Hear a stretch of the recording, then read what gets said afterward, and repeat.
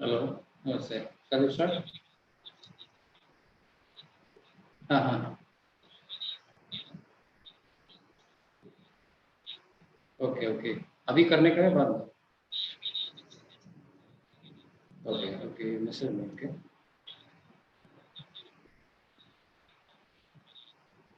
Okay. Right. Shall we start? Start करेंगे.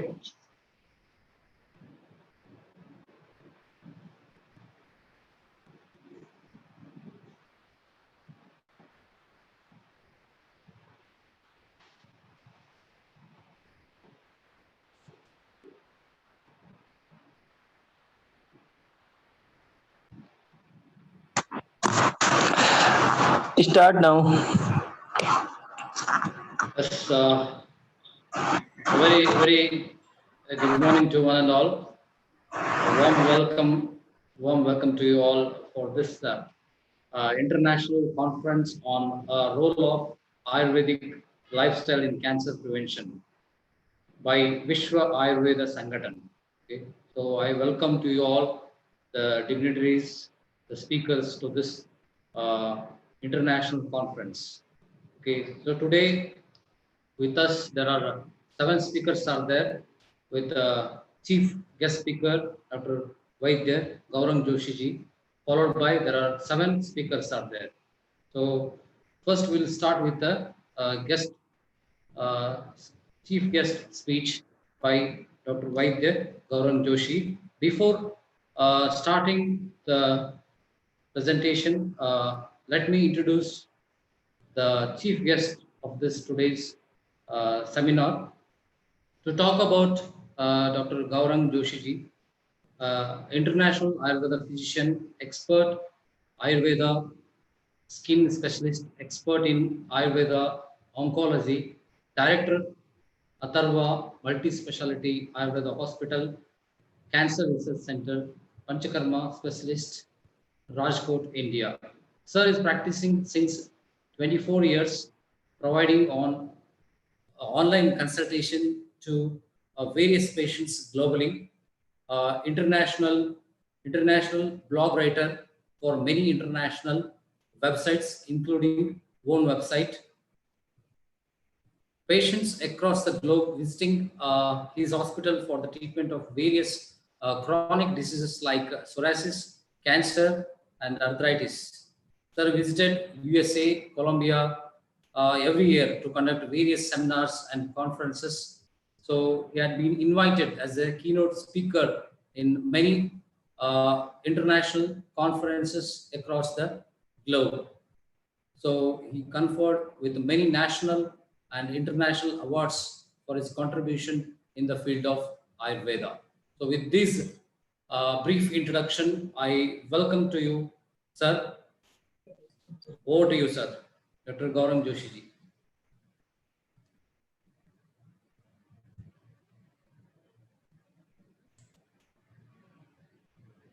Hello. Hello, good morning. Good morning, Yes, sir. everyone. Just a minute.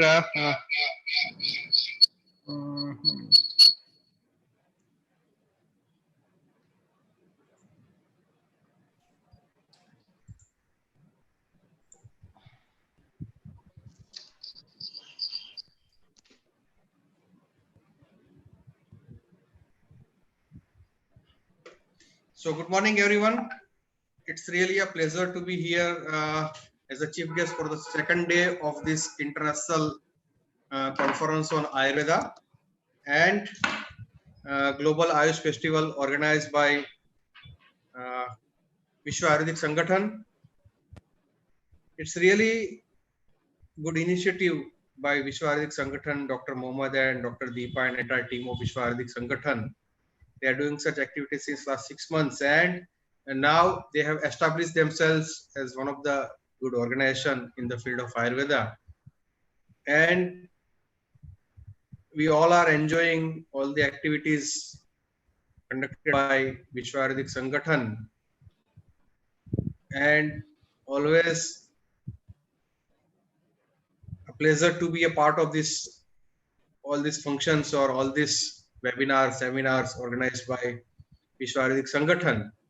And as a chief guest and as an experienced Ayurvedic physician, I want to convey the message to Vishwa Ayurvedic Sangathan that there are still lots of things to be done in the field of Ayurveda.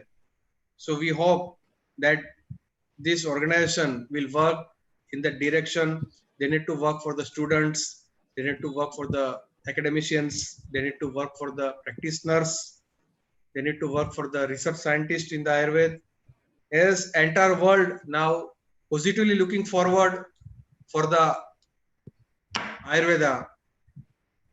In current COVID-19 situation, everybody observed that Ayurveda is now one of the mainstream medicine with this conventional allopathy medicine.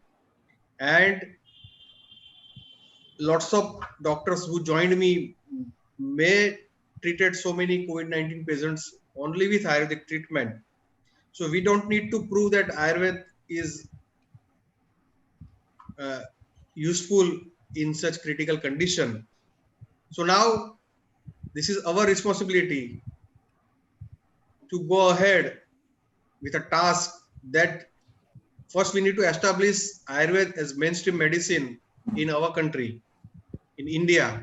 So we need to start a movement to force Ministry of Ayush Health Minister to include Ayurveda as mainstream medicine with allopathy medicine. Once it is, if it will be accepted in our country, then we proudly propagate it globally. As lots of people like me, they are going abroad, overseas for the propagation of Ayurveda. After this COVID-19 situation, we want to make a voice globally that Ayurveda is not only a traditional science, not only the Indian science, but it's global medicinal science. And for that, we require its acceptance in India first. First, if it is accepted in India, officially done by Government of India, then with white collar, we can boom it globally. So this is the challenge. A Sangathan or organization like Vishwa Sangathan, they need to accept this challenge and work in that direction, because there are lots of people trying their best for the Ayurveda. We are continuously in the efforts. Somebody has, okay. We are in continuous efforts to make Ayurveda a global science. But for that, we also require a support from Government of India. And this is the right time if we all together unitedly work for this mission, then in coming days or in coming months, it is going to be possible. So there are lots of organizations in the Ayurvedic fraternity, but the only lack at that we are a fractured society. We don't have a unity, just like Indian Medical Association IMA. They are gathered for their motive, for their benefits. The same thing we need to work for the Ayurveda. We need to give up our ego for the betterment of Ayurveda, and that should be the only aim of all organization. And hope that the team of Vishwa Ayurvedic Sangathan will work in that direction. And I wish all the success to the entire team of Vishwa Ayurvedic Sangathan. And I want to request them to include all the research scientists, all the academicians, all the personalities working internationally, all the practitioners, all the students. Take interest in the problems of students. It must not be political.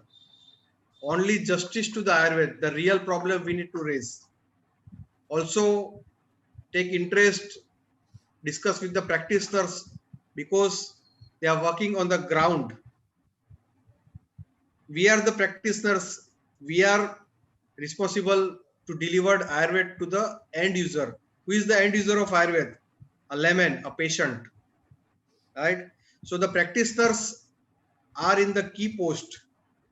So they also need to understand the problems of practitioners. At the same time, academicians are also a key factor for the Ayurveda, because we require good academicians. And then we have a good quality Ayurvedic physicians in the society. So we also need to take interest, particularly in the private sector college. There is a lots of exploitation is going on.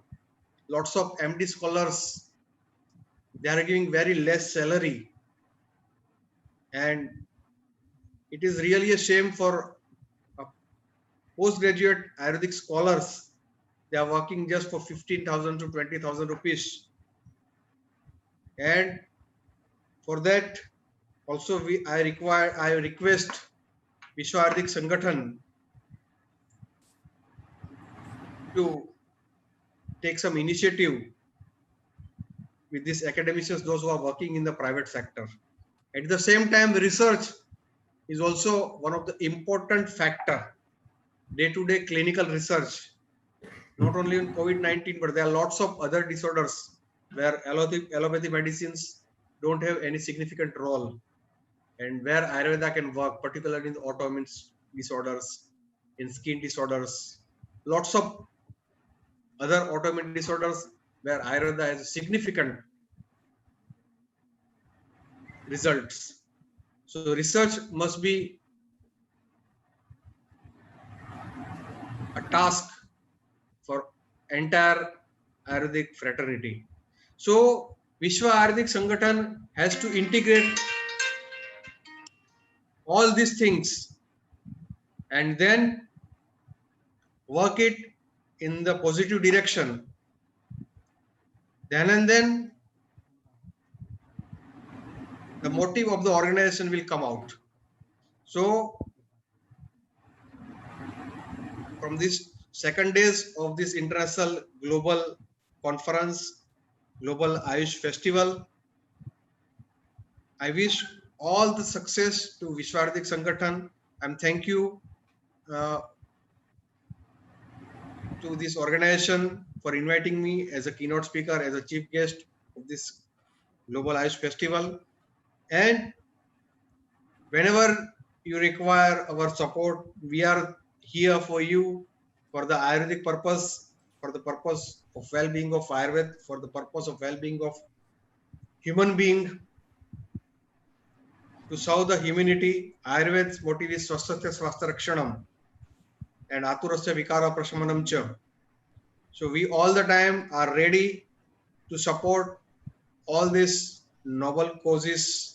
For that we are working, and hope Vishwa Ayurvedic Sangathan will take this note from this conference, from this festival, and will work in that direction.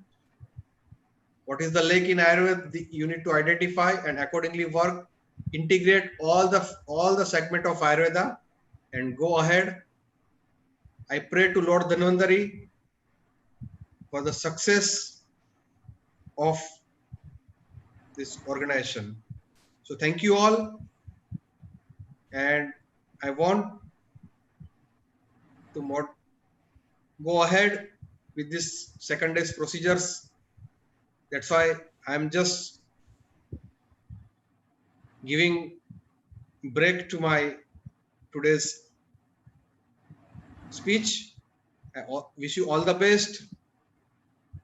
Lord Dhanvantari bless you all with health and happiness. Jai Dhanvantari, and wish you all the best to all the eminent speakers and presenters, those who are going to present today. Thank you all. Jai Dhanvantari.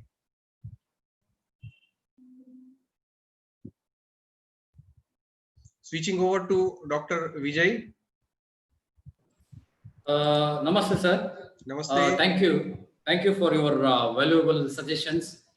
Your words are very important for young generations to develop or popularize Ayurveda globally. So you motivated with your speech, and we are thankful to you, sir, Yes. from Vishwa Ayurveda Sangathan and all the faculty members and all the students fraternity. We are very thankful to your kind words, sir. Thank you, one and all. Thank you. Now we shall move on for souvenir release. Okay, just a So minute. I request our Gaurang Joshi ji, sir, right now here, and one more famous personality in the field. Is it visible? Yeah, it's visible, sir. This souvenir is visible? It's not visible, sir, till now. Mm, And one just- more famous personality, I will invite Dr. Sanjay B. Chachet, sir, MD Kaya Chikitsa and IPGTR, Jamnagar. Sir was a gold medalist in the university. He was working in the field of Kaya Chikitsa. I welcome you, sir, for this souvenir release. And meanwhile, I invite Dr. Mohammad Arif Khan, founder of Vishwa Ayurveda Sangathan and Disha Welfare Charitable Trust. I welcome you for this souvenir release. Yes. Now launched. Congratulations Yes. to Ayurvedic Sangathan, Dr. Mohammad Arif, Dr. Deepa Mehraji, for this very nice, it's looking very attractive souvenir. So just open congratulate- it, sir, once again. Share, sir. Is it visible now? Yes.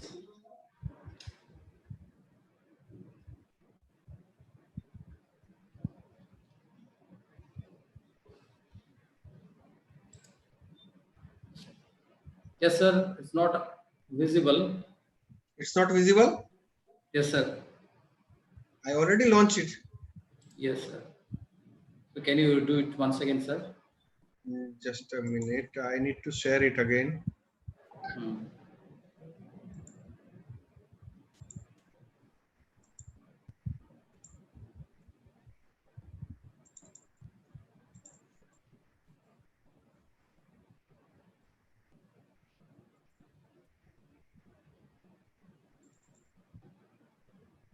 Now, is it visible to Yes, everyone? sir. Yes, sir. It's visible. Okay. So Now it's I'm launching it. yes. How is it it's, visible? yes, sir. It's visible, sir. Souvenir is visible. Yeah, Yes, yeah, sir. it It's is. visible, Yes. sir. Congratulations to Vishwaradik Sangathan. Yes, sir. Congratulations. Very It's, attractive cover page of the souvenir, and wish you all the best. Hope all the scientific procedures will be published, and we will get the e-copy of this souvenir soon. So Jai Dhanvantari to all. Yes, sir. Thank Okay, you. now you may proceed with the speakers in waiting. Dr. Yes, sir. Sanjay Bhai, I think. Good morning, Sanjay Bhai. Good morning. કેમ છો? બસ મજામાં કેમ છો તમે? જલસા. જલસા. Yes, sir. Thank you. Thank you for souvenir release, sir. And Okay. once again, I welcome Dr. Sanjay Chachat, sir. Is working as in Department of Kaya Chikitsa, IPGTR, Jamnagar. I welcome you, sir. Yes, thank you. But there is a small change Yes, in sir. what you have said. I'm not Yes, sir. working in IPGT and R Jamnagar. Yes, sir. I was a student of IPGT and R Jamnagar. Yes, sir. Thank you, sir. And now I'm working with IIT Mumbai. Mumbai, yes, sir. Sir is a specialist, a very बोलिए। meritorious student in his अच्छा वो studies. निकालना है? अच्छा अच्छा stop sharing okay ठीक है कर दिया Yes. Okay. Once again, I welcome you, sir, and I welcome Dr. Mohammad Arif Khan, founder of this Vishwa Ayurveda Sangathan, and I thankful to Joshi sir for releasing this beautiful souvenir on this international conference of cancer. So let us move to the speakers. Today we have 7 speakers. We'll start with the first speaker. So, Nadi Guru Acharya Vaidya Sanjay Kumar sir for this seminar. And to talk about sir, once again, sir is a specialist in Nadi Pariksha. So, sir is there?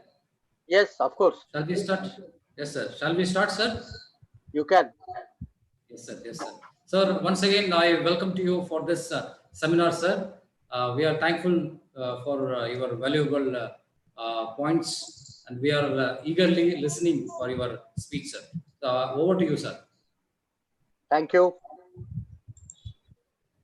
रागादिरोगान् सततानुसक्तान् अशेषकाय प्रसृतान् शेषान् औत्सुक्यमोहारतिजान् जङ्घान् यो पूर्ववैद्याय नमोऽस्तु तस्मै यो पूर्ववैद्याय नमोऽस्तु तस्मै.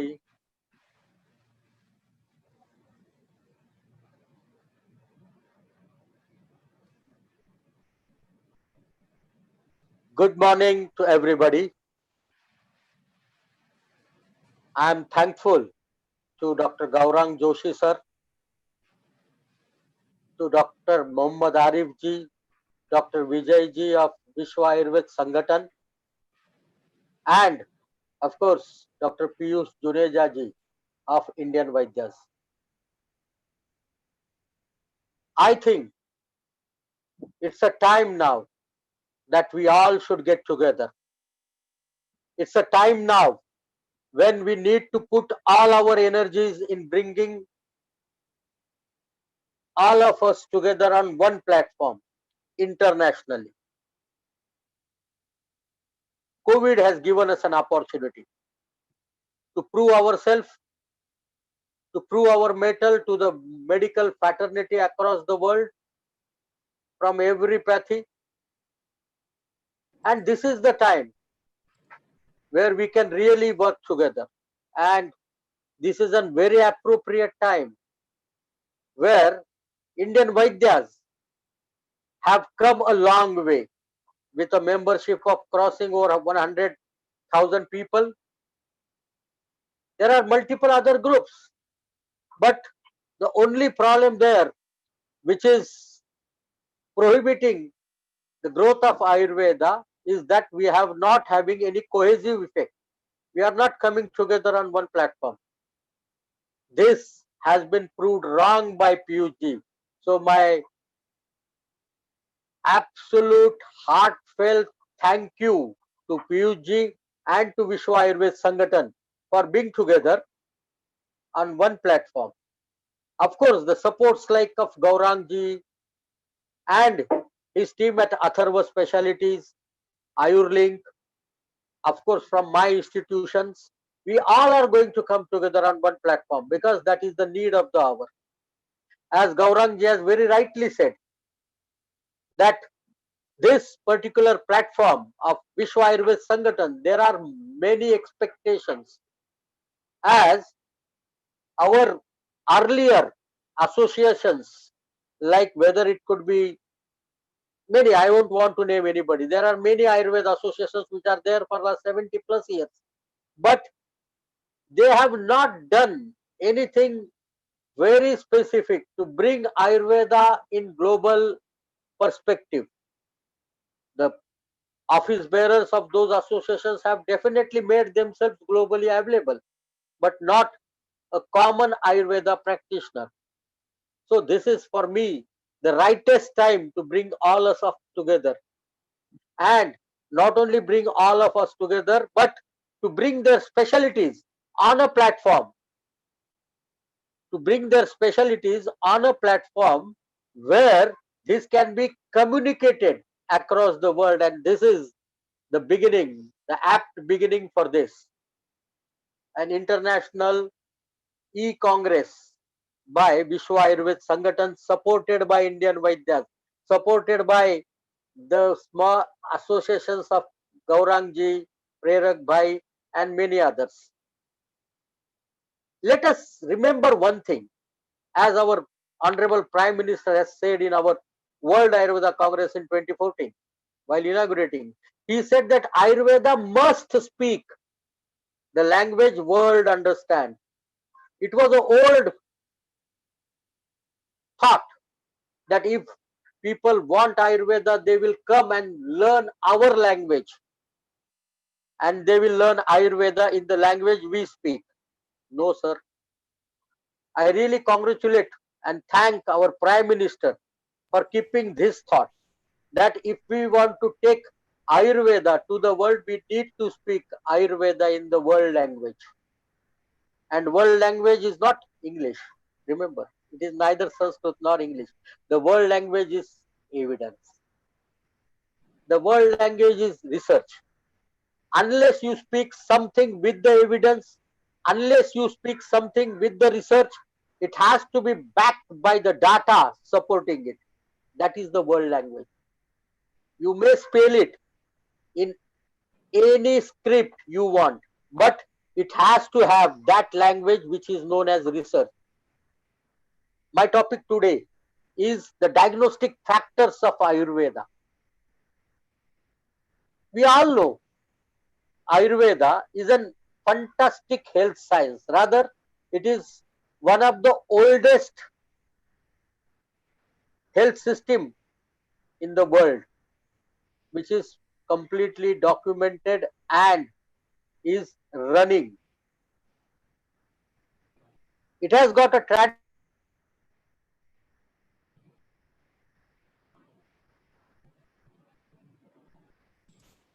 of more than 10,000 years, and we all, we all are looking forward for one particular thing, that this tradition should not die. Diagnostic procedures of Ayurveda are very compact. They are packed up within the three doshas, seven dhatus, three malas, some upadhatus, 13 sports, and there are Excuse me, Dr. Supriya ji, kindly mute your headphone. आपण काही पण बोलू नाही आपलं mute केलं असतं नाही recording live येते. So may I continue now? Please. So diagnostic procedure, which has been very compact, and it is the only science having such a compact phenomena. We can never come in Ayurveda as an pyrexia of unknown origin, not possible. We have our diagnostic system very compact, and this diagnostic system has been used with three tools. Three tools are Darshanam, Sparshanam and Prashnai. Out of these three, Darshanam, Sparshanam, Prashnai, we are looking for tenfold examination of the patient, understanding the strength of the patient and the disease, that we call as Dashavida Pariksha, Dusham, Desham, Balam, Kalam, Prakriti, Manalam, Vayaha, Sattvam, Sattvam, Tata, Aram, Avasthashta Pratakam Vida, in different status of the condition of whether it is healthy or unhealthy. You have to understand these 10-fold examinations by three specific methods. And these three specific methods are to be applied on 8 sites. These 8 sites are Nadi, Malamutra, Jivva, Shabda, Sparshadruka, Kruti. Sthanam, Ashtani, Pariksha. These are the 8 sites where these all examinations should have been done by 3 methods, Darshanam, Sparshanam and Prashnai. And we have to understand 10 folds of examination points. These 10 folds are to be examined. Now out of that, I am working on a very particular site called Pulse. I understand and I remember those days, 35 years ago, when I started learning Nadi Pariksha, and there was no teacher. Nobody wanted to teach me. I traveled across India to get some glimpses of knowledge about the pulse diagnosis. Nobody was giving me. They were telling me that you stay here, observe the patients and learn the technique. It was very impossible. So when I learned this technique, I decided that I must give it to everybody, every single person who want to know about pulse, and that every single person to give. We have developed a modular program of understanding pulse. That modular program helps anybody and everybody नाड़ी वाला in बंदा Ayurveda.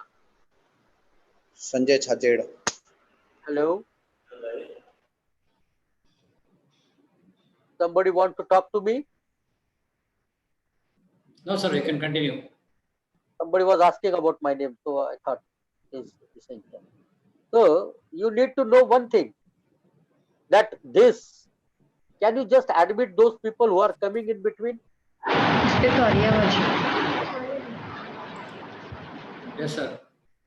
So then this Nadi, when I started developing this modular program of 5 levels, which can help anybody, every student of Ayurveda to diagnose it to the core near differential diagnosis. It tells you about the dosha conditions, it tells you about the dhatu, the organ.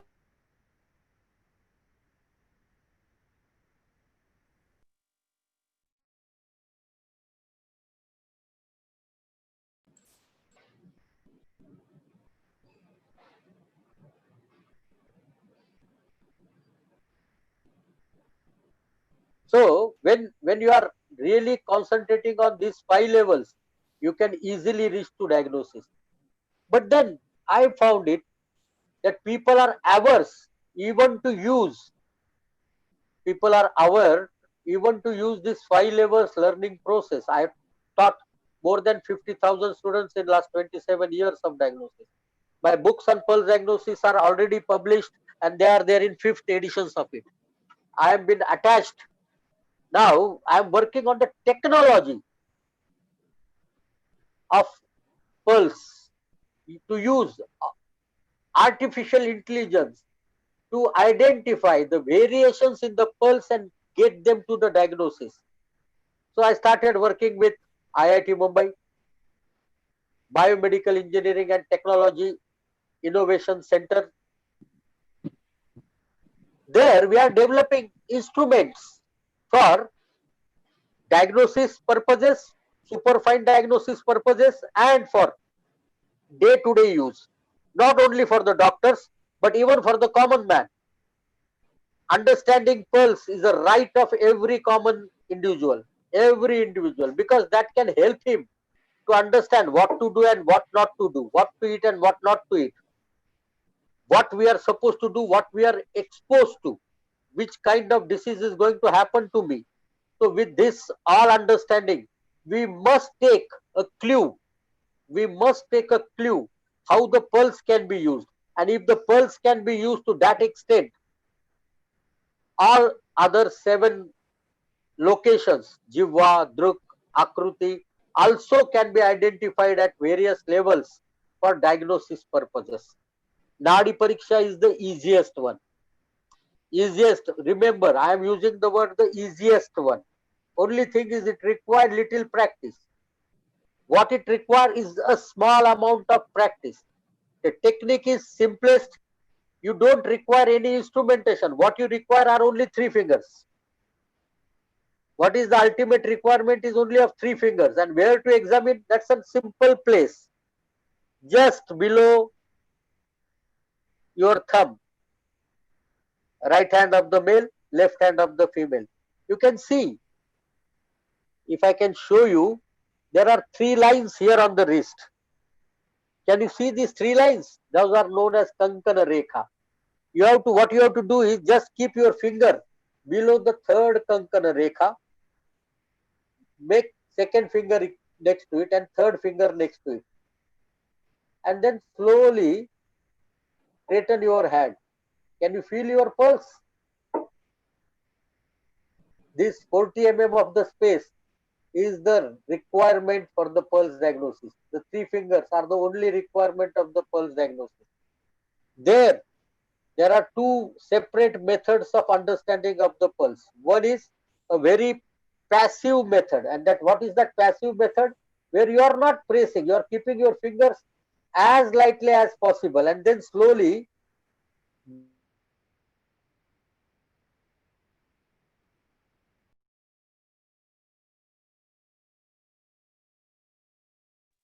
you are muting me, my dear.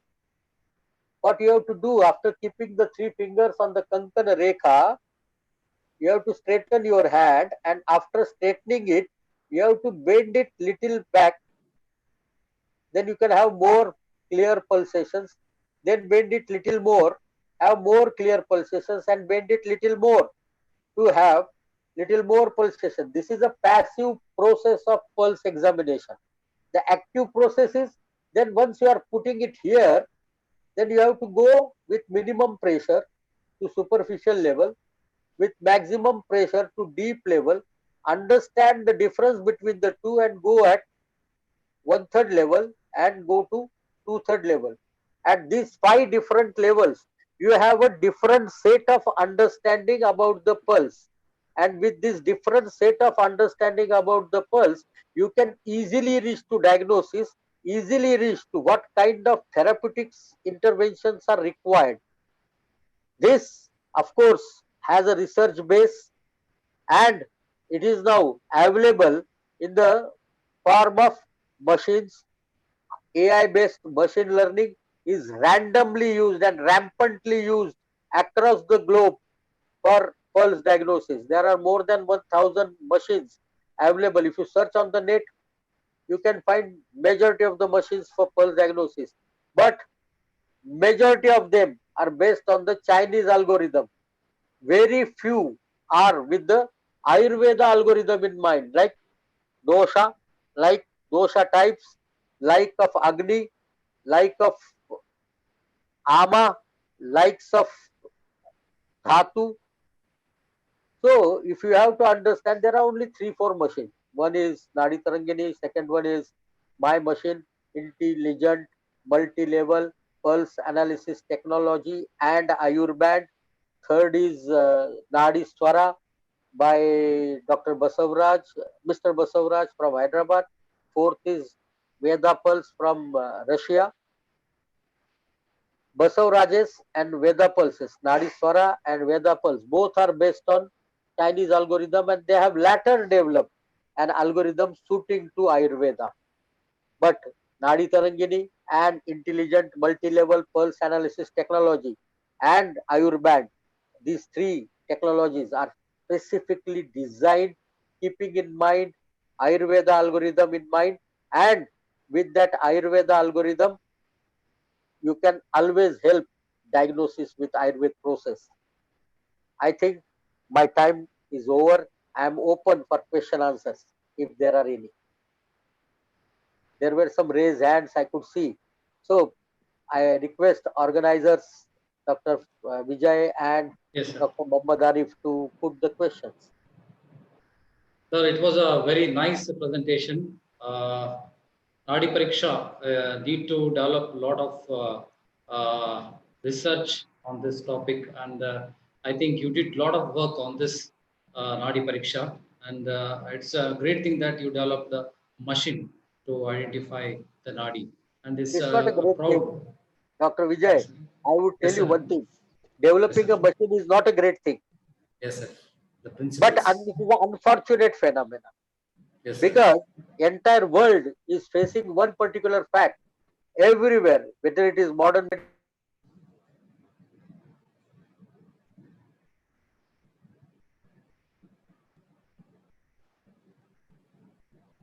you can find that AI based machines or machine learning programs have taken over diagnosis everywhere. Modern medicine is almost 50-60% of the diagnostic process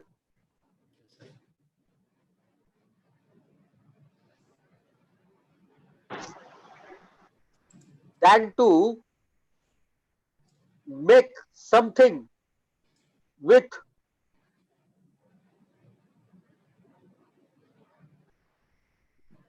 oh god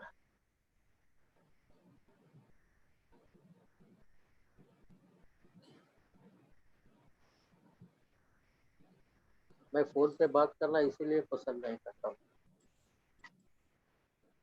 Yes, sir.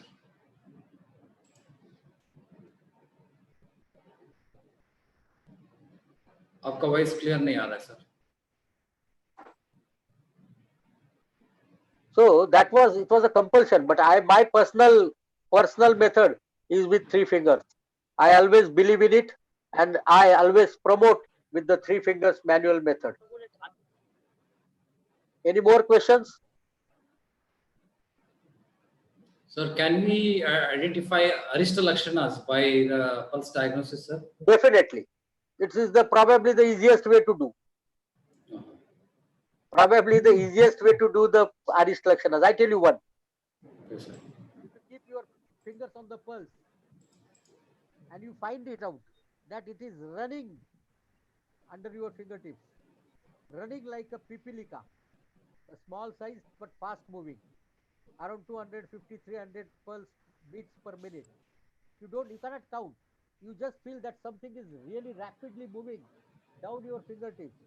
A classical case of atrial fibrillation, Yes, and sir. he is going to die. Yes, sir.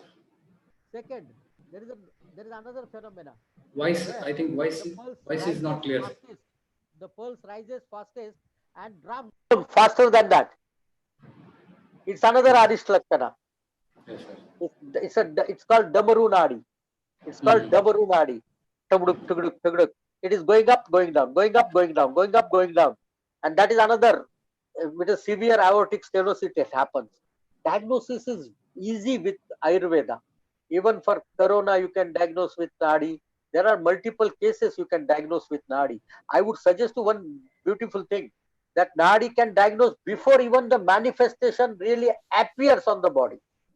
The Rupalaksha, it is Thana Sanshaya Kala. You get identification through pulse, and that is the best part of it. Identifying Prakruti in the pulse is much better understandable than any form available right now. Yes, sir. So very good information, sir. In order to learn Nadi Pariksha, how we are to involve it? So what are the Uh, books we can it is refer or? There are books. There are books. My Yes, book sir. is available. The pulse diagnosis in computer age, which is Yes, sir. available. It is available online also. Yes, sir. There are certain videos which are available on internet. Yes, Like sir. my YouTube channel is there, Nadi Guru. Yes, sir. Then there is one Dr. Vasant Lad, Vaidya Vasant Yes, sir. Lad. He has got Yes, an sir. excellent understanding about the pulse and the knowledge. We recently conducted one international webinar on pulse diagnosis. Yes, sir. And soon I'll be coming on the same platform, Indian Vaidyas, where it will be available to all, a full course of pulse Yes, diagnosis. Dr. Piyush will definitely update you on that. yes, sir. Sir, please So let us know about this webinar on our group Global Ayush, this one, Yeah, Ayurveda yeah, Foundation. it can be done definitely. And, I will definitely let you and know. There are some questions. yes, Some sir. Prajnas always raising the hand. Yes, sir. I just wanted to ask you that how to diagnose Prakruti with means index finger for Vata, which finger for which dosha, how to, It is not only the fingers. It needs the location in the pulse. Remember, there are multiple levels in the pulse. At one particular level, you understand the Prakriti, and that is called the deep level of the pulse.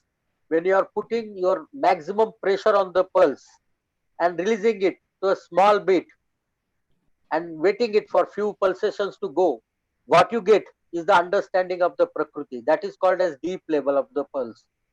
Deepest level of the pulse gives you understanding of the Prakriti of the patient. And if it is the superficial level, it gives you the understanding of the what is happening at this particular point of time. So difference between the two is the diagnosis.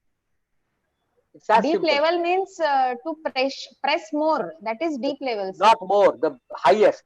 Press maximum. Press maximum. That is how you go to that level, there where you get the Prakriti understanding. Press yes, maximum and press minimum. That are the only three things. In the passive, you have to do. If it is passive one, what I'm doing it is just watch it. I'm keeping it here, right? I am opening. Yes. This is superficial level. And this is the deep level. But this is passive. In active, what you have to do is keep your fingers on the pulse, identify the location, keep your fingers on the pulse and press it hard. When you press it hard, your pulsation stops and then slowly release it. Then you have to identify under index finger how much is the intensity of the pulse. The finger where the maximum intensity is the dominant dosha in your prakriti. Here, index finger represents vata, middle finger represents pitta, and ring finger represents kapha. Any more questions? Okay. Sir, Yes, we sir. would like to know the books and that instruments you told on our group. If anyone or Arif sir, if you will put it Nadi on our Taranjani, group. if anybody wants them, they can send me a message on my WhatsApp number. There are two numbers. One is 9326 So can we get it 93. on our group, please? I can write to try to Yes, it, we'll but provide you, madam. you can write it also. 9819232755 and 932667 Sir, please repeat 9819 98. Huh? 19232 Huh? 755. 9819232755. The other number is 93 Hmm. 266 Huh? 72467. Hmm. Thank you, sir. And my email ID is the simplest one. Nadiguru number 1 numeric 1. Don't write ONE. Nadiguru NO 1 numeric @gmail.com. So you won't forget it. If you want to know Nadi, remember Nadiguru. Nadiguru.co.in is my website. Yes, sir. Thank you. Anything Thank you else? for your. Anything else? Anything else? I'll put it on the group. Yes, sir. Yep. Yep. Vijayji, thank you very much for Thank you, inviting me sir. and giving me an opportunity to interact with this many people at the same time. Thank you very much. And once Thank again, you. I wish all the best for all activities of Vishwa Ayurved Sangatana. I really will be happy to help you in every aspect. Immediately, what we can do right now to Vishwa Ayurved Sangatana is I'll share a form of Canadian Ayurved Practitioners Association, which is free membership to all. And then we can have a combination of activity with Kappa and that of Vishwa Ayurved Sangatana. So the two associations across the globe will be coming together and we can take classical Ayurveda internationally. Thank you very much. Thank you, sir.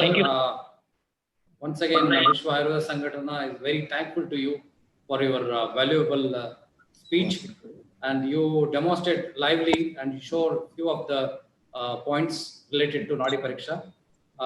Vishwa Ayurveda Sangatana is very thankful to you. It was a very wonderful presentation, sir. Thank you. Thank you, Manoj. Now we shall move on to the next speaker. Next guest speaker is Dr. Prerak Shah. To talk about Dr. Prerak Shah. Prerak Shah is a internationally renowned Ayurveda consultant, teacher, and motivational speaker. He is a bachelor in Ayurvedic medicine and surgery. Started his practice in 1988. So he's the founder, managing director of Ayulink.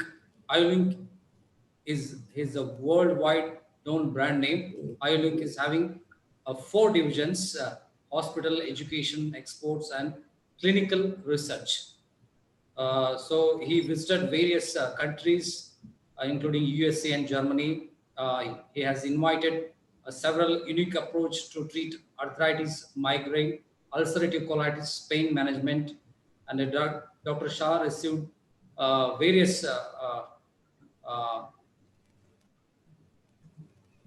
publications. He did various publications, and right now he's working on various diseases pertaining to the arthritis and colitis. With this brief introduction, I welcome you, sir, Dr. Prerak Shah, for this international seminar on cancer, sir. Hello. Namaste, sir. Yeah, can you hear me, Dr. Vijay? Yes, sir. It's audible, sir. Yes, sir. Yes. Yeah, good afternoon to all. Good afternoon, sir. Okay, let us start with my subject. As Dr. Vijay introduced me, that I have practiced Panchkarma since 1988, and I'm more practicing as a pain management. In the field of pain management, there is no painkiller in Ayurveda. That's our common myth, and we believe that in Ayurveda we cannot manage any pain successfully without painkiller. So I have practiced since more than 32 years now in different kind of pains. And today I would like to share some of the techniques or some of the information about my pain management programs. Particularly today we are talking about our Ayurvedic migraine management program. We have more than 10 franchisee in the world, 8 franchises of migrant management centers in Gujarat and 2 in USA. We have in Atlanta and we have in Florida. We have 2 migrant management centers. Those who are working with the same protocol, 100% Ayurvedic protocol, and almost without any medicine. So all of you would be very happy to know today a different Ayurvedic approach. So let's begin with the Ayurvedic migrant management program. I would like to share some slides with you all the time. Please share the slide, share the screen. Share screen.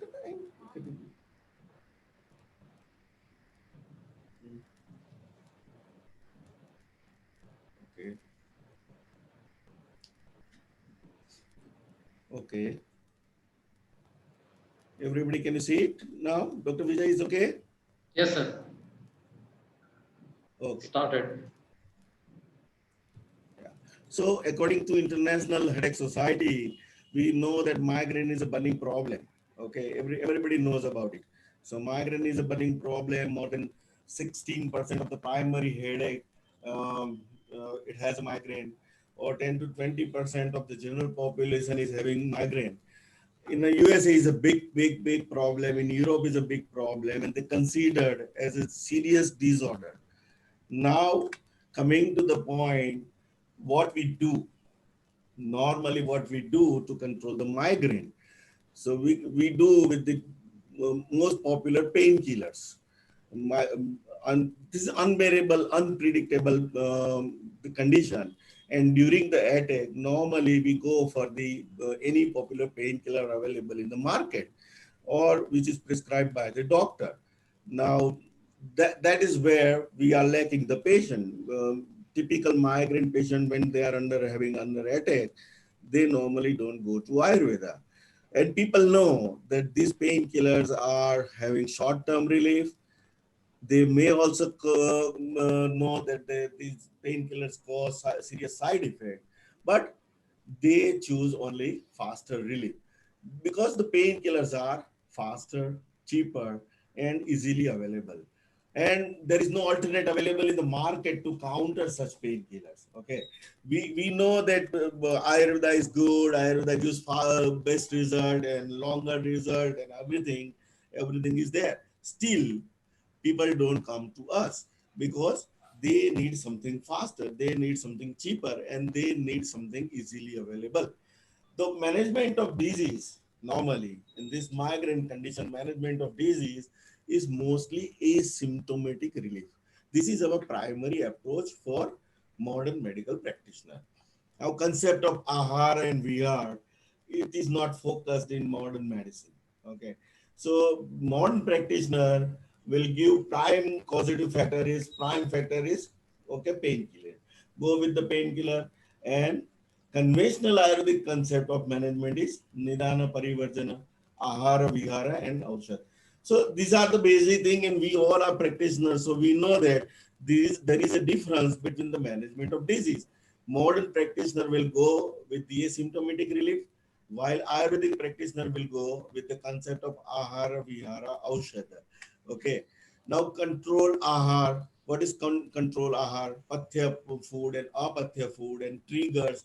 Find out the triggers from our food, triggers from vihara, healthy daily life routine, meditation, pranayam, yoga, no ratri jagran, no daytime sleep. Adhyasan, we do suggest our patient a lot. We do suggest our patient to avoid triggers, nidanam parivarjanam.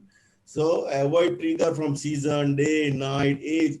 These are conventional migraine management program. Also, we ask them to go for avoid physical triggers or causes such as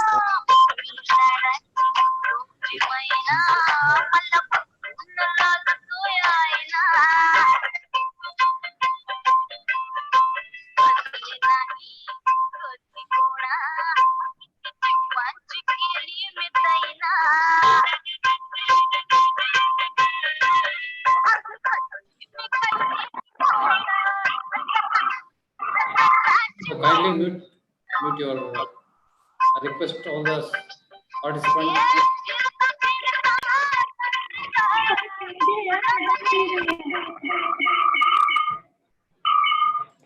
कर दिया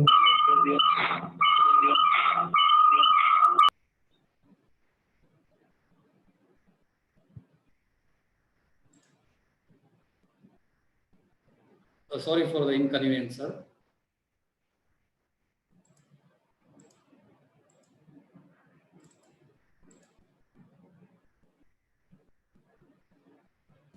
hello. Yes, sir. Please continue, sir. Okay. Should I continue? Yes, sir. Please. Okay. So okay, just we take care of about the management of the headache, shiroroga. I was talking about the normal conventional management by modern doctors. They will go with the asymptomatic relief with the painkillers, and what the Ayurveda doctor will go. Ayurveda doctor will go for the dana parivarjana and the concept of our ahara, vihara, and aushadha. So basically, there is a difference between modern management and Ayurvedic management. But in any case, uh, the common man, the sufferer, the patient, always choose to go with the modern medicine. Why? Because the modern medicines are faster. They know that the modern painkillers are not cheap. They are not healthy. They are giving side effects. Although they want to go with the modern medicine because it is a faster and cheaper and easily available. So, do we have anything in Ayurveda just like that modern medicine, which can work faster, which can be a cheaper solution, or which can be a long lasting solution? Do we have anything? That was the question I was asking to myself since many years. In my practice, I asked this question to myself, that even a simple condition, what we call headache, non-specific headache or migraine, whichever, the patient doesn't come to Ayurveda. Even with the slightest headache, people will go to the nearby medical store, purchase the painkiller, paracetamol, maybe 1 rupee, 2 rupee tablet, take your tablet within 1 hour, headache subsides. So why they are not coming to Ayurveda, and what I can do to bring them to Ayurveda back? So that was my basic question, and then we derived a special migraine management program. Um, all nidanas are there. We know that patient cannot continue with the nidana parivarjana for the lifelong. See, dhuma, atapa, tushara, whatever, ati swapna, ati jagrana. There are so many nidanas there. They are coming from the lifestyle, or there are some triggers from the food. And according to our body constitution, we have to design the food and lifestyle. But that cannot continue for the lifelong. We can continue for some period, some time. Yes. So how I can control, how I can give proper result or better result to my patient? So there comes our Ayurvedic concept of a special concept of migraine management. Now, when I come to this Ayurvedic part, so the conventional, our what is our conventional management program in Ayurveda? So with the medicine, go with the medicine. We give normally Pathyadi Kata, Shirasuladi Vajra Ras, or Samsamanivati or whatever the medicines which we have. But we know that this medicine is not comparable to any painkiller, which cannot give a result in every case is in 40 to 50 minutes. So these our medicines are not first preference for the common people. So common people, they need faster response like modern painkiller. Definitely, they need safer approach. They know this the painkillers are not safe. The painkillers are giving side effects. So we are looking for something here that can be a safer approach. Third is easy and convenient.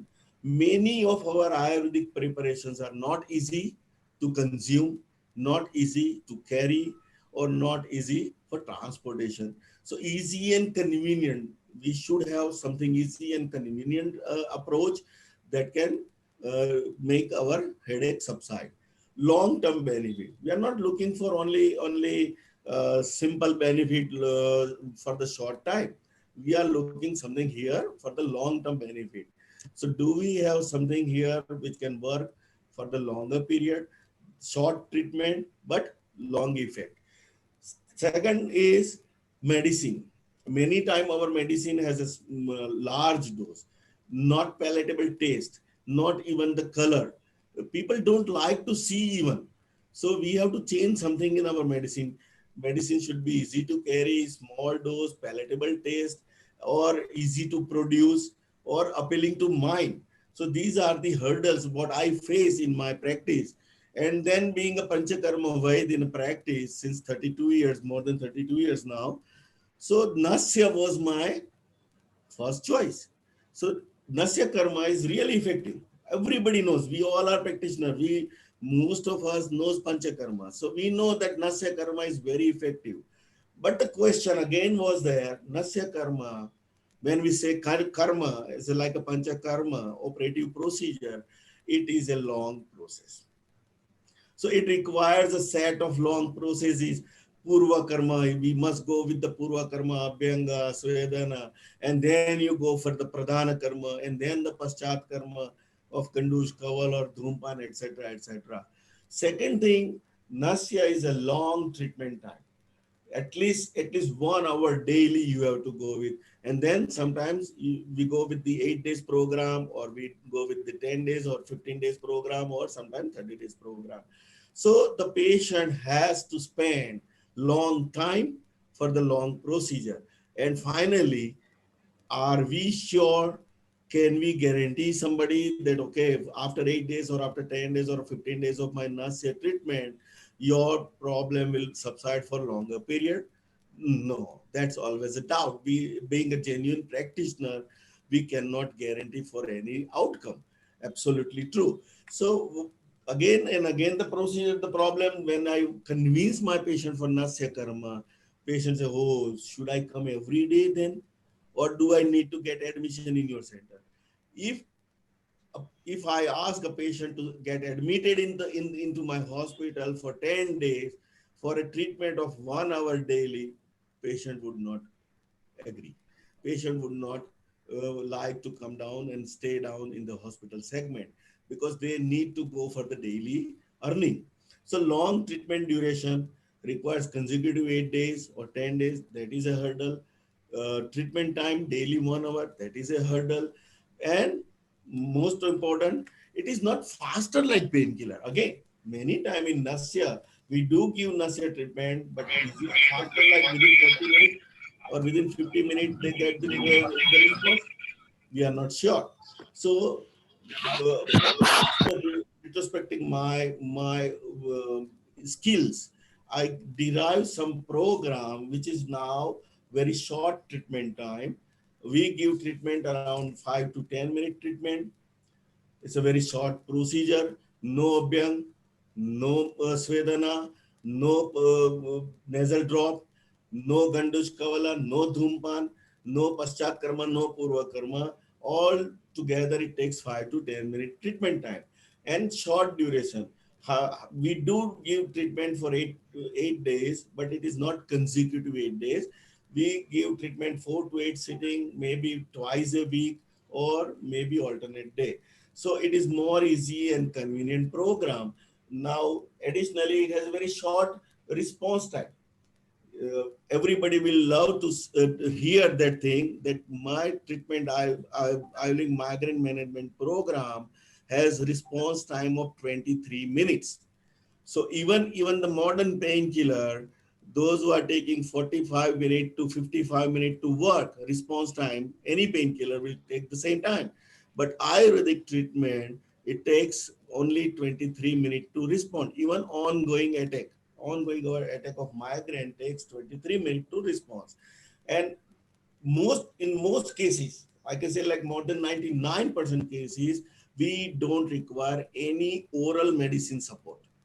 Now you understand what I'm talking about. I'm not talking about any medicine. I'm not talking about nausea.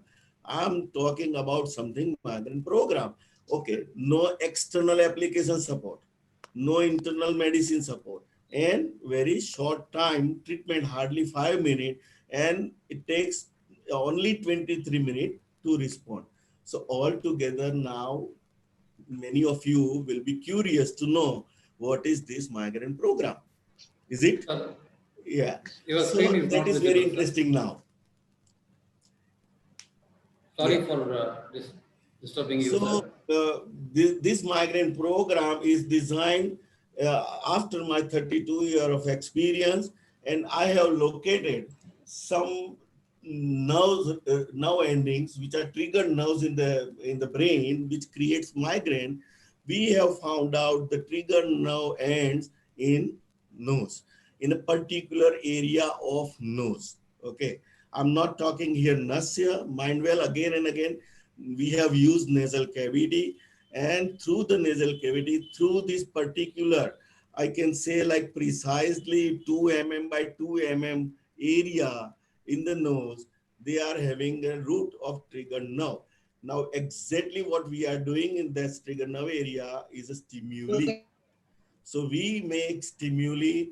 So the location is nose, and the process is stimulation. So we do stimulation here in the nose. So before that, uh, like Nasya treatment, we go with the Purva Karma and then Paschat Karma also. So in our Purva Karma, we go with the records, normal records of the pulse and blood pressure and respiration. That is our normal records that we have to maintain. And also we take continuous pulse into the record, like from the beginning of the treatment to end of the treatment. So location and Purva Karma is now complete.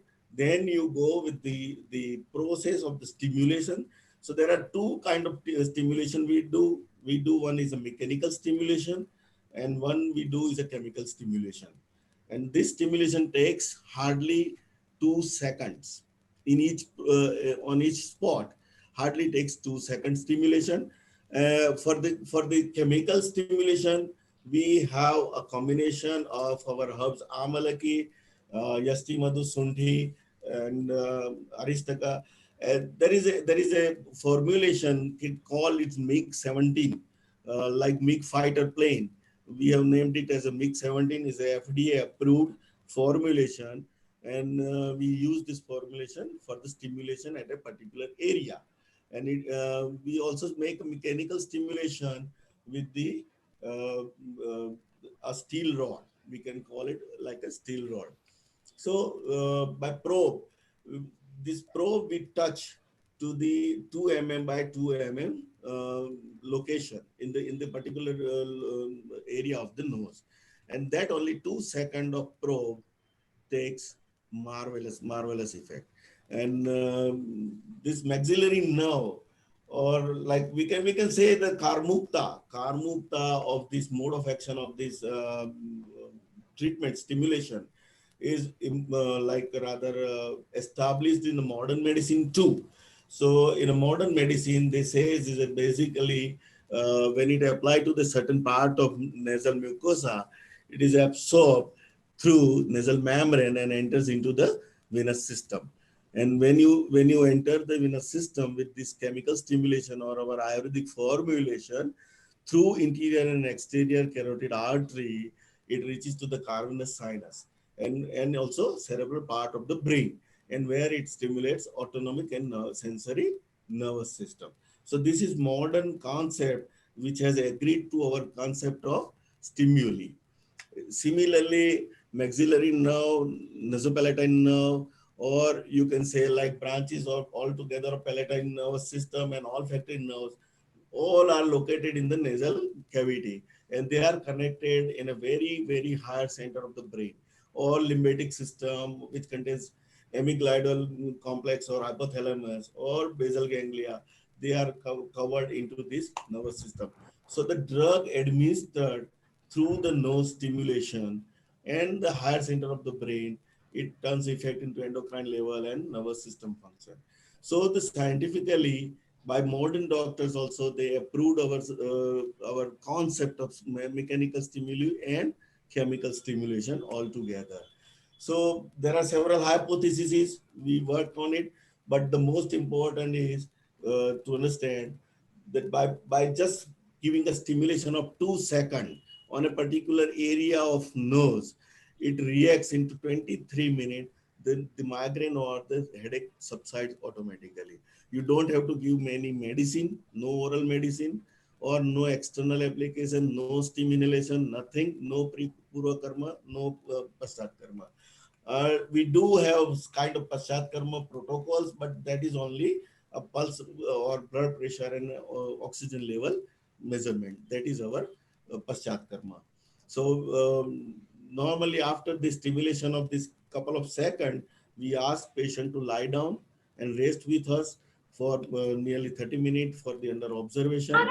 During that during that period, patient normally we measure their pulse, blood pressure, and oxygen level time to time, and we maintain the data in prescribed format. Now, there are many, several scientific papers we have already published, and it is published in journals. So, some of the data I can share with you, or if somebody is interested, they can go to my website and go through the research papers and publication area. They will find out all publications are there.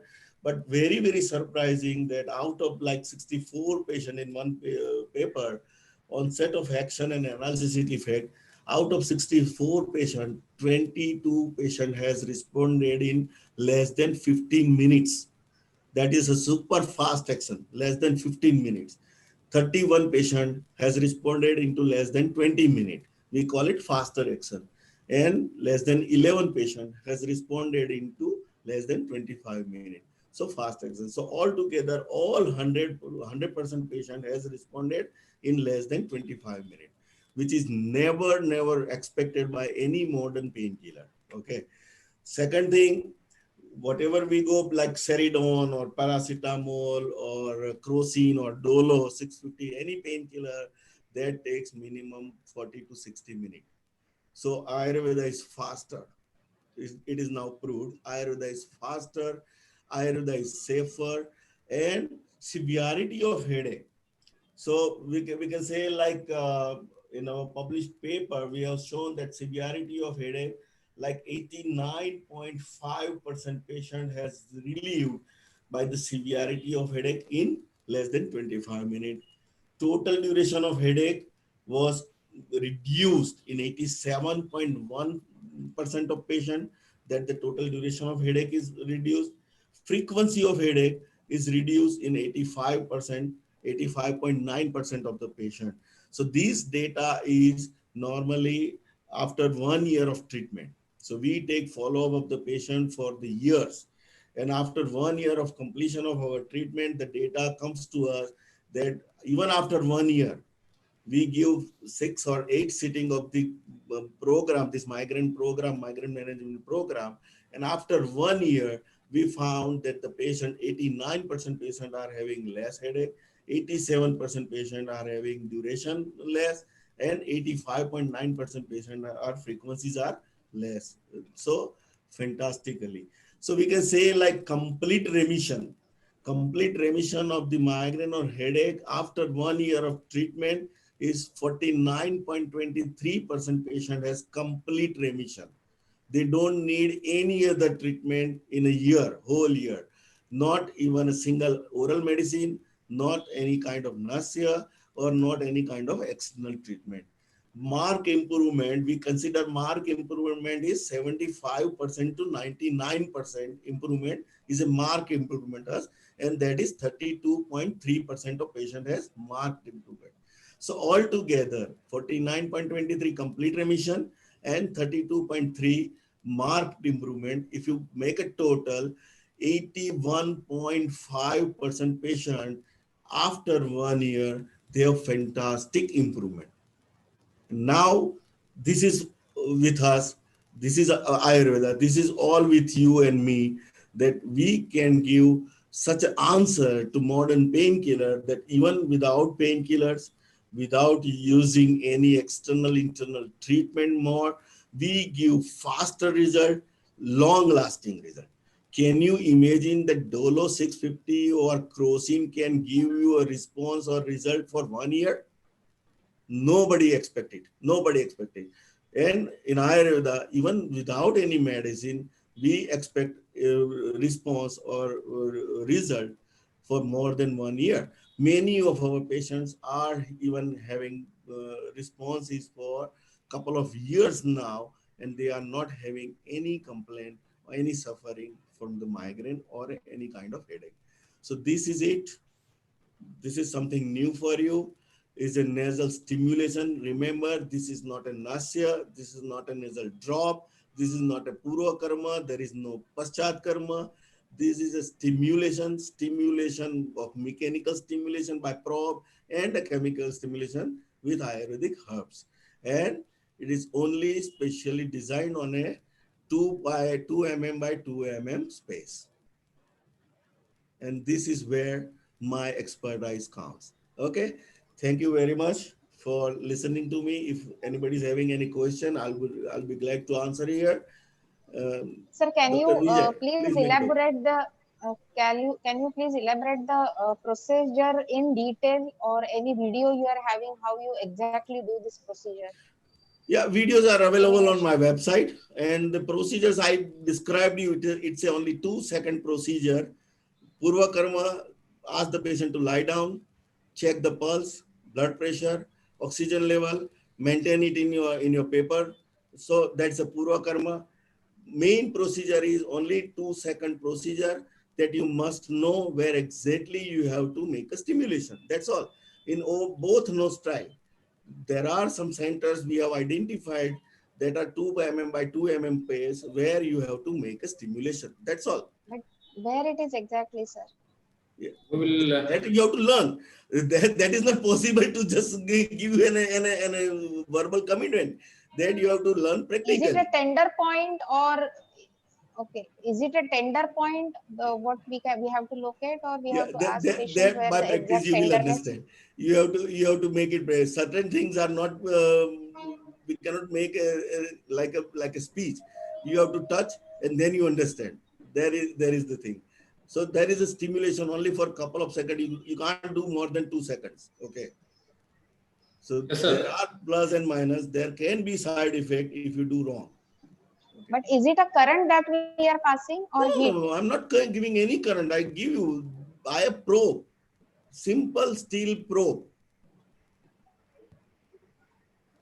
Okay. So it's a Uh, probe using mechanical stimulation. It is not electrical.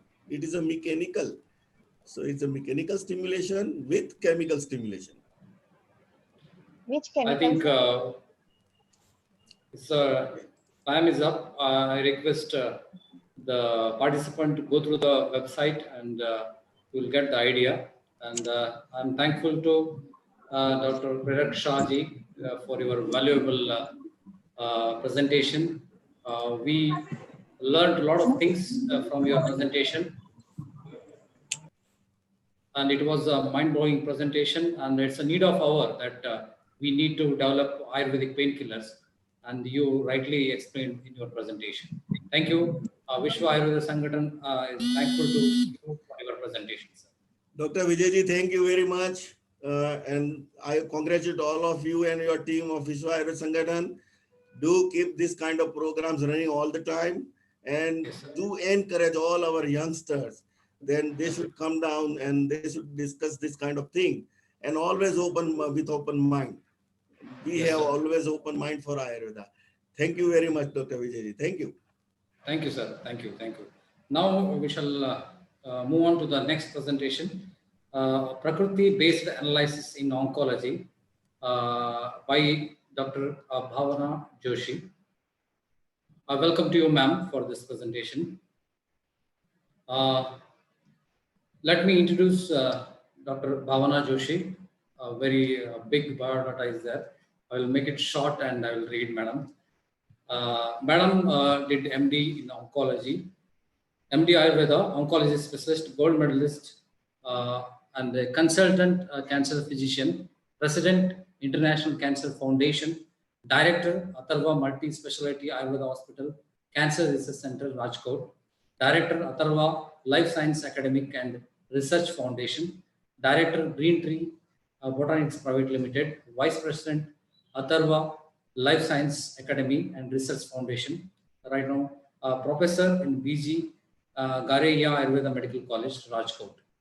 So, madam did a lot of research in the field of oncology. Uh, he presented various research papers in various national and international seminars. And her achievements, one of the screening test member for various panel of advisory committee of Indian Association conducted by Ministry of Ayush, Delhi. And madam is conducting a lot of research work, and he presented various workshops in globally. With this brief introduction, I welcome you, ma'am, for this presentation.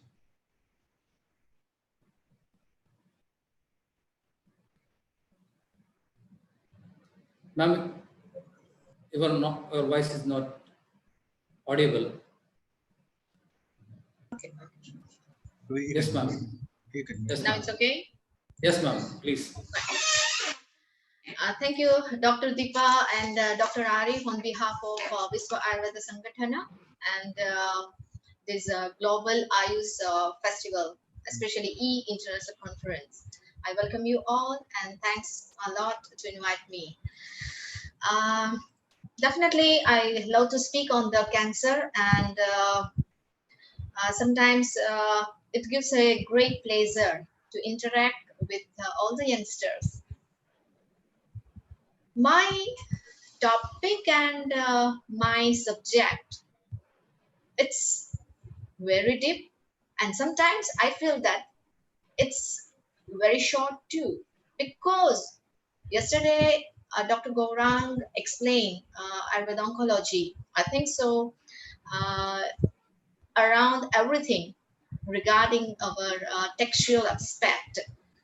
He covered everything, the causes of cancer, incidence, and what's the main signs and symptoms of the cancer, how cancer or Arbuda is described in Ayurveda text, with what signs and symptoms they describe in Ayurveda text, how to correlate with cancer, with Arbuda, what is the common signs and symptoms of Ayurveda, Arbuda and cancer. So in rough, I think so, the basic concept of Arbuda or cancer, that is clear.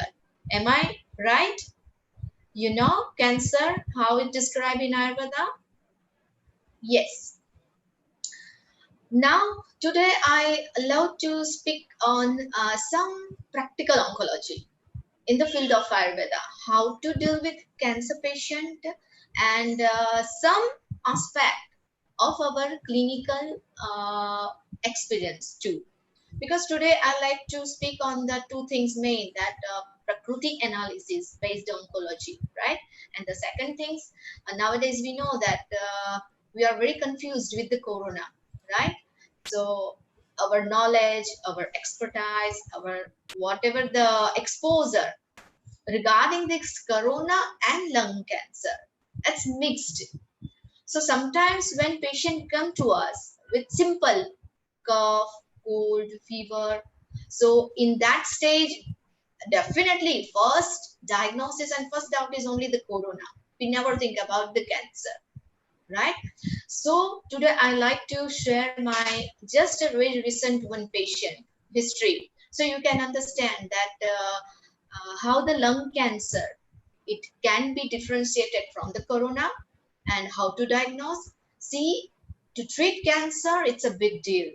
We cannot treat any cancer patient very lightly, because they have a too much hope. They are just when coming to us just for the consultation, diagnosis, one for the treatment, right? So they have a big hope, and they look at our eyes and they want some promise that yes, Ayurveda can do. So in such aspect and such era, it's our duty to give a maximum comforts with particular diagnosis, perfect diagnosis, differentiation of diagnosis, and we have to offer them a best treatment too. So once we are able to diagnose a particular disease, especially the cancer, then definitely we can give the good result too. So I'll also tell you a very short history of my one patient. Just last week, I had one patient from the Jamnagar, lady around 40 years old, and just come with the cough, fever, mild abdominal pain. So just a patient first consult to Jamnagar to some GP, right, general practitioner, and the general practitioner say it looks like a corona, and he gives some routine antibiotic and common treatment. Okay, but after that, symptoms little bit subside, but in 2 days, patient got a terrible pain in abdomen, and then he just consult, right? His husband consult to some medicine and the physician. And at that time, they took the HRCT, because in Corona protocol, we know that they have to do the CT scan, okay, thorax CT scan. So in HRCT, they found definitely pneumonic patches. With the pneumonic patches, they had some solid consolidation in the lung area. And that two things were confusing. Corona was confirmed with that HRCT, but with that corona, they found some pleural effusion too. So now you have to be careful. Why I explain this? Because when patients are coming with a very common symptoms. In lung cancer, I will explain you in briefly like a lung cancer. For example, in lung cancer, what are the common causes? What are the incidents? What are the types of the lung cancer? Then what are the stages of the lung cancer? What are the signs and symptoms of the lung cancer? They are mostly confused with the corona signs and symptoms. So everything is just mixed and matched. In that situation, we have to be very particular, right? In lung cancer, first I will explain the lung cancer. In lung cancer, what are the causes? Ayurveda explains most of the causative factors over it all. Like they explain occupational factors, chemical factors, viral factors, even though in Ayurveda, right? So how they explains? They explains in the form of the name of the animal, with the name of the plants, right? And with the name of the constitution, Prakriti too. So exact cause of lung cancer, according to modern science, the first is the tobacco in any form. Tobacco means like a smoking. Smoking means two types. Active, person is doing the smoking, and the second, passive smoking or second hand smoking. Means if you are doing a job, right, and one person is just have a habit of smoking, and he is sitting just in one room, right? So you will get a tobacco exposure without doing the smoking. You will be get a benefit of that smoking too, and that's a bad benefits. So this is the first and most common cause of the lung cancer. That's tobacco in any form. The second is the asbestos, right? An exposure of many kind of the chemicals like asbestos, right? Chromium, right? When you have some your living or atmosphere regarding your occupation, right? In that, if you have some exposure to such kind of the chemical compounds, then you will get a chance of the lung cancer. The third one is very uncommon, and that is the radon. Perhaps you heard, but many of us do not know that what is radon. Radon means an uranium, right? Uranium. When uranium is present in high amount in soil, if you buy some house, if you start some new your business, like you just start some factory and you buy some soil for that, and in that particular soil, if there is a presence of the uranium, and that uranium gives you your house and particular person a great exposure to the uranium, and that uranium is the common cause of the lung cancer or any kind of the lung diseases. So in corona, the common symptoms or our immune systems just down with many systems, right? Because Jaraka, what explains that prevention is the better than cure. And prevention means our constitution. We have to make our constitution so strong that we can fight with any disease. In one word, Charaka says everything regarding our prevention from corona, regarding prevention from the cancer also, right? So we have to understand the exact cause, how the acharyas explained before 5,000 years, because they directly never write that uranium may present in the soil and you will get the exposure and you will get the lung cancer, right? So this is the radon. So radon means increase of the uranium in a particular soil, and even though in the USA, नौकरी कर रहा है नहीं तो हड्डी टूट गई पैर की हाँ तो कोई देख नहीं रहा है कोई देख नहीं रहा मतलब हाँ डॉक्टर उसको देख नहीं रहा है क्या अपॉइंटमेंट लो ये लो वो लो hello, someone is talking. I think so. Someone, I think so. They should be unmute themselves, right? Sorry, just a mute minute. themselves. Mute themselves. Yes. That's okay now. Now it's okay. Fine.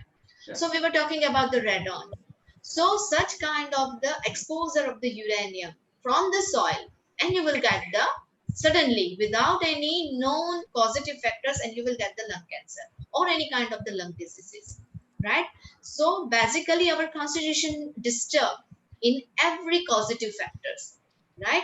And with the disturbance of this such constitutional prakriti based factor, which leads to many diseases including or cancer. The other causes of the lung cancer, common like lifestyle factors, some malnutritional, some hereditary factors, right? These are the common factors of the lung cancer. Next is the stages, right? What are the stages of the lung cancer? So mainly in rough, if the tumor is less than 3 centimeter, that's first stage. If tumor is more than 6 centimeter, right, or nearly about 6 centimeter, not too much excessive than the 6, that is second stage. Third means tumor is like a 6 centimeter or more than 6 centimeter, but transmit to local lymph nodes. That's the first stage. What is the fourth stage?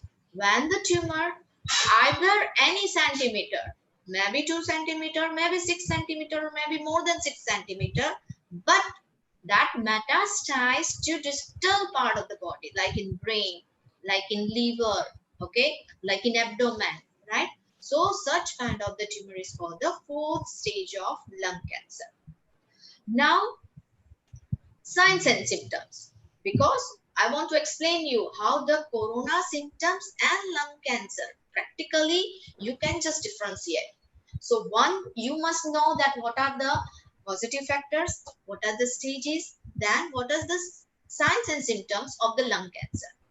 So very common, continuous coughing, hoarseness of voice, hemoptysis means little bit amount of the blood, maybe reddish, maybe blackish, that's come out with the sputum. Okay, so fever sometimes, weight loss, sudden weight loss. Within 2 months, patient will decrease about 10 kilo, about 5 kg like this, and without any cause, right? So these are the most common sign symptoms of the lung cancer. and sometimes clubbing of the nail. The nail become quite thicker. Okay, so these are the sign symptoms. Now, when the patient came to us, like I just told you the story of the Jamnagar patient, then she was diagnosed with the corona, right? Patient had cold, cough, fever, okay, and in HRCT, she has some pneumonic patches, okay. So she was treated as a corona patient, but some solid consolidation was there in CT scan. So further, I take the detailed history, everything, and I just find out that there is something there in the abdomen. So we further advise her to take the CT scan of the abdomen and pelvis, and there we get the tumor of the ovary. So ovarian tumor just transmitted to the lung and gives the solid patches. So now two things, corona was also there, okay, and the second things, the metastasis disease of the lung. So now you can understand very common symptoms. Everything, cold, cough, fever, no weight loss, just only patient malaise. One symptom was very tired, weakness, right? So such we can understand the practical oncology when the patient just entered in your clinic. Take the detailed examination. Don't go in the rational, just only typical diagnosis. You have to go deep. You have to take the deep history. Try to examine and try to examine thoroughly with the constitution and with the prakriti. So today, I would like to suggest you one more thing that in practical oncology, that's today I like to speak on. On this thing, I would love to share some slides according to the Prakriti-based analysis in oncology. Hmm? Go to the next. Go ahead, next.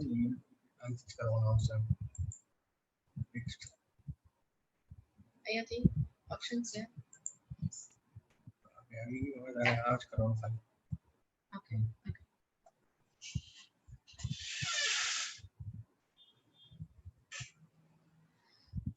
So in Prakriti-based analysis, we will see a little bit introduction that lifestyle diseases characterize those diseases whose occurrence is primarily based on daily habits of people and are a result of inappropriate living of people with their environment. Lifestyle diseases are also known as non-communicable diseases, that's NCDs, including heart disease, stroke, cancer, diabetes, etc. Among the lifestyle disease, cancer is one of the most dreadful disease, right? And it's a disease of varied etiological and involves a wide variety of the many other syndromes. It occurs the body as a some fleshy growth and division of the cells. Certain cancers can be prevented through Ayurveda, which has a greater role to play in this field through diet habits, behaviors, and living in harmony, which can contribute significantly towards reduction of the health problem by following the principle of lifestyle mentioned in Ayurveda. We know that in Ayurvedic text and compilation, we have a too good explanation of variety of diets and variety of lifestyle according to the season, desh, kal, jati, vai, etc. As per that, we can get a detailed principles, and if we just follow that principle, no disease can enter in your body, including cancer too. To encourage the world to follow the lifestyle according to the Ayurveda in preview of personalized medicine. The long-term goal of Ayurveda is to reduce the incidence, morbidity, and mortality of the cancer. Now, what is Prakriti? What is constitution? Qualitative and quantitative unchangeable doshic predominance from birth to death is called the Prakriti. That we know. According to Ayurveda, every individual is unique. Not only each individual has different size and shape, but its physiological and even psychological characters are different. In the society, if we observe the difference in the individuals, Some like chili, some like spicy food, some like other like sweet, like etc. Some enjoy warm summer, some prefer winter, some big eaters, and while others prefer to eat small quantity of food. So each and every person is a unique person, in short. This Prakriti also decides the disease tendency of an individual. Every individual is subjected to constant interaction with his or her environment, which will affect the person's constitution at the time. If the person consumes, diet, or follow irregular lifestyle, which is similar to the properties, you will get vitiated by the doshas. Now, what is cancer? So, especially we will not go through this because yesterday we discussed regarding cancer, everything means, right? So, it's a placid growth, uncontrolled growth of the cells, right? It's like a polyp, it's like an elevation, it's like a mountain.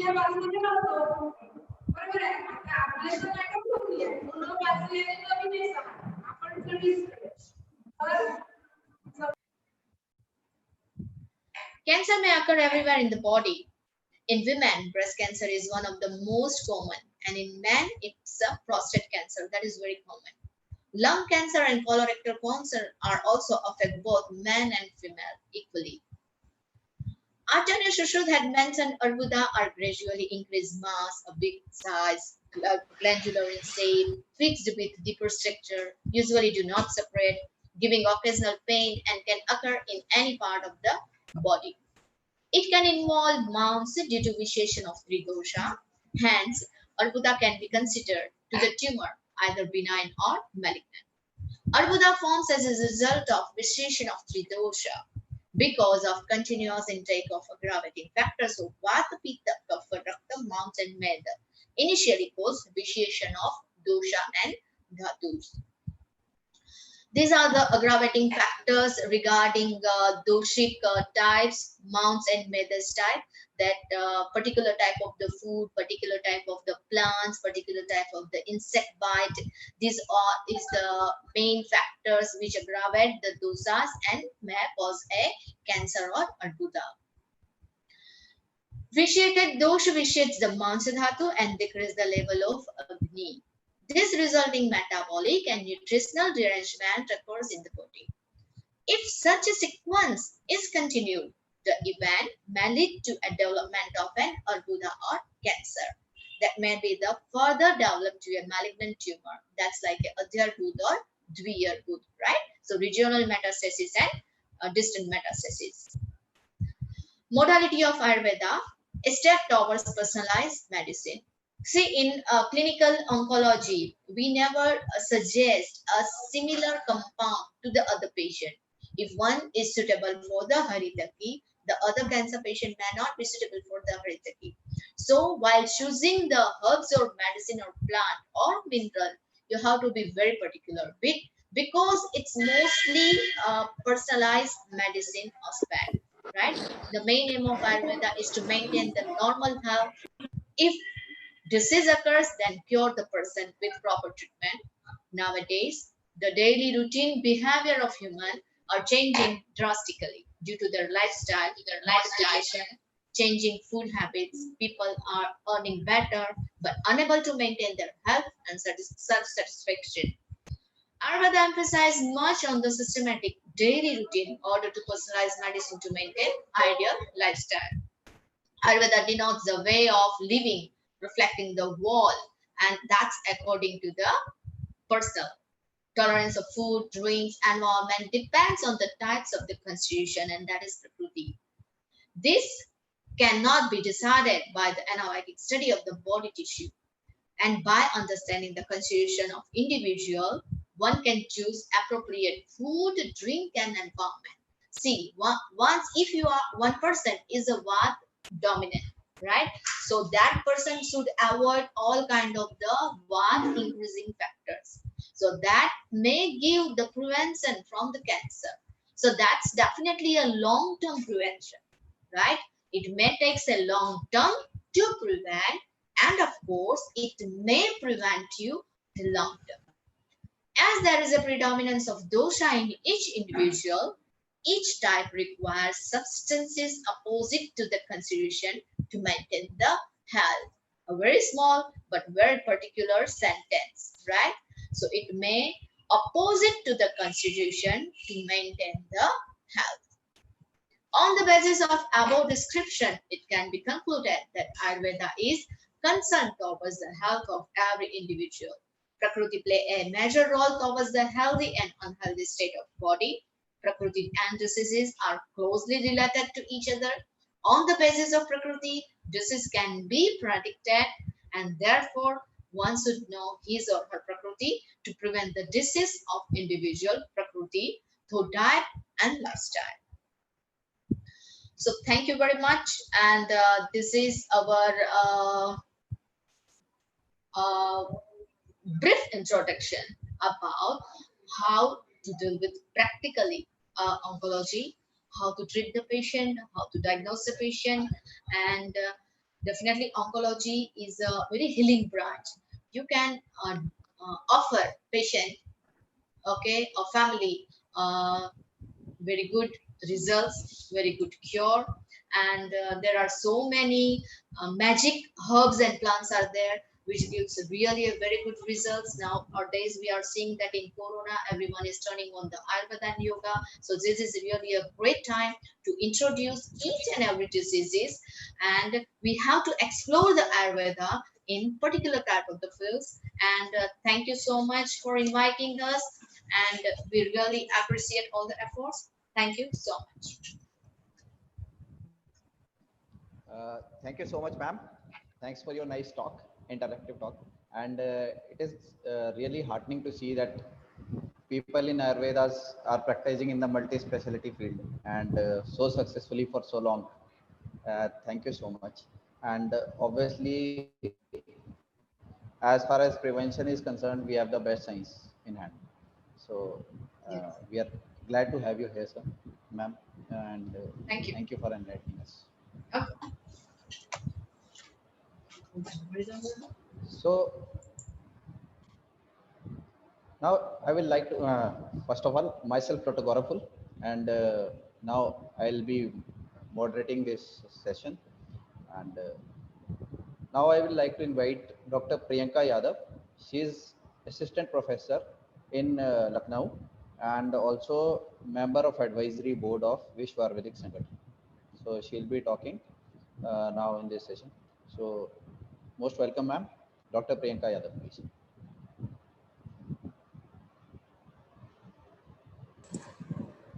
Dr. Priyanka Yadav, kindly share your screen and audio.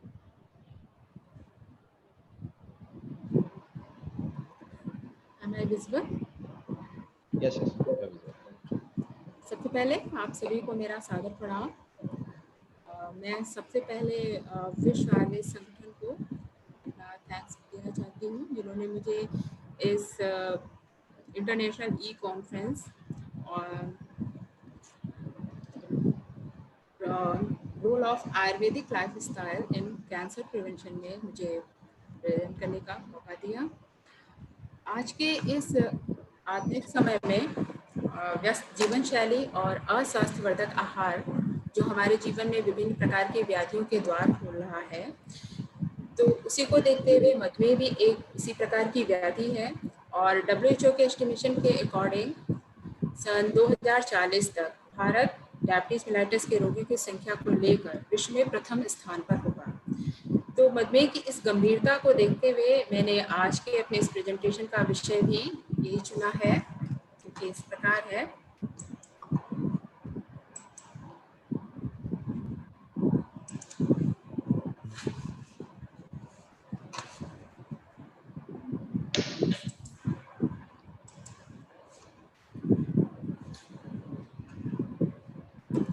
मधुमेह in context to lifestyle disorder.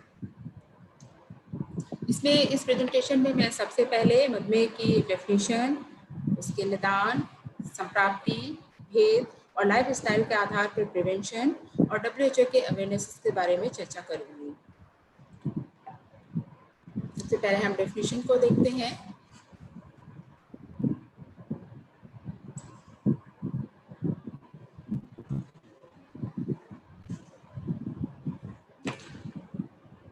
आचार्य वाग्भट के अनुसार मधुमेह मधु समम जायते, अर्थात जो व्यक्ति मधु के समान मूत्र का त्याग करे वह मधुमेह नामक व्याधि से ग्रसित होगा। दूसरी जगह पे उन्होंने कहा माधुर्यांश तनोरता, अर्थात जिसके शरीर में मधुर स्वभावता उत्पन्न हो। दोनों को सम्मिलित रूप से हम कह सकते हैं कि जो व्यक्ति मधु के समान मूत्र का त्याग करे और उसके शरीर में भी मधुरता उत्पन्न हो वह मधुमेह नामक व्याधि से ग्रसित होगा। आचार्य सुश्रुत ने मधुमेह को छौद्रमेह के नाम से वर्णित किया है। छौद्र रस वर्णा छौद्र में ही, अर्थात छौद्र में ही रस और वर्ण मधु के समतुल्य मूत्र का त्याग करता है। सर्व एव प्रमेहा मूत्र आदि माधुर्य मधुगंध सामान्यात परिभाषिकी मधुमख्याम लवंते। सभी प्रकार के प्रमेय मूत्र आदि की मधुरता से युक्त मधु गंध के तुल्य होने के कारण परिभाषा के रूप में मधुमेह की संज्ञा को प्राप्त करते हैं। Madhume is a disease in which patient passes sweet like honey, estrogen, pale, and rough quality urine in quantitatively increased amount. Also, sweetness is present in whole body. Modern medicine में भी हम यही चीज देख रहे हैं डायबिटीज मेलाइटिस के respect में। Diabetes mellitus is a metabolic disorder having feature of hyperglycaemia due to defect in insulin secretion, that is absolute deficiency of insulin, or insulin action, that is insulin resistance or growth. In another way, we can say diabetes is a chronic disease that occurs either when the pancreas does not produce enough insulin, that is deficiency of insulin, or when the body cannot effectively use the insulin it produces, that is resistant. Insulin is a hormone that regulates blood sugar and secreted by beta pancreatic cell, and it metabolizes the sugar. Hyperglycemia or raised blood sugar is a common effect of uncontrolled diabetes and over time leads to serious damage to many of the body's systems, especially the nerve and blood vessels. Predisposing factors of the Madhume, Acharya Charak के अनुसार गुरु स्निग्ध अम्ल लवण अन्यत मात्रम संस्मिताम नव अन्नम च पानम च निद्रा आस्या सुखानिश्च त्यक्त व्यायाम चिंतानाम संशोधनम कुरुताम। अर्थात जो व्यक्ति गुरु स्निग्ध अम्ल लवण नव अन्न पान और अति निद्रा का सेवन करे तथा व्यायाम आदि शारीरिक श्रम और चिंता आदि मानसिक श्रम और दोषों के संशोधन हेतु या उनके शोधन हेतु संशोधन क्रियाओं का सर्वथा त्याग करे वह मधुमेह नामक व्याधि से ग्रसित होगा। तो ये बहुत ही इम्पोर्टेंट प्रेडिस्पोजिंग फैक्टर्स हैं जो आजकल हमें अपने जनरल पॉपुलेशन में अवेयर करने के लिए बहुत ही इम्पोर्टेंट होंगे। प्रेडिस्पोजिंग फैक्टर्स को अगर हम एलिब्रेट करके देखें या सभी आचार्यों के मतों को एक साथ देखें तो वो इस प्रकार होंगे। Excessive consumption of heavy and oily, sauce, saline taste food, newly harvested crops, dairy products like milk, curd, sweets, bread, etc. Plus of aquatic, domestic, marshy land animals, fresh wine, which is main causing factor of beta pancreatic cell, excessive consumption of sugar, sedentary lifestyle, indulging in prolonged sitting position, sleeping for long time, lack of physical and mental exercises, and patients who do not go undertake biopurification and beach dose, that is genetic defect. So these are the predisposing factors of Madhumeh with special reference to diabetes mellitus and type 2 diabetes. Predisposing factor को अगर हम modern science के according देखते हैं sedentary lifestyle, unhealthy diet, excessive consumption of alcohol, and infections.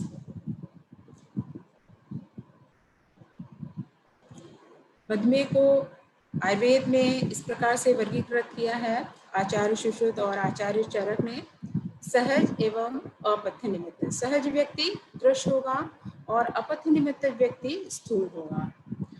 जैसा कि हम जानते हैं कि मधुमेह हमारी एक वातज व्याधि है, तो आचार्य वाग्भट ने मधुमेह के वात प्रकोप वात प्रकोपक कारणों के आधार पर मधुमेह को दो भागों में विभाजित किया है, धातुक्षयजन्य एंड मार्ग आवृतजन्य। According to modern medicine, types of diabetes, we can divide it into two groups, type 1 diabetes and type 2 diabetes. Type 1 diabetes is diminished insulin secretion and type 2 diabetes are insulin resistant. Gestational diabetes are present in pregnant women in 6 to 12 weeks of gestational age.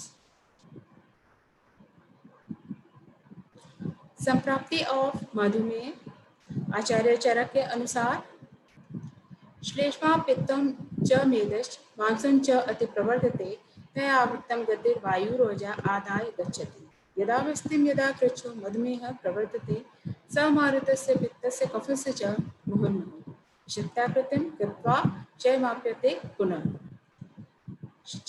जो हमने अभी मधुमेह के निदान को देखा, उन निदानों के सेवन से श्लेष्मा, पित्त, मेद और मांस अतिवृद्ध अवस्था को प्राप्त होते हैं और ये अतिवृद्ध होकर वायु की गति में अवरोध उत्पन्न करते हैं। इस प्रकार आवृत वायु कुपित होकर ओज को लेकर बस्ती प्रदेश में प्रवेश करती है और अत्यंत कष्टकारी मधुमेह को उत्पन्न करती है। मधुमेह को उत्पन्न करने में वे मारुत और पित्त, कफ इनके भिन्न भिन्न लक्षण को वृद्ध अवस्था में प्रदर्शित करती है और ये लक्षण क्षय होकर पुनः पुनः वृद्धि को प्राप्त होते हैं। तो ये मधुमेह की संप्राप्ति है। Madhume is a Vata's type of pramay, but cough is also vitiated. Aggravated Vata carries madhur, sweetish quality, oj into Mutrava Srotas and convert it into astringent taste and manifest Madhume. All varieties of pramay are converted in Madhume if treated is not occur in appropriate time. Madhume is a Dhatpagni Vikratijan Vyadhi, which is metabolic disease.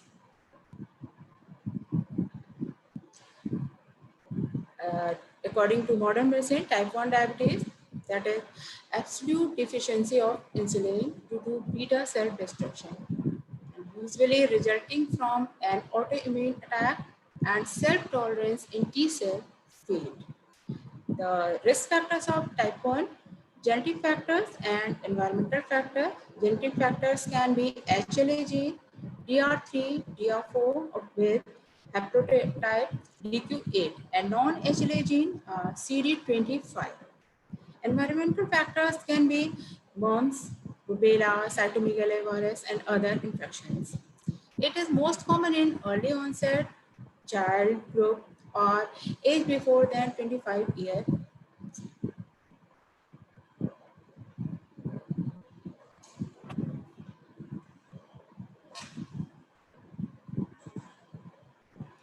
Diagnosis and management of type 1 diabetes are presence of alter cell antibodies and decreased level of C-peptide is a diagnostic feature of type 1 diabetes.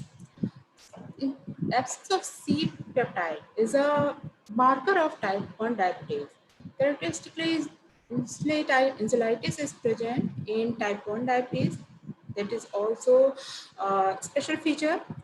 And we go to administration. Required daily administration of insulin, lifelong insulin supplement by subcutaneous route at anterior abdominal wall. This is very preferred now present time.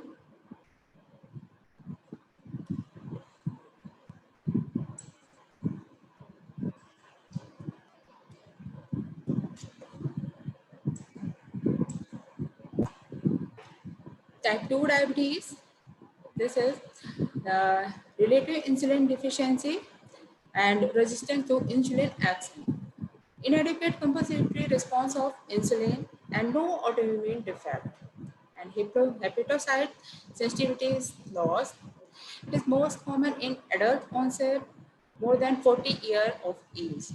The risk factors are increased body weight and increased physical inactivity. These factors are mainly produced by the lifestyle problem. Insulin resistance on glucose uptake, metabolism, or storage due to beta cell dysfunctions. Type 2 diabetes prevention.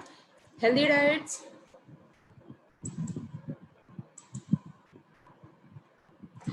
by it is type 2 diabetes is prevented by the healthy diets, avoiding sugar and saturated fat, improve lifestyle, maintain a healthy body weight, be physical active.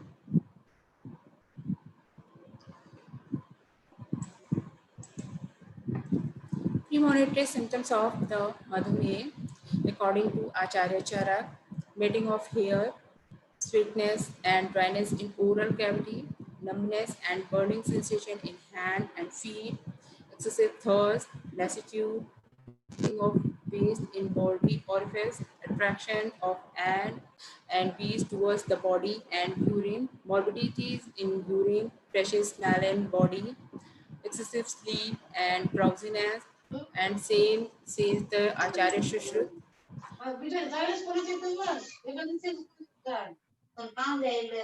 According to और लोग भी unmute हैं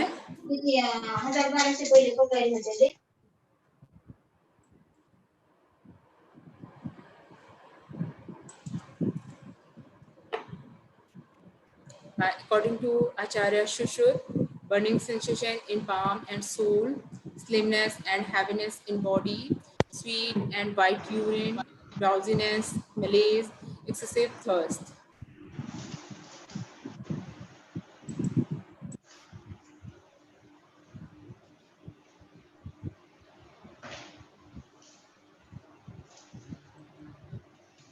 Clinical manifestations of Madhumeh are Kashayam Madhuram Pandum Raksham Nehati Yonara Patkopasadhyam Tava Pritinyatve Madhumehina. Patient of Madhumeh passes astringent, sweet, pale, and aqueous urine due to vitiation of Vata, which is incurable.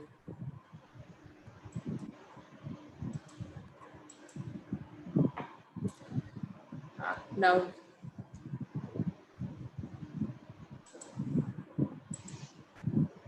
clinical manifestations of Madhumeh. Patient passes urine like honey in taste and color. The person should be declared as a patient of Premeh in whom all or half of the prodromal symptoms are present with excessive amount of urine. Patient of Madhumeh prefers standing to moving, sitting to standing, laying to sitting, and sleeping to laying conditions. This is most common feature of the Madhumeh. Clinical manifestation of diabetes, excessive excretion of urine, that is called polyuria, and excretion of urine should be increased more than 3 liters per day. Excessive thirst, that is called polydipsia, and should be increased more than 7 to 8 liters per day. Constant hunger, fatigue, and weight loss.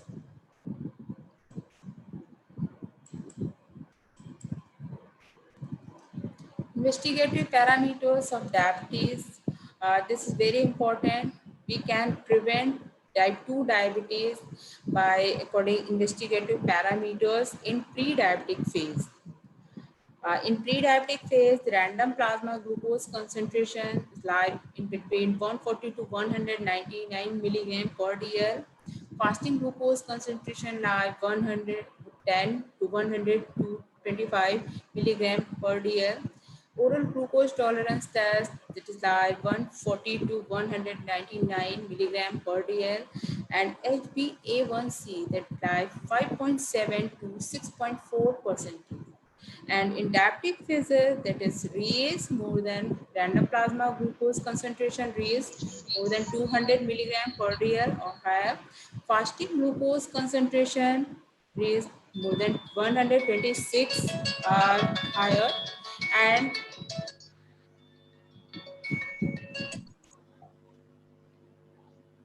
oral glucose tolerance test, that is high more than 200 milligram per day. HbA1c is also high, more than 6.5 percentage. Complications. This is most important because diabetic patient who undertake treatment in complication phase, we can divide in two groups: microvascular complication and macrovascular complications. Diabetic In microvascular complication, diabetic retinopathy that can cause blindness. Diabetic nephropathy can cause CKD or chronic kidney diseases. Diabetic neuropathy are more common and it causes silent MI. Macrovascular complication, that is peripheral arterial diseases that increase the 100 times risk of angina. Coronary arterial diseases, that is increase the risk of 5% angina. Adults with diabetes have 2 to 3 folds increased risk of heart attack and stroke, combined with reduced blood flow, neuropathy, nerve damage in the feet, increase the chance of foot ulcer, infection, and eventual need for limb amputation.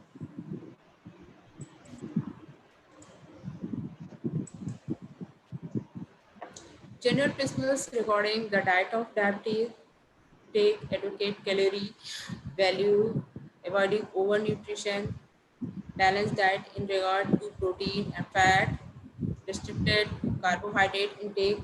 Diet should be divided in regularly spaced meal and reduce total caloric intake of by decreasing carbohydrate and fat.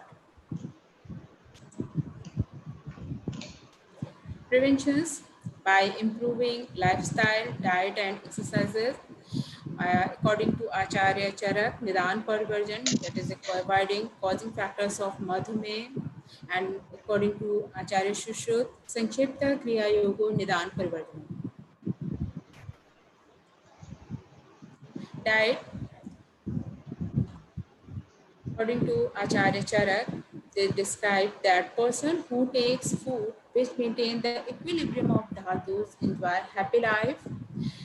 Quality and quantity of diet should be decided on the basis of Agnival, digestive and metabolic status of body. For stool or obese patient, that should be results Aptarpan. For press or lean patient, that should be results Bringan. They also describe the Pathya, Thali rice, Muda, it is also moong, thick shak or bitter taste vegetables, cystic rice, barley, kodrok, dala, kulat, cooked in mustard and or nimbuk iron.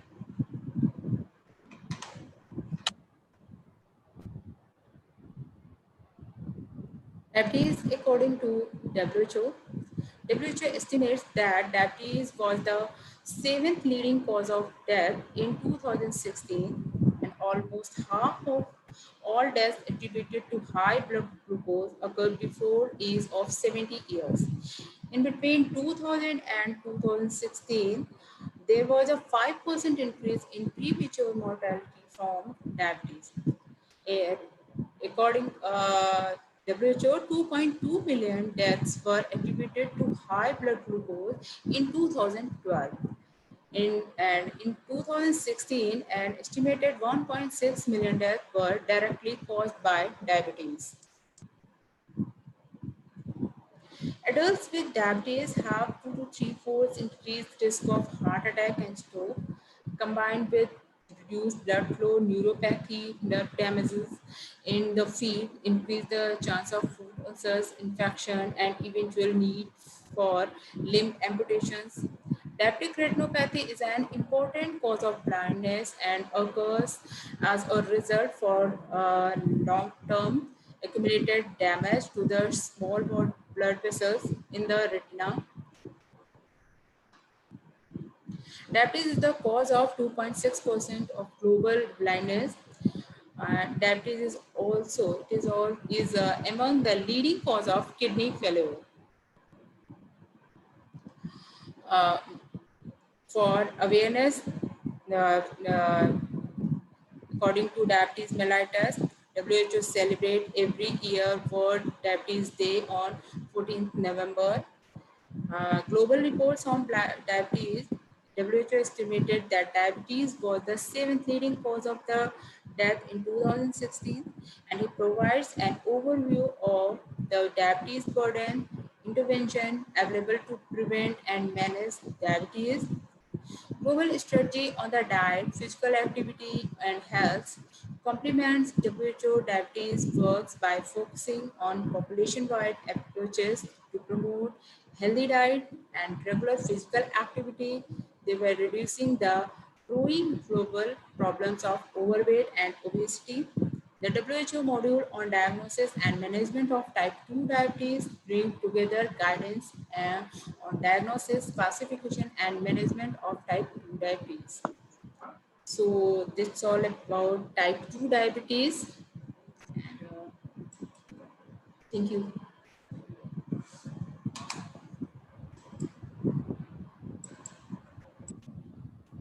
Thank you so much, Dr. Priyanka.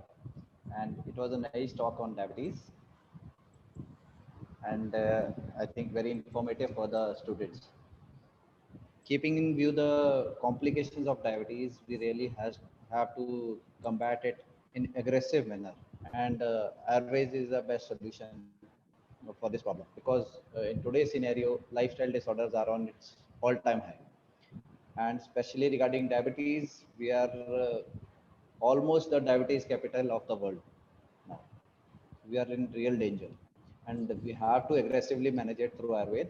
So this was a very nice topic. Thank you so much. So now I'll call upon our next speaker. Our next speaker is Dr. Durgesh Sethia. He's doing MD at All India Institute of Ayurveda. He has also done some diploma and certificate courses, and he is ex-medical officer of Government of Himachal Pradesh and Madhya Pradesh. He's a blog writer and has many publications to his credit, and he has total 10 years of clinical experience. And his topic will be lifestyle disorders in Ayurveda. What I was just talking about, he'll be taking on lifestyle disorders. Very burning issue. So let's welcome Dr. Durgesh Sethia. Dr. Durgesh, please. Thank you so much for giving such a nice introduction for me, sir. Actually, I am a student. I am in learning phase now, sir. And I have learned a lot from you, sir. Thank you so And much. first of all, I would like to thanks Dr. Arif Khan ji and his team to provide me an opportunity to share my knowledge on this platform. तो आज ये इत्तेफाक ही है कि मेरा topic भी जो है वो डायबिटीज़ पर ही है और मैं डायबिटीज़ पर ही बोलने वाला हूँ और टॉपिक है मेरा Ayurvedic management of diabetes mellitus. तो I share my PPT. Yes, please share your screen.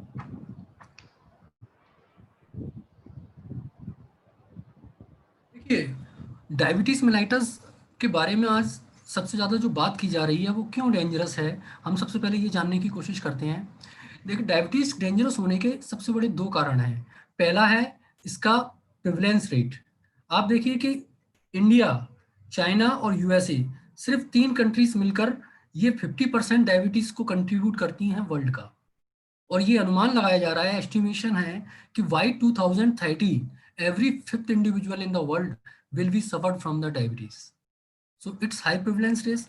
Second जो कॉज है इसका जो डेंजरस होने का है वो ये है कि जो डायबिटीज जब किसी को होती है तो व्यक्ति डायबिटीज के कारण नहीं मरता है, उसके कारण से जो कॉम्प्लिकेशंस आते हैं बॉडी के अंदर जैसे कि कार्डियोवैस्कुलर के स्ट्रोक्स ईटीसी उसके कारण से मरता है. तो जो पेशेंट आजकल जो बढ़ रहे हैं, हार्ट डिसीज के पेशेंट बढ़ रहे हैं और ये स्ट्रोक के बढ़ रहे हैं, तो ये डायरेक्टली ना होके अंडरलाइंग कॉज उसका क्या होता है, डायबिटीज होता है. Because of these two reasons diabetes is very dangerous.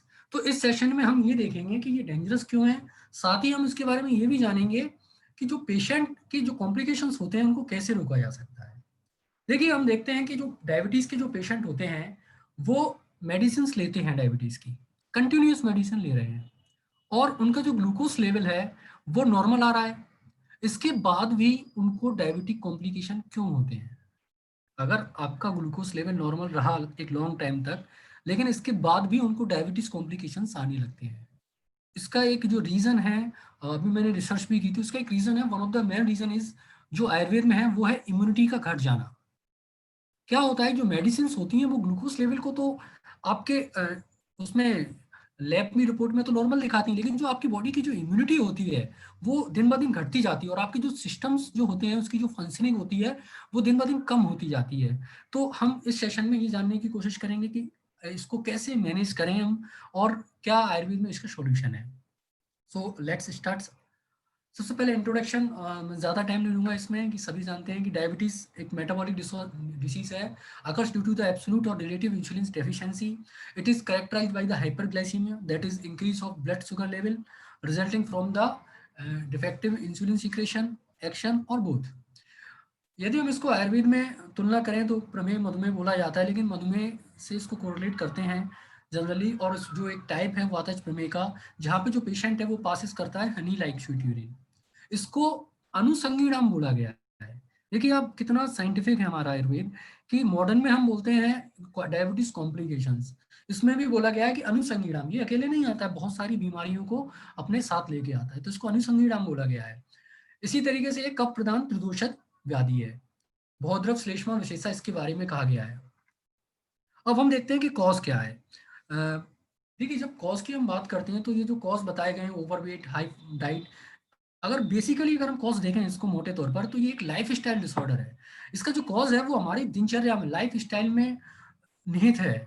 जैसे कि हमारी जो डाइट क्या है, हम किस प्रकार की डाइट ले रहे हैं, हम किस प्रकार का जो है वो अ, विहार कर रहे हैं। इसलिए आचार्य चरक ने बताया भी है, आस्य शुकम स्वप्न सकम दधीनि ग्राम मोदक अनुप्रस पयांसी नवा अन्नपानम गुण व्यकृतम च प्रमेय हेतु कफक्रंच सर्वम। आप देखिए कि नवा अन्नपानम, उन्होंने नया अन्नपान को मना किया है, जबकि पुराने अन्नपान को उन्होंने कहा है कि आप ले सकते हैं। अगर आप देखेंगे, रिसर्च ये बताती है कि जो पुराना जो अन्न होता है वो कहीं ना कहीं जो ग्लूकोज का जो मेटाबॉलिज्म है उसमें हेल्प करता है, जो इंसुलिन का जो सीक्रेशन है उसको प्रॉपर कराता है। तो आज ये रिसर्च हुई है, लेकिन ये बात हमारे आचार्यों ने कई हजारों वर्षों पूर्व ही बता के दी थी। और इसी तरीके से जो पूरी दोनों चीजें बताई गई, आहार और विहार से संबंधित भी बताई गई, आंसू सुखम बैठे रहना, स्वप्न सुखम लंबे समय तक आपको सोना। सो कर्ड, दधीनी, हाँ curd is important factor here. Curd आजकल लोग ज्यादा खाते हैं, तो कर्ड के वजह से भी ये ज्यादा फैलता है। एक चीज और मैं यहाँ पे बताना चाहूंगा कि देखिए भारत को कैपिटल कहते हैं डायबिटीज का वर्ल्ड में। उसका जो रीजन है वो ये है कि भारत में सबसे ज्यादा सीरियल्स का जो हम है अनाज ज्यादा खाते हैं, और जो अनाज है वो हम आज की डेट में, पुराने समय में तो क्या होता था कि हम भर के रखते थे और अनाज उसको खाते थे, रखा हुआ खाते थे। लेकिन आजकल क्या होता है, हम रेडीमेड आटा लेके आते हैं, तो उसको मतलब पुराना रखने का तो सवाल ही पैदा नहीं होता। तो इस वजह से अनाज ज्यादा खाते हैं, कहीं ना कहीं इसका लिंक है कि भारत में जो पेशेंट हैं डायबिटीज के वो ज्यादा बढ़ रहे हैं in comparison to other countries. Next हम आते हैं types of diabetes and its जो पैथोलॉजी वो कैसे होती है। तो दो टाइप की डायबिटीज होती है, हम सभी जानते हैं, type 1 type 2, IDDM and IDDM. Simply समझते हैं हम कि कैसे होता है। देखिए हमारी बॉडी क्या होती है, एक हार्मोन सीक्रेट करती है इंसुलिन, जिसके द्वारा ग्लूकोज का मेटाबॉलिज्म होता है हेल्दी कंडीशन में। टाइप 1 का डायबिटीज में क्या होता है कि जो पैंक्रियास होती है वो फेल कर देती है, इंसुलिन को प्रोड्यूस ही नहीं होती है इंसुलिन हमारी बॉडी में, है ना। जबकि टाइप 2 में क्या होता है कि बॉडी में इंसुलिन तो प्रोड्यूस होती है, लेकिन उसका जो सेल्स होती है जो इसको रिस्पॉन्ड करना चाहिए वो रिस्पॉन्ड नहीं करती है, उसका यूटिलाइजेशन नहीं कर पाती है। जिसका जो रीजन है वो ये बताया गया है मॉडर्न साइंस में, कि इंसुलिन रेजिस्टेंस हो जाता है, वो इसको प्रॉपर, इंसुलिन जो रिसेप्टर होते हैं वो इसको प्रॉपर रिस्पॉन्ड नहीं करते हैं। प्रमेय के टाइप से हमारे सबके पड़े हुए हैं, डोमिनेंट ऑफ दोष के आधार पे कफस पित्तस वातस कर सकते हैं। अकॉर्डिंग टू इटियोलॉजी सहज अपथ्य निमित्त होता है। अकॉर्डिंग टू बॉडी कॉन्स्टिट्यूशन स्थूल प्रमेही क्रस प्रमेही होता है। अकॉर्डिंग टू पैथोजेनेसिस आवरणजन एंड धातु क्षयजन होता है। अकॉर्डिंग टू साध्य साध्यता साध्य याप एंड असाध्य होता है। यहाँ पे मैं बताऊं, जो आजकल जो पेशेंट मिलते हैं वो संप्राप्ति जो है डायबिटीज की वो सूत्र स्थान में भी बताई गई है, निदान स्थान में भी बताई गई है, और चिकित्सा स्थान में भी उसका कुछ ना कुछ वर्णन किया गया है। तो चरक सूत्र 17 में जो संप्राप्ति बताई गई है मधुमेह की, वहां पे उन्होंने जो बताया है कि कफ का जो आवरण है, कफ को जो है आवृत कर लेता है वात, जिसके कारण से जो है ना जो ओज है वो मूत्र में आने लगता है। तो वो जो संप्राप्ति है वो आज देखने में ज्यादा मिलती है, क्योंकि अगर हम वातज संप्राप्ति की बात करें तो वातज प्रमेय वाला व्यक्ति तो क्रश होना चाहिए, और वातज तो असाध्य मानी गई है। तो फिर जब जो चीज असाध्य है उसका तो ट्रीटमेंट करते ही नहीं है। लेकिन प्रैक्टिकली देखने में ये आता है कि क्रच साध्य होती है, याप्य होती है। तो इसलिए जो डायबिटीज है उसको हमें जो सूत्र स्थान में 17 में जो दी गई है, हम आज की डेट में जनरली उसके पेशेंट देखने को ज्यादा मिलते हैं, ओबीस टाइप की जो टाइप 2 होती है एनआईडीरिया। अब हम देखते हैं पूर्व रूप। देखिए पूर्व रूप प्री डायबिटिक स्पेक्टर जैसे बताते हैं sedentary life style, overweight, high blood pressure, etc. Ayurveda में जो बताया गया है दंतादीनम मलाड्यात्तम प्रागरूपम पाणिपादियो दास चिकटता देहे चत्रट स्वादस्य प्रजायते माधव निदान में। तो ये जो सबसे अच्छी बात ये है हमारे आयुर्वेद में कि आयुर्वेद वर्ल्ड का एकमात्र साइंस है जो आपको ये बताता है कि व्याधि होने से पहले ही आपको बता सकता है कि ये व्याधि आपको होने वाली है।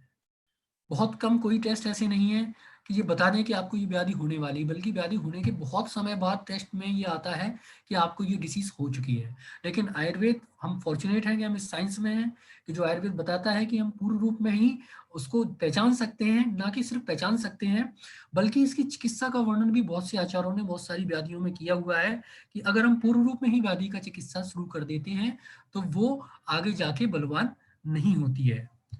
जिस आचार्य सुश्रुत ने भी बताया संचय प्रतिदोषा न लवंते होती वो वाला जो श्लोक है वो भी बहुत इंपॉर्टेंट है इसमें। सामान्य लक्षण पे आते हैं हम, जो बताया गया है प्रमेय का, इसमें प्रमेय के सामान्य लक्षण बताया गया है। सामान्य लक्षण तेषां प्रभूत अविल मूत्रता। मॉडल में बताया गया है कि पॉलीफेजिया होगा, पॉलीयूरिया होगा, पॉलीडिप्सिया होगा, पॉलीपेप्सिया होगा। तो सामान्य लक्षणम तेषां प्रभूत अविल मूत्रता। प्रभूत का मतलब ज्यादा मात्रा में, अविल का मतलब गंदली यानी डर्टी यूरिन का बार बार इसमें जाएगा। देखिए डायग्नोसिस के बारे में हमें जो डायग्नोसिस के बारे में अभी हमने पढ़ाई है कि जो नॉर्मल वैल्यूज क्या होती हैं, इसमें दो चीजें मैं इंपॉर्टेंट जो है वो मैं बताना चाहूंगा। फर्स्ट थिंग इज दैट कि जो डायबिटीज का जब हम टेस्ट पेशेंट को लिखते हैं, जैसे मैंने बहुत क्लिनिकल प्रैक्टिस में देखा है, हम पेशेंट से कहते हैं कि जो आपको जो टेस्ट देना है दादा खाना खाने के बाद देना है आपको, और वो खाना खाने के बाद आपको टेस्ट देना है।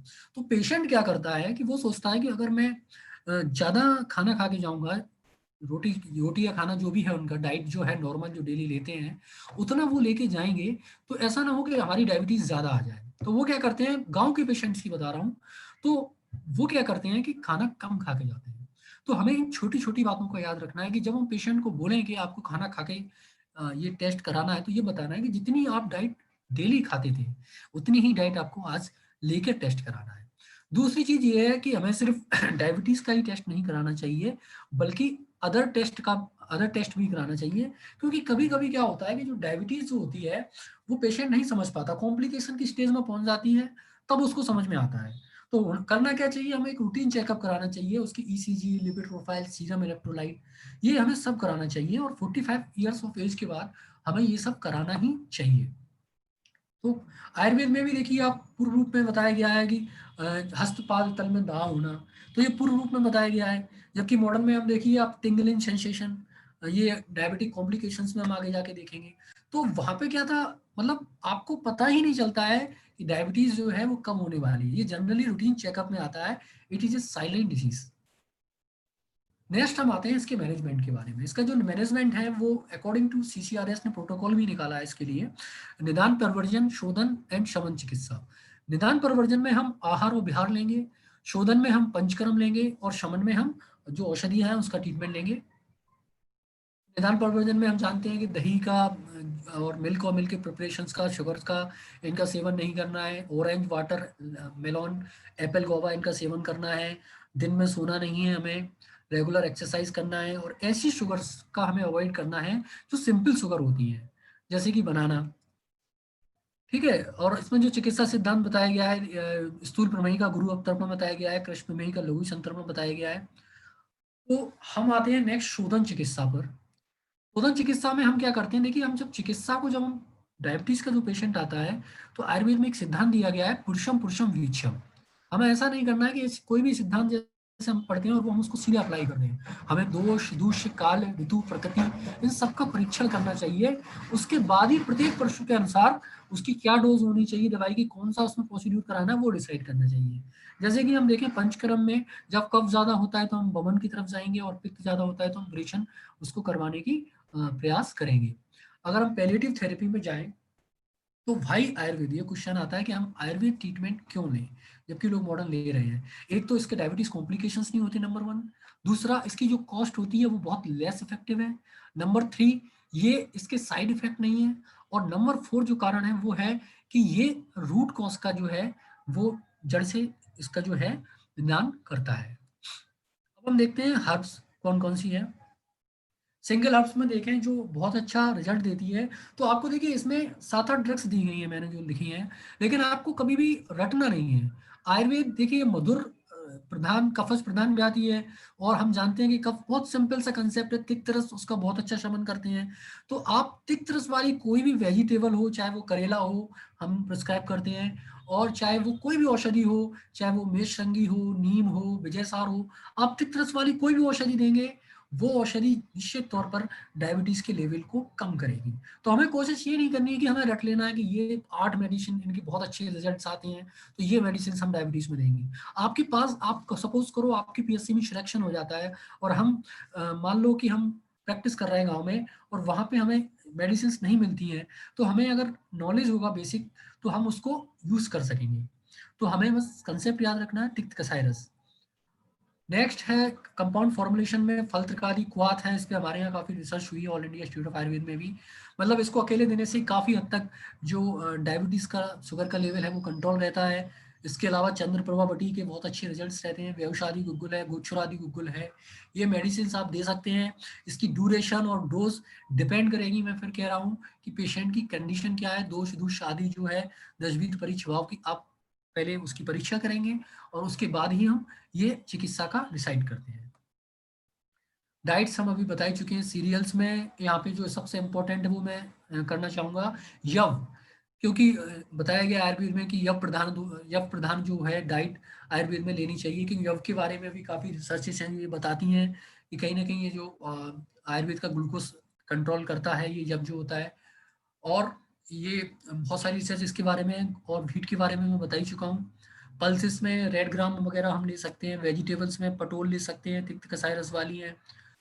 अब हम आते हैं सीधा कॉम्प्लिकेशंस पर। देखिए जब आपको डायबिटीज हो जाता है तो आपको जो बाकी व्याधि होने के चांसेस कितने ज़्यादा बढ़ जाते हैं। स्ट्रोक होने के चांसेस 2 से 4 गुना बढ़ जाते हैं। आपको जो हार्ट डिसीज है वो हर 10 में से 8 डिसीज, 8 जो व्याधि, जो पेशेंट हैं वो डायबिटीज के होते हैं। डायबिटिक नेफ्रोपैथी हो जाती है जिसके कारण से हमें अल्सर हो जाते हैं। डायबिटिक रेटिनोपैथी जो एक कारण बनता है आगे चल के ब्लाइंडनेस का। डायबिटिक नेफ्रोपैथी जो end stage of renal disease जो होती है उसमें बहुत योगदान देता है। Diabetic ketoacidosis is complication है ये। हमें पता है कि जब हमारी बॉडी ग्लूकोज नहीं लेगी तो उसको तो अपनी एनर्जी कहीं ना कहीं से पूरी करनी है, तो वो क्या करेगी, आपके फैट को तोड़ना चालू कर देगी। जब फैट ब्रेक डाउन होगा तो फैटी एसिड और कीटोन बॉडीज का बनना स्टार्ट हो जाता है, और वो कीटोन बॉडीज हमारी बॉडी से रिलीज होने लगती हैं। तो जिसके लक्षण मिलते हैं डिहाइड्रेशन टाइप के ही रहते हैं, जैसे थ्रस्टी होना, कंफ्यूजन होना, पासिंग आउट होना, feeling tired and sleepy, etc ये लक्षण हमको मिलते हैं। अब हम देखते हैं डायबिटिक नेफ्रोपैथी। देखिए डायबिटिक नेफ्रोपैथी के बारे में एक बैड थिंग ये है कि किडनी डिजीज के बारे में, कि जब आपकी ब्लड में रिपोर्ट आती है ना कि क्रिएटिनिन के जो बढ़ गया है लेवल, तब तक जो किडनी है वो डैमेज हो चुकी होती है काफी हद तक। क्योंकि जब तक किडनी डैमेज नहीं होती तब तक ब्लड में रिपोर्ट आती नहीं है। यानी यहाँ पे क्या होता है कि आपको मतलब डैमेज पहले हो गया है और रिपोर्ट में बाद में आती है। तो आप देख रहे हैं कि मतलब हमें यहाँ पे इसको पकड़ना बहुत मुश्किल होता है। इसलिए जो किडनी के पेशेंट होते हैं वो डायलिसिस पे बहुत जल्दी आ जाते हैं, और उनका जो डेथ रेट है वो भी बहुत ज़्यादा होता है। तो हम इसको पहचानेंगे कैसे, सिम्टम से स्वेलन एंकल होंगे, फटीग महसूस करेगा, ड्राई इचिंग होगी, डिफिकल्टी इन कंसंट्रेशन मिलेगा पेशेंट में। अब यहाँ पे हम देखते हैं कि कॉम्प्लिकेशंस में मैंने अभी बताया था कि उसका ट्रीटमेंट भी हम बताएंगे। देखिए यहाँ पे आप एक जो टिप्स है मेरी वो आप हमेशा फॉलो करना। कोई भी कॉम्प्लिकेशंस हो पेशेंट को, चाहे नेफ्रोपैथी हो, रेटिनोपैथी हो, चाहे गैंग, मतलब एनी कॉम्प्लिकेशन हो पेशेंट को, आपको जो फर्स्ट फोकस रखना है वो ये रखना है कि हमें सबसे पहले क्या करना है, शुगर कंट्रोल करनी है। क्योंकि जब तक आप शुगर को कंट्रोल नहीं करेंगे, हम फोकस क्या करने लगते हैं, उसके उसके कॉम्प्लिकेशन पे फोकस करने लगते हैं, हम किडनी की दवाइयां चलाने लगते हैं। हमें क्या करना है, सबसे पहला जो टारगेट है कि अगर उसका शुगर कंट्रोल हो जाएगा, आप देखिए प्रैक्टिकली जब अगर शुगर कंट्रोल हो जाएगा तो उसकी जो कॉम्प्लिकेशन है वो अपने आप सबसाइड हो जाती है। तो यहाँ पे हम क्या दे सकते हैं, जो आयुर्वेद में जैसे गोचुरादि गुगलू है, अपना वरुणादि क्वाथ है, पुनर्नवादि गुगलू है, पुनर्नवाष्टक क्वाथ है, ये हम ऐड कर सकते हैं along with the treatment of diabetes जो हम देते हैं। डायबिटिक नेफ्रोपैथी में भी जो इसकी जो पहचान है, numbering and tingling sensation in hand and feet मिलते हैं, डिजीनेस मिलती है, खड़े होते हैं व्यक्ति को चक्कर आते हैं, ईडीबी इरेक्टाइल डिसफंक्शन भी देखने को मिलता है, लॉस ऑफ सेंसेशन भी देखने को मिलता है। इसमें भी हमें जो क्रॉन्च बीज चूर्ण वगैरह हैं उसके बहुत अच्छे रिजल्ट हैं। बलादी चूर्ण जो है वो भी हम इसमें प्रिस्क्राइब कर सकते हैं डायबिटीज मेडिसिन के साथ। लेकिन फर्स्ट थिंग जो आपको याद रखनी है कि हमें फोकस रखना है उसके उसके ट्रीटमेंट पर, किसके, डायबिटीज की शुगर कंट्रोल करने पर। रेटिनोपैथी होती है जिसमें जो प्रोलिफरेटिव नॉनफरेटिव दो टाइप की होती है, जिसमें व्यक्ति जो है वो ब्लाइंडनेस की तरफ जा सकता है। नेक्स्ट जो इम्पोर्टेंट है वो है जो सबसे ज़्यादा एक्सपायर होते हैं, जब जब किसी पेशेंट को हार्ट अटैक आता है तो डॉक्टर कहता है कि इसकी जो डेथ हुई है वो किस कारण से हुई है, हार्ट अटैक के कारण से हुई है। डॉक्टर आपको कभी ये नहीं बताएगा कि इसकी जो डेथ हुई है वो इसलिए हुई है क्योंकि इसने अपनी जो लाइफ स्टाइल थी, आहार विहार थी, उसको इसने फॉलो नहीं किया।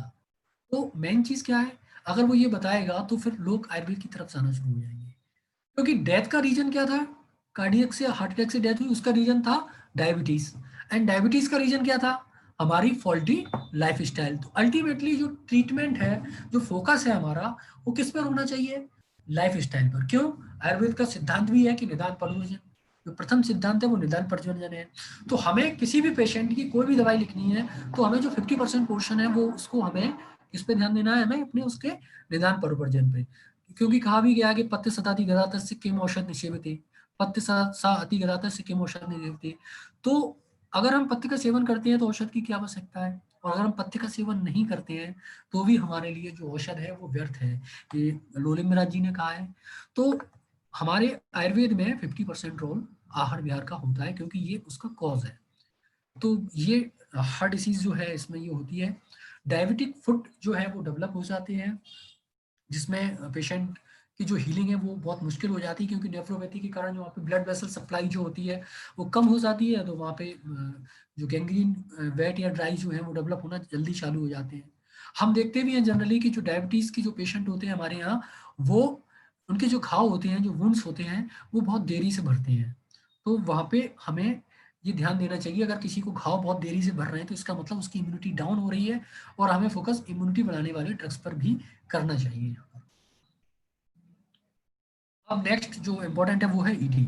तो आप देखिए जो इरेक्टाइल डिस्फंक्शन जो टोटल है उसमें 30% जो केसेस हैं, वो जो केसेस हैं वो डायबिटीज के कारण इरेक्टाइल डिस्फंक्शन जो पाया जाता है, जो मेल्स में जो पाया जाता है। तो इस तरीके से अगर हम इलाज हम चालू कर देंगे इरेक्टाइल डिस्फंक्शन का तो उतना इफेक्टिव नहीं होगा जितना इफेक्टिव तब होगा जब हम उसकी शुगर लेवल को कंट्रोल करेंगे। तो कुछ ऐसे ड्रग्स भी हैं जो दोनों में काम करते हैं, जैसे कि हम शिलाजित्वादी लोह दें, वो आपके ईडी में भी काम करेगा और आपके डायबिटीज को भी कम करता है, दोनों का रोग अधिकार है उसका। हम अश्वगंधा आदि चूर्ण भी दे सकते हैं, इसका भी दोनों दोनों में बहुत अच्छे रिजल्ट है, डायबिटीज में भी काम करेगा और ये ईडी में भी काम करेगा। गोचुर आदि गुगलू बहुत अच्छा वृक्ष भी बताया गया है ये, तो ये डायबिटीज में भी इसका रोल है। तो हमें जब संयोजन करना है तो युक्ति लगानी है, क्योंकि युक्ति को ही आयुर्वेद में श्रेष्ठ बताया गया। तो ये इम्पोर्टेंट है कि हमें युक्ति लगाकर उसका ट्रीटमेंट करना है। और इसके अलावा जो एक इम्पोर्टेंट जो कॉज है वो यहाँ पे अभी नहीं आया है, वो ये है कि स्ट्रेस। आजकल देखिए आप, तो डायबिटीज का जो लेवल है वो लैक ऑफ फिजिकल एक्सरसाइज तो है ही, उन लोगों को ज्यादा होता है जो फिजिकल की जगह सिटिंग जॉब्स करते हैं, और वो मेंटली वर्क ज्यादा करते हैं। तो मेंटली वर्क ज्यादा करते हैं, मेंटल स्ट्रेस ज्यादा लेते हैं, तो उन्हीं को थायराइड, डायबिटीज या लाइफ स्टाइल डिसऑर्डर्स ज्यादा देखने में आता है। तो किसी भी पेशेंट को आप देखते समय उसकी दोष दूष्य वगैरह सब याद रखेंगे और उसके अनुसार ही इसकी चिकित्सा करेंगे। और यही जो आयुर्वेद है उसका सिद्धांत है, पुरुषम पुरुषम वीक्षम। और आई होप कि ये जो सेशन है वो आपको इम्पोर्टेंट रहा होगा। तो हम एक बार फिर से रिवाइज करते हैं कंक्लूजन, हमें क्या क्या रखना है कि नीड ऑफ द, मतलब कंट्रोल ग्लूकोज लेवल सबसे फोकस रखना है हमें, अवॉइड हाई ग्लाइसेमिक फूड जो ग्लाइसेमिक इंडेक्स वाले फूड को अवॉइड करना है, फिजिकल एक्टिविटीज करनी है, और जो मेडिसिन है उसको प्रॉपर्ली रखना है चालू, स्ट्रेस को अवॉइड करना है, आयुर्वेद की जो दिनचर्या है, ऋतुचर्या है, उसको अपनाना है, और डायबिटिक अगर कॉम्प्लिकेशन होता है तो आयुर्वेदिक चिकित्सक से आपको कंसल्ट करना है। तो इन्हीं शब्दों के साथ आप लोगों ने इतना ध्यानपूर्वक मुझे सुना, उसके लिए मैं आप लोगों का मैं धन्यवाद देना चाहूँगा। और इन्हीं शब्दों के साथ आप लोगों को नमस्कार, stay healthy and stay happy. Thank you so much.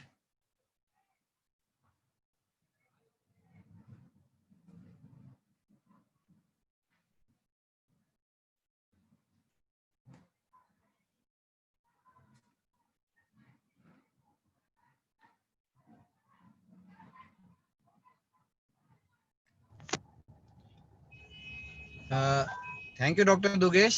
It was a nice talk. And diabetes के ऊपर लगता है अब बहुत ही अच्छे से क्लैरिफाई हो गया होगा सब कुछ, लगातार 2 सेशन लेते हुए सारे स्टूडेंट्स के लिए और सारे लिसनर्स के लिए काफ़ी इंफॉर्मेटिव रहा होगा ये सब कुछ। सो डायबिटीज के बारे में मुझे लगता है काफ़ी हद तक क्लियर हो गई हैं चीज़ें, और नाउ जो यंगस्टर्स हैं वो कंट्रीब्यूट करेंगे इंडिया को डायबिटिक कैपिटल बनने से रोकने में। Thank you so much. Welcome तो अब सर। इसके बाद मैं डॉक्टर संतोष को माइक हैंडओवर करना चाहूंगा। नेक्स्ट स्पीकर हमारे डॉक्टर अभिजीत सराफ हैं, उनको इनवाइट करने के लिए doctor Santosh please.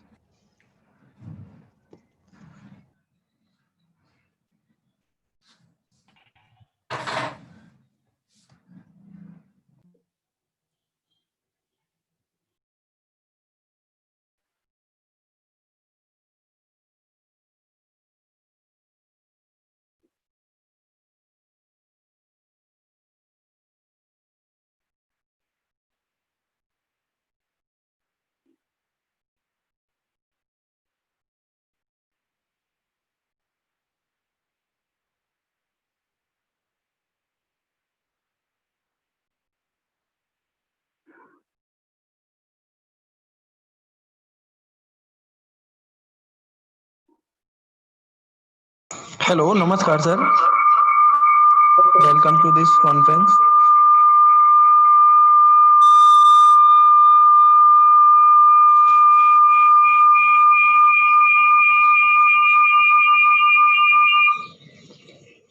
Hello, I am audible, sir. Yes, yes. Thank you, sir. Join this conference. Vaidya Abhijit Saraf, Prakash Saraf, sir. The BMS 2005, MD, Shahida Department, PhD Shahida Gold Medalist 2060, PG DPCA, the Postgraduate Diploma, MS Scholar, Academic designation.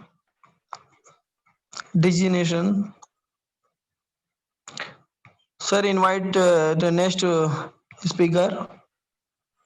Please, Abhijit sir, join us. Please start, sir. Okay, शुरू करें? Okay. Yes, sir. Thank you very much for inviting me in this conference. मैं मेरा व्याख्यान हिंदी में देने वाला हूं क्योंकि हमारा जी, ऐसा सर। विश्वास है। हेलो,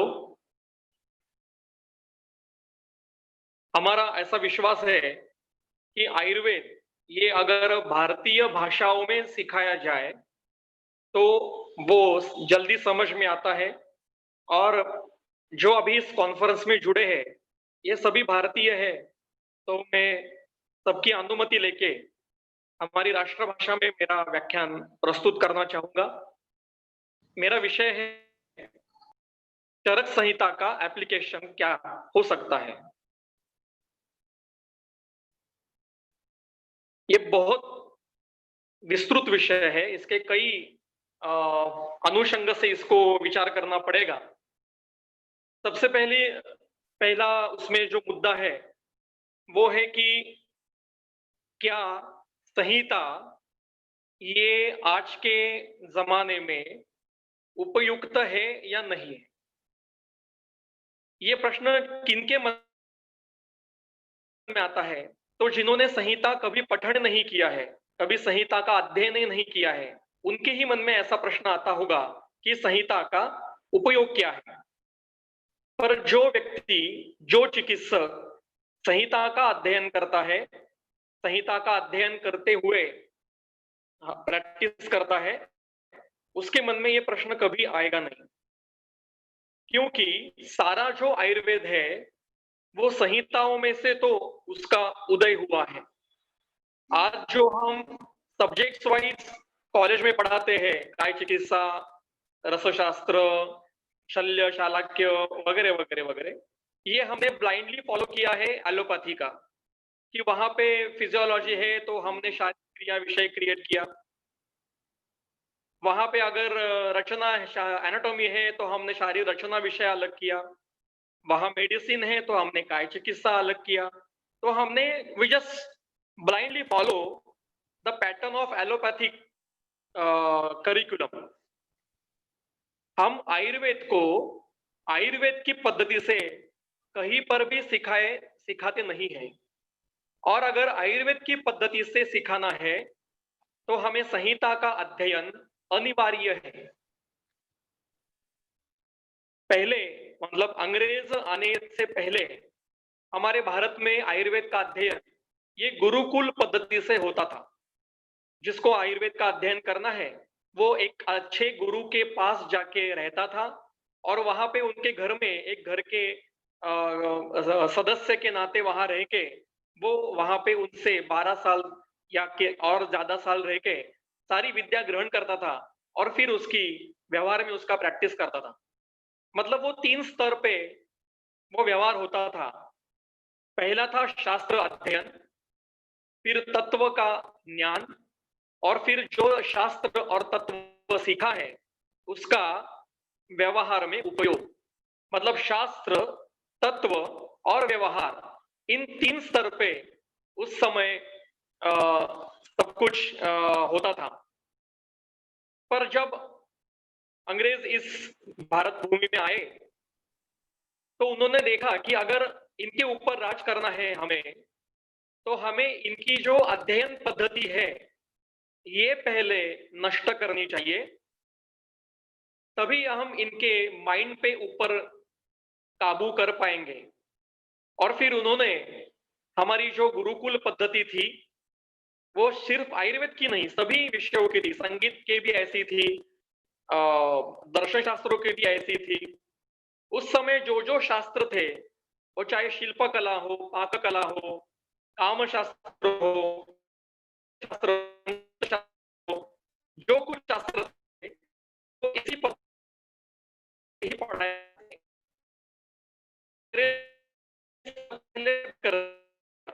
जो थे बंद कर दिया, और आयुर्वेद के महाविद्यालयों की शुरुआत की। सबसे पहले उन्होंने पहले इंट्रोड्यूस किया एलोपैथिक साइंस को भारत में, और वो सबसे पहला कॉलेज शुरू हुआ कलकत्ता में। और उस समय उन्होंने ऐसा रखा कि जो आयुर्वेद के वैद्य उस समय प्रैक्टिस करते थे बंग में, उनको उन्होंने बताया कि आप इस महाविद्यालय में एडमिशन लीजिए और फिर आपको हम आधुनिक शास्त्रों का भी अध्ययन करवाएंगे। और इनमें सबसे पहले जो एडमिशन लेने वाले थे वो थे गणनाथ सेन। आपने सभी ने उनका नाम सीखा होगा। और इन्होंने एलोपैथी का अध्ययन किया, और फिर आयुर्वेद ये एलोपैथी के दृष्टि से प्रस्तावित करने का प्रयास शुरू किया, और इन्होंने उसमें किताब लिखी। आपको सभी को उस किताब का नाम पता है, प्रत्यक्ष शारीरम। और इन्होंने जो मसल्स के या सिराओं के या जो कुछ हमारे शरीर में शारीर भाव है उनके अलग अलग नाम जो किसी संहिता में नहीं है, मतलब समझो पेक्टोरियस मेजर मसल है तो उन्होंने उसको कुछ एक संस्कृत नाम दिया और उसको किताब में लिख दिया।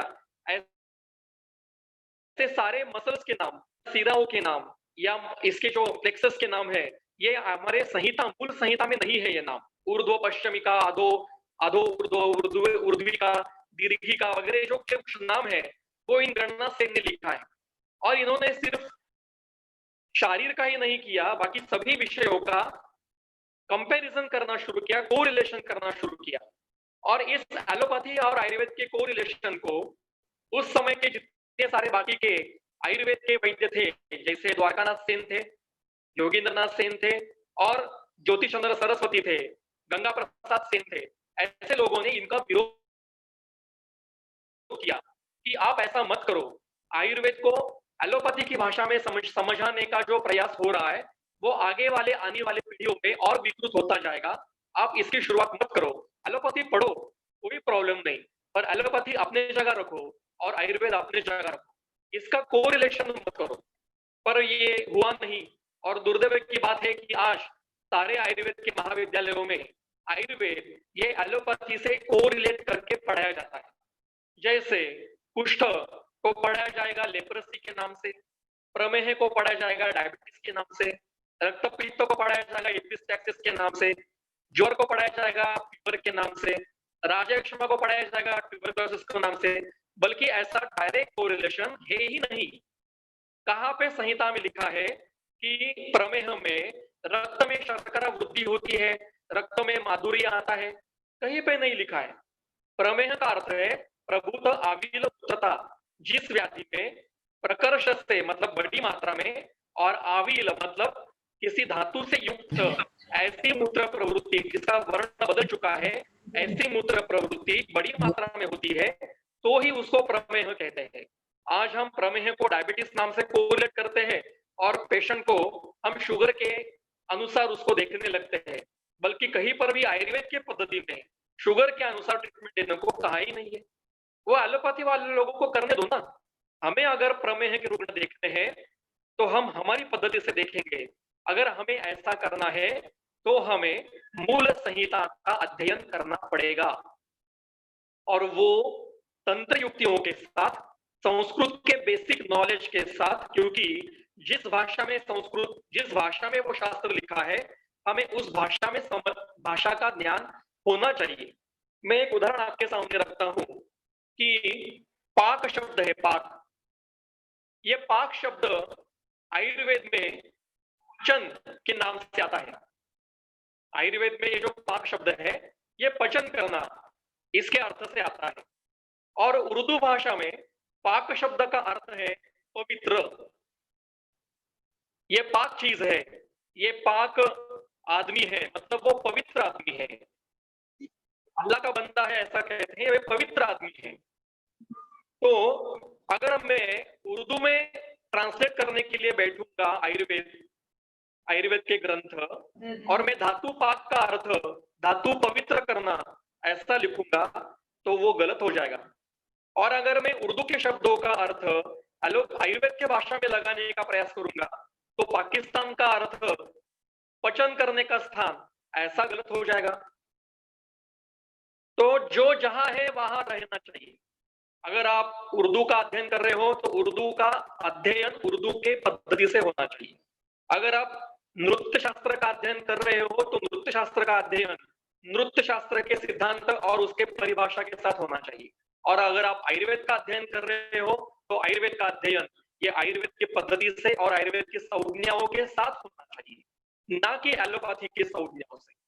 डायबिटीज ये जो व्याधि है ये अन्नवह का व्याधि है, क्योंकि डायबिटीज की जो संप्राप्ति है, डायबिटीज एलोपैथी का जो डायबिटीज है जो जिसमें इंसुलिन की विकृति होती है, उसकी उत्पत्ति पैनक्रियास में है और पैनक्रियास इज अ कोष्ठांग, ये कोष्ठांग है और ये अन्नवह से निगडित है। तो ये मूल संप्राप्ति अन्नवह की है, बल्कि हमारे यहाँ प्रमेह की संप्राप्ति जो बताई है ये मूत्रवह की बताई है। आपकी कोई भी प्रमेह का निदान का अध्याय देखिए किसी भी संहिता का, उसमें विकृति जो है वो मूत्रवह स्रोत की है। why we are correlating these two diseases? कहाँ पे लिखा है कि अब एक संदर्भ मुझे कोई भी बाद में कभी भी बता सकता है कि कहाँ लिखा है कि प्रमेह में रक्त में शर्करा बढ़ती है, रक्त में माधुर्य आता है? कहीं पे नहीं लिखा है। प्रभुत आविल मूत्रता ये लक्षण बताया है। मैं इस विचार का हूं कि डायबिटीज का कोरिलेशन प्रमेह के साथ नहीं करना चाहिए। शायद डायबिटीज की कुछ अवस्थाएं ये प्रमेह की अंतिम अवस्था में, जैसे मधुमेह की अवस्था है वातज, उसमें आ सकती है, but it should not be correlated. कुष्ठ का अर्थ है त्वचा में किसी भी प्रकार की विकृति आना। Kushtha should not be correlated exactly with leprosy. राजयक्ष्मा का अर्थ है किसी भी प्रकार का आगंतु अनुबंध होना, सूक्ष्म जंतुओं का शरीर में प्रवेश करने पर जो व्याधि होता है उसको राजयक्ष्मा कहते हैं। ये प्रथम शोष की अवस्था होती है और उसके बाद में यक्ष्मा का अनुबंध होता है। इसको हम कोरिलेट करते हैं सिर्फ ट्यूबरकुलोसिस से। सिर्फ tuberculosis is not exactly correlated to the rajayakshma. Rajayakshma is a very vast concept. इसमें कई प्रकार के इन्फेक्शियस डिसीज का समावेश होता है, जैसे एड्स भी आता है, वायरल फीवर्स भी आ सकते हैं, कोई भी इन्फेक्शन, यूआरटी या यूटीआई, ये सभी राजयक्ष्मा में आ सकते हैं। तो हमें इसका विचार करना चाहिए। और अगर आप एकादश रूप या षड्रूप राजयक्ष्मा के लक्षण देखोगे तो मैं जो कह रहा हूँ शायद आपको इसके ऊपर विश्वास आएगा। क्या है षड्रूप राजयक्ष्मा के रूप? कास है, श्वास है, अतिसार है, स्वरभेद है। ये सभी लक्षण आज हम इन्फेक्शन की डिसीज में ही पाते हैं ना इसको। तो इस प्रकार से आयुर्वेद की terminology should not be correlated with allopathic terminology. सिद्धांतों को भी कोरिलेशन नहीं करना चाहिए, ऐसा मेरा मानना है। मैं शायद गलत हो सकता हूँ। तो अगर ये हमें करना है और आयुर्वेद अगर हमारी पद्धति से सीखना है तो हमें मूल संहिता का अध्ययन ये अनिवार्य है। क्या होता है, क्यों अध्ययन नहीं करते हैं? तो दो चीजें एज अ अध्यापक और एज अ प्रैक्टिशनर मैंने देखी है कि एक तो संस्कृत की भीति हर किसी के मन में है, जो सरासर गलत है, क्योंकि एक्चुअली संस्कृत जिस प्रकार से सिखाया जाना चाहिए उस प्रकार से महाविद्यालयों में संस्कृत सिखाया नहीं जाता है, क्योंकि पोर्शन में ही जो पाणिनि के सूत्रों का समावेश किया गया है, ये ही मुझे लगता है कि थोड़ा सा क्लिष्ट हो रहा है। क्योंकि जो 10 और 10+2 करके आते हैं, फिजिक्स केमिस्ट्री सीख के आते हैं, उनको आप तुरंत आने के बाद पाणिनि सिखाने बैठोगे तो उनको कुछ पता नहीं चलेगा। जैसे छोटा बच्चा कोई होता है तो उस बच्चे को हम भाषा सिखाते नहीं है ना, भाषा हम बोलने को सिखाते हैं, हम उसको व्याकरण नहीं सिखाते। छोटा बच्चा है 2 साल का, 3 साल का या 1.5 साल का, तो उसको मराठी या हिंदी या इंग्लिश के ग्रामर नहीं सिखाते, हम उसको शब्दों का ज्ञान देते हैं। पहले मोनोसिलेबल बताते हैं, फिर बायसिलेबल बताते हैं, फिर एक एक वाक्य वो बोलने लगता है और फिर बाद में वो व्याकरण को समझता है। वैसे संस्कृत पहले उस बच्चों को बोलने के लिए सीखना चाहिए। गलतियां हो सकती है, संस्कृत की भीति पहले मन से निकालनी देनी चाहिए, तभी हम संहिता का अध्ययन ठीक से कर पाएंगे। और दूसरा, संहिता ये नॉन क्लिनिकल सब्जेक्ट है, ये जो सीसीएम के पोर्शन में हमें बैठाया गया है, ये तो मुझे लगता है कि बहुत ही गलत है। जैसे काय चिकित्सा, ये सभी जो क्लिनिकल सब्जेक्ट्स है वो सभी के सभी विषय ये संहिता में वर्णन किए हैं। जिस ग्रंथ में काय चिकित्सा का वर्णन है, जिस ग्रंथ में स्त्री रोग का वर्णन है, जिस ग्रंथ में शल्यशाला के बाल रोग का वर्णन है, जिस ग्रंथ में द्रव्य गुण और रसशास्त्र का वर्णन है, वो ग्रंथ नॉन क्लिनिकल कैसे हो सकता है? इसके ऊपर सोचना चाहिए। ये सोचने की बात अभी समय आ गया है। तो दो प्रकार का डर जो मन में है कि एक तो संस्कृत का डर है और दूसरा संहिता का डर है। ये दोनों डर मन से निकालना ये अध्यापक का कार्य है। ये संहिता अध्यापक का कार्य है कि वो उन बच्चों के मन से इन दो प्रकार के डर को कैसे निकाले। और अगर कोई अध्यापक इस प्रकार से कार्य करता है तो वो अभिनंदन के पात्र है।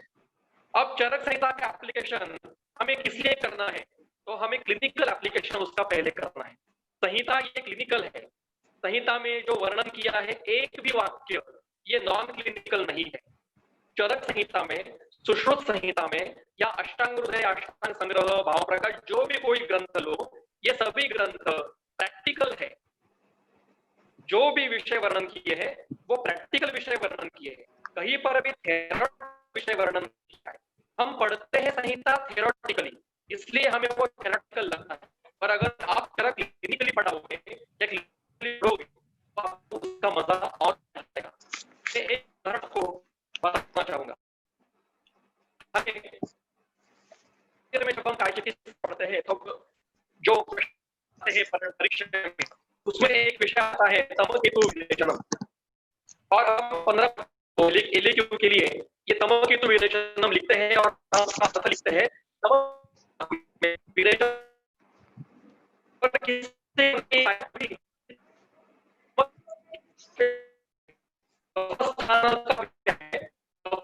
व्याधि है तो उसमें पहले वमन करना चाहिए, और वमन का वर्णन करते हुए विरेचन का सूत्र में क्यों किया?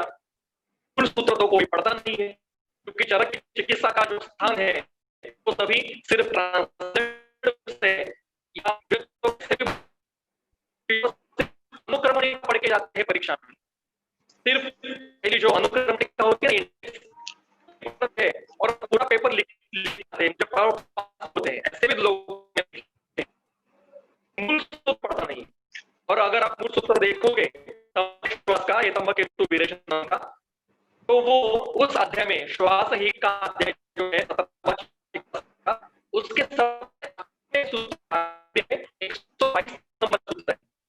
और जो मूल चिकित्सा है वो 70 नंबर से शुरू होती है, 70 नंबर के श्लोक से ये चिकित्सा सिद्धांत के चिकित्सा का वर्णन शुरू होता है।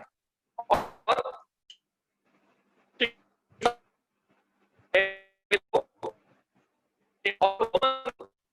चिकित्सा वर्णन की है, और फिर बाद में सभी अवस्थानुरूप चिकित्साओं का वर्णन करना, श्वास के जो प्रकारों की चिकित्सा वर्णन करने के बाद टीका के जो प्रकार की चिकित्सा वर्णन करने के अंतिम पड़ाव पे वो श्वास और टीका में उत्पन्न होने उपद्रव चिकित्सा वर्णन करते हैं, और वो पूर्ण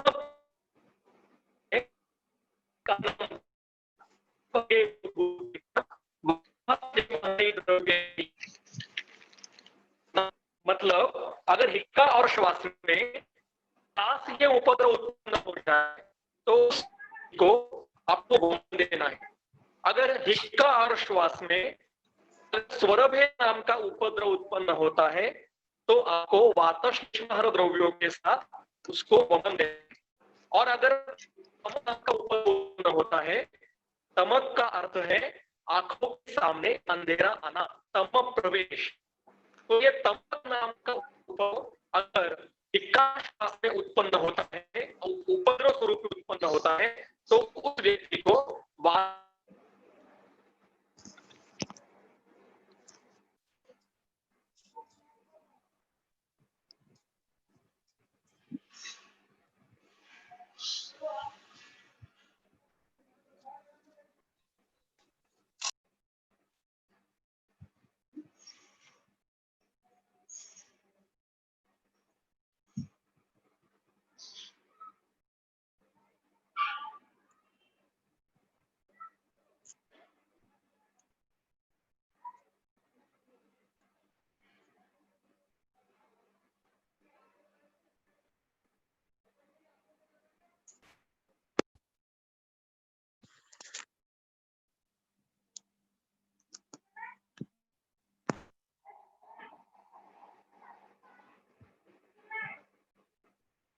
हेलो हेलो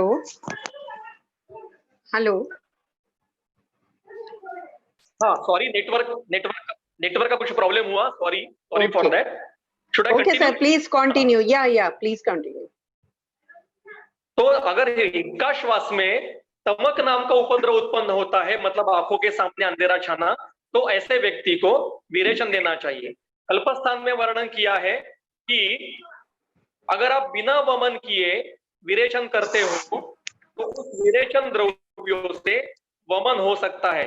ऐसा संदर्भ कल्पस्थान के 12वें अध्याय में है कि आप बिना वमन किए उरस्थान का श्लेष्मा न निकालते हुए अगर आप डायरेक्ट विरेचन देते हो तो उस विरेचन द्रव्यों से पहले वमन हो सकता है।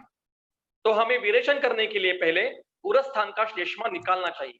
अब देखिए, मूल सूत्र पढ़ा ही नहीं तो कितना अनर्थ हो सकता है। और हम पीढ़ी दर पीढ़ी, बैच वाइज बैच सारे बच्चे लिखते हैं कि तमक श्वास में विरेचन देना चाहिए।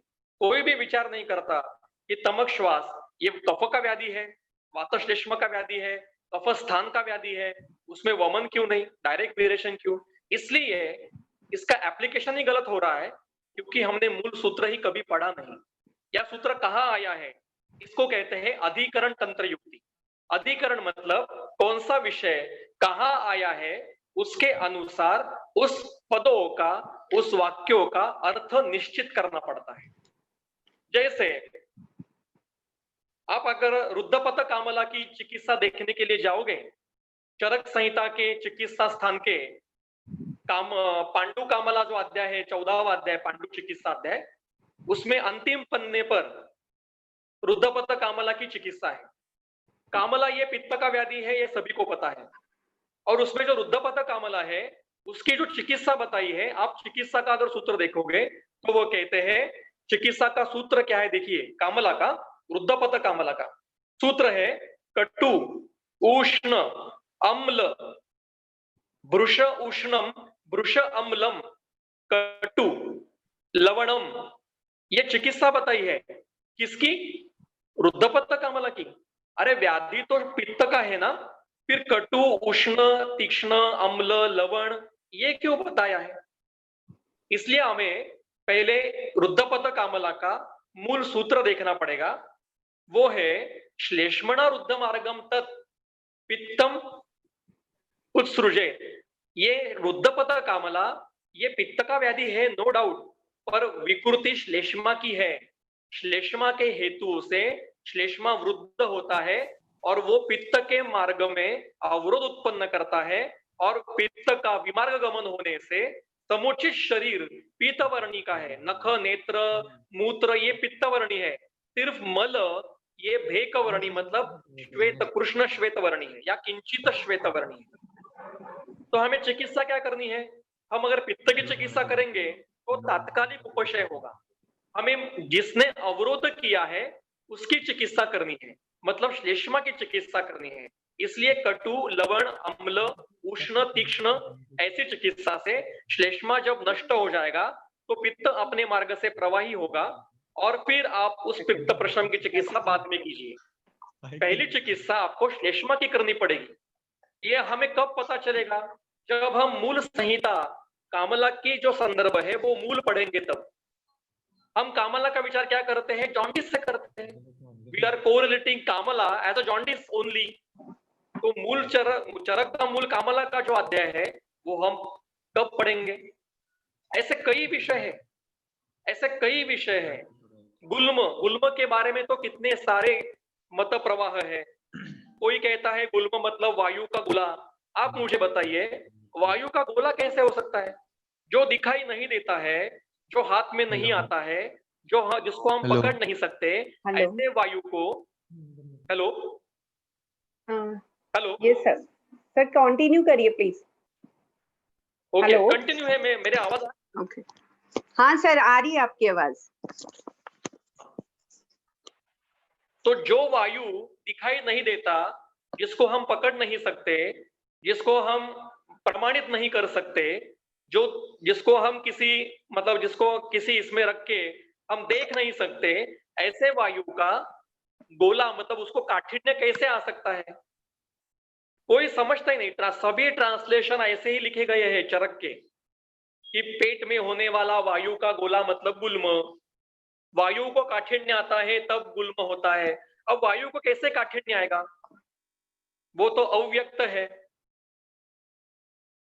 तो मूल सूत्र अगर हम पढ़ेंगे गुल्म निदान स्थान का, तो उन्होंने दिया है कि जब महास्रोतस में वात प्रकोप होके स्रोतस को काठिन्य आता है और स्रोतस कठिन हो जाता है, तब उसको गुल्म कहेंगे। मतलब महास्रोतस में कहीं पर भी वात प्रकोप से काठिन्य आ रहा है, शूल के साथ शोथ उत्पन्न हो रहा है, तो ही उसको गुल्म कहेंगे। अब गुल्म की व्याप्ति देखिए कितनी बड़ी है। महास्रोतस कहां से कहां तक है? महास्रोतस मुख से लेके गुदा तक है, जिसको आज जीआई ट्रैक हम एलोपैथी टर्मिनोलॉजी में कहते हैं। अब यहाँ पे पूरे महास्रोतस में कहीं पर भी वात प्रकोप से काठिन्य स्वरूप शोथ उत्पन्न हो रहा है, और उसमें अगर पित्त श्लेष्मा का अनुबंध से बाकी लक्षण दिखाई दे रहे हैं, तो उसी शोथ को हम गुल्म कहेंगे। और अगर आप गुल्म का पूरा अध्याय देखोगे तो उसमें आपको अलग अलग छटाएं उसको मिलेंगी। मतलब जीआई ट्रैक में होने वाले सभी शोथ स्वरूप व्याधि ये गुल्म है। मतलब appendicitis, colitis, oesophagitis, gastritis, ulcerative colitis, gastric ulcer, duodenal ulcer, jejunal ulcer, rectitis, ये सभी गुल्म है। इनका विचार किया, लक्षण सभी देखोगे अगर आप गुल्म के तो यही लक्षण मिलते हैं। और गुल्म चिकित्सा अध्याय में आखिरी सूत्र देखोगे तो सभी सीए इंटेस्टाइन के लक्षण बताए हैं सूत्रों में। क्या कहते हैं वो? कृतमूल स्थिरानद्दः महावास्तु परिग्रह, ऐसा सूत्र है।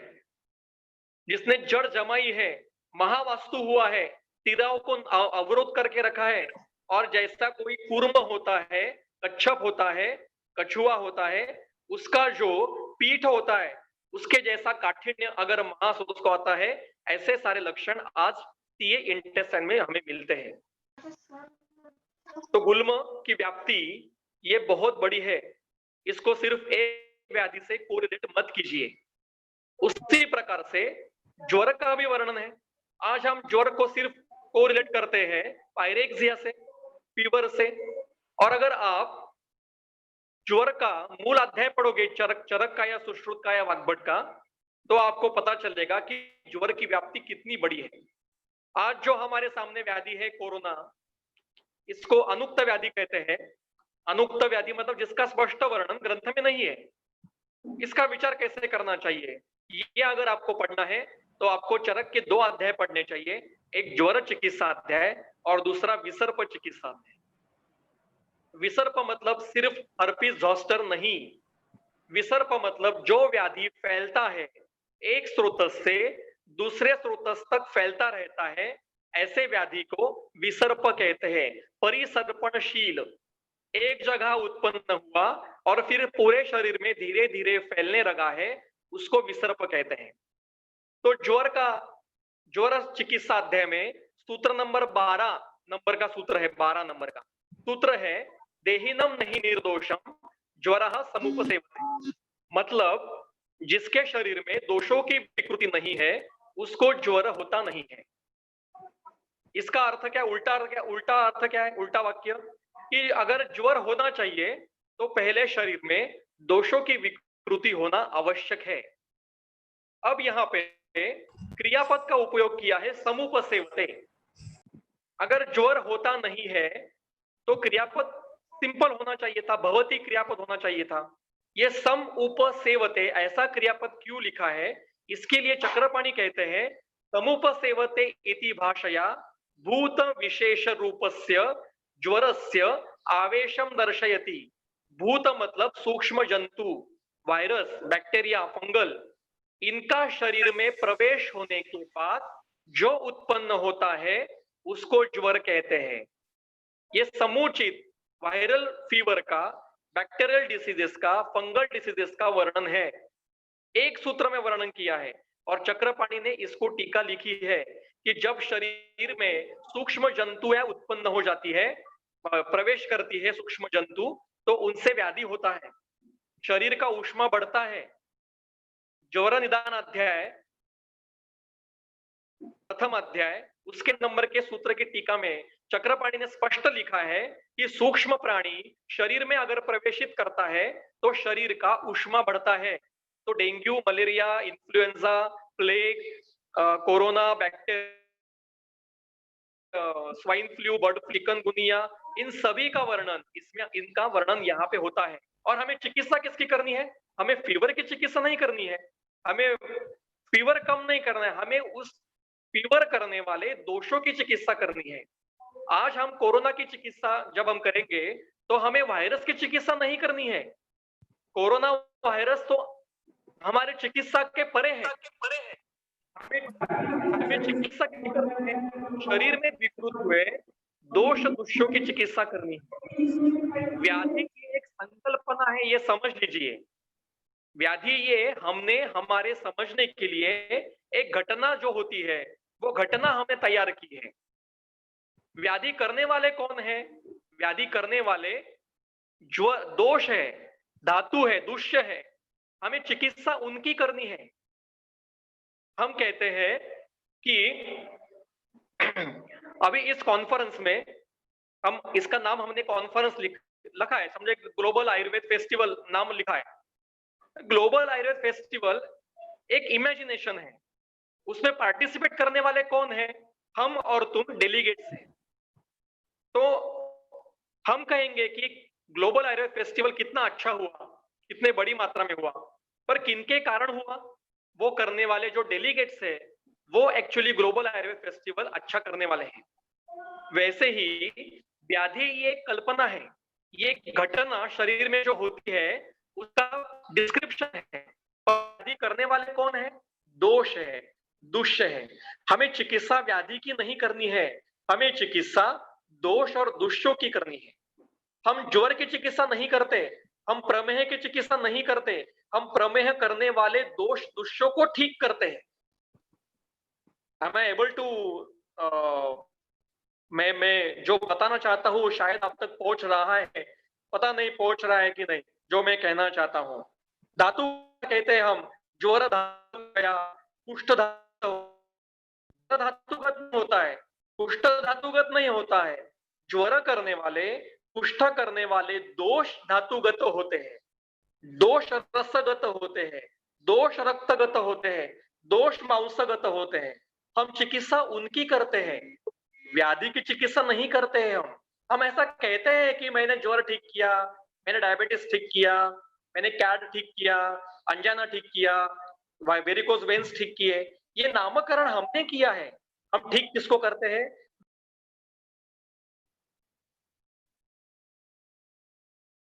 सर सिग्नल प्रॉब्लम है। तो hello hello, sir, signal break हो रहे हैं आपके यहाँ से शायद बीच बीच में। हाँ अभी ठीक है, अभी ठीक है। अभी भी सर वीडियो पॉज हो रहा है। हाँ अभी रीस्टार्ट हुआ। ओके ओके चलेगा। और मुझे बताइए मैडम कब रुकना है, कितने बजे तक मुझे समय है बता दीजिए। सर हाँ आप कर लीजिए, 5 मिनट में आप अपना वाइंड अप कर लीजिए सर। Sure sure sure. तो संहिता का अध्ययन किस लिए करना है? संहिता का अध्ययन चिकित्सा के लिए करना है, क्लिनिकली अध्ययन करना चाहिए। तंत्र युक्ति, ताच्छिल्य, अर्थाश्रय, कल्पना आदि जो हम सीखते हैं, they are the clinical tools. वो सिर्फ संहिता वाला पढ़ने की चीजें नहीं है, चिकित्सा पढ़ने की चीजें चाहिए। और जो चिकित्सक है, जो रुग्ण ठीक करता है, रुग्णों को चेक करता है, निदान करता है, उसी ने संहिता पढ़ानी चाहिए। तो चरक, आज ये विषय आपने रखा इस बड़े कॉन्फ्रेंस में, इसलिए मैं आयोजकों को धन्यवाद देता हूं कि ये विषय बहुत महत्व का है। इसलिए मैं सभी जो सुनने वाले हैं उनको ऐसा मेरी एक नम्र विनंती है कि आप संहिता का अध्ययन शुरू कीजिए। बिल्कुल मत डरिए, संस्कृत को भी मत डरिए। संस्कृत एक बहुत आसान लैंग्वेज है, कंप्यूटर को सबसे इजी लैंग्वेज ये संस्कृत है। और मेरा वाक्य सुन के रखिए, शायद आगे आने वाले भविष्य में आने वाले माइक्रोसॉफ्ट के ऑफिसेस जो है वो शायद संस्कृत में हो सकते हैं। They are trying to do it, yes they are doing it. और 3 घटक, 3 स्तर पे हमें अध्ययन करना है, पाठ, अवबोध और अनुष्ठान। पहले पूरा अध्याय, पूरा ग्रंथ उसका पठन कीजिए, पढ़िए, समझ लीजिए कि उसमें क्या वर्ड लिखा है, कहाँ पे क्या लिखा है, और उसका अवबोध कीजिए। मतलब कहाँ पे क्या लिखा है, इसका तत्व क्या है, इसका शास्त्र क्या है, समझ लीजिए। और फिर उसका अनुष्ठान मतलब व्यवहार में उसका उपयोग कीजिए। इसलिए हम अंतिमतः चिकित्सक है और संहिताओं का अध्ययन ये चिकित्सा की दृष्टि से करना चाहिए। अल्प समय में मैं ज्यादा चीज बताना चाहना चाहता हूँ। और अगर आपको ज्यादा पढ़ना है तो मेरे YouTube पे वीडियोस है, आप कभी भी देख सकते हो। मैं और मेरे गुरुजी चरक संहिता का निरूपण पूरे भारतवर्ष में करते हैं। आज तक 147 निरूपण हो चुके हैं। आप कभी भी हमारे साथ जुड़ सकते हैं। सभी को नम्र विनंती है कि आप उत्तम चिकित्सक बनिए, और उत्तम चिकित्सक बनने के लिए आप संहिता का निरंतर अध्ययन कर रहिए। क्योंकि संहिता बिना पढ़े, संहिता का बिना अध्ययन किए अगर आप चिकित्सा करते हो तो आप सिर्फ कैटलॉग फिजिशियन हो। आप द्रव्य उपयोग में लाएंगे। मैं सूटशेखर उपयोग किया, प्रवाह पंचामृत का उपयोग किया, गूगल का उपयोग किया, मतलब हमने आयुर्वेद चिकित्सा की, ये गलत है। द्रव्य ये हमारे साधन है। हम आयुर्वेद चिकित्सा करते हैं, मतलब क्या करना है, तो रुग्ण सामने आता है उसके हेतु निकालिए, पूरी दिनचर्या देख के वो क्या गलत कर रहा है वो पूरा तय कीजिए, जो वो गलत कर रहा है उसको ठीक कीजिए, और फिर जो लक्षण दिखाई दे रहे हैं उन लक्षण और हेतु जो है उनके गुणों के विपरीत आप औषधि की योजना कीजिए। अगर दोष बलवान है तो शोधन कीजिए, दोष मध्य बल है तो दीपन पाचन कीजिए, अल्प बल है तो लंघन कीजिए। यही तो ग्रंथ में बताया है। अंतिमतः पूरे संहिताओं का सार अगर आपको पढ़ना है तो चरक संहिता विमान स्थान के 8वें अध्याय का 123 नंबर का सूत्र आप पढ़िए, वो आपको पूरा मार्गदर्शन देगा। इतना कह के मेरा मंतव्य यहाँ पे खत्म करता हूँ। मुझे यहाँ पे बुलाया गया, मुझे यहाँ मेरे जो संहिता का एप्लीकेशन कैसे करना चाहिए उसके कुछ उदाहरणों के साथ यहाँ रखने का मुझे यहाँ पे मौका दिया गया। उसके लिए मैं विश्व आयुर्वेदिक संगठन और उसके सभी मान्यवर पदसिद्ध पदाधिकारी और सभी मान्यवर वैद्यगण और आप आयोजक और जो यहाँ पे सुनने वाले हैं, इन सभी का मैं बहुत बहुत आभारी हूँ। अंतिमतः हमारे जो सभी ऋषि मुनि हैं उनको नमन करके ब्रह्म दक्षाश्वी देवेश भरद्वाज पुनर्वसु हुताशवेश चरक प्रभृतिभ्यो नमो नमः सबको नमन करके हम सब मिलके एक साथ मिलके सब हेतुओं को दूर ब्रह्म भेद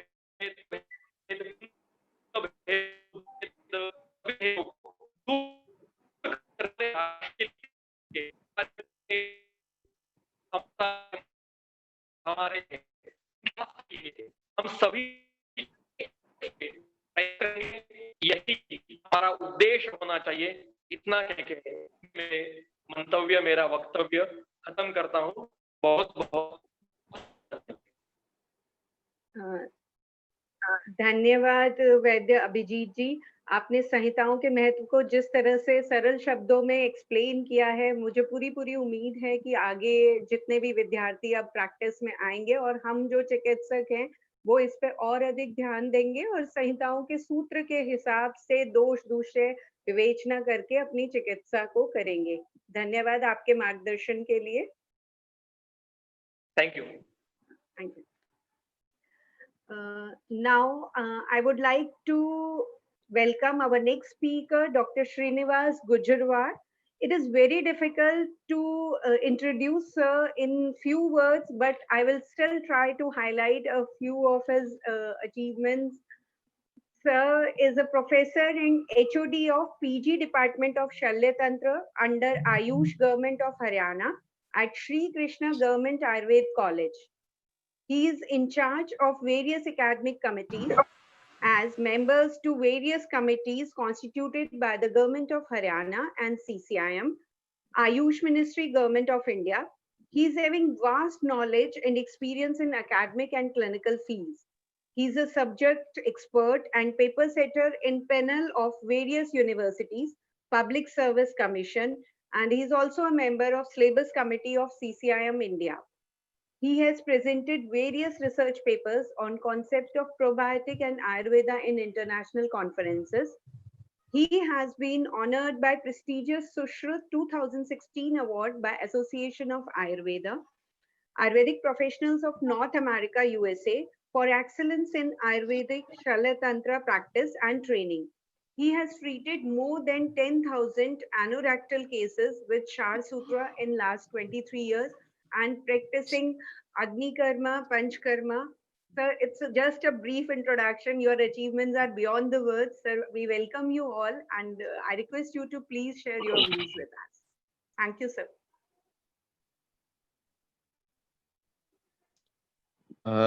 नमस्कार, ओम धन्वंतरये नमः. Thank you very much, Vishwa Ayurved Sangathan and Alliance organization for giving me this wonderful opportunity to present over here.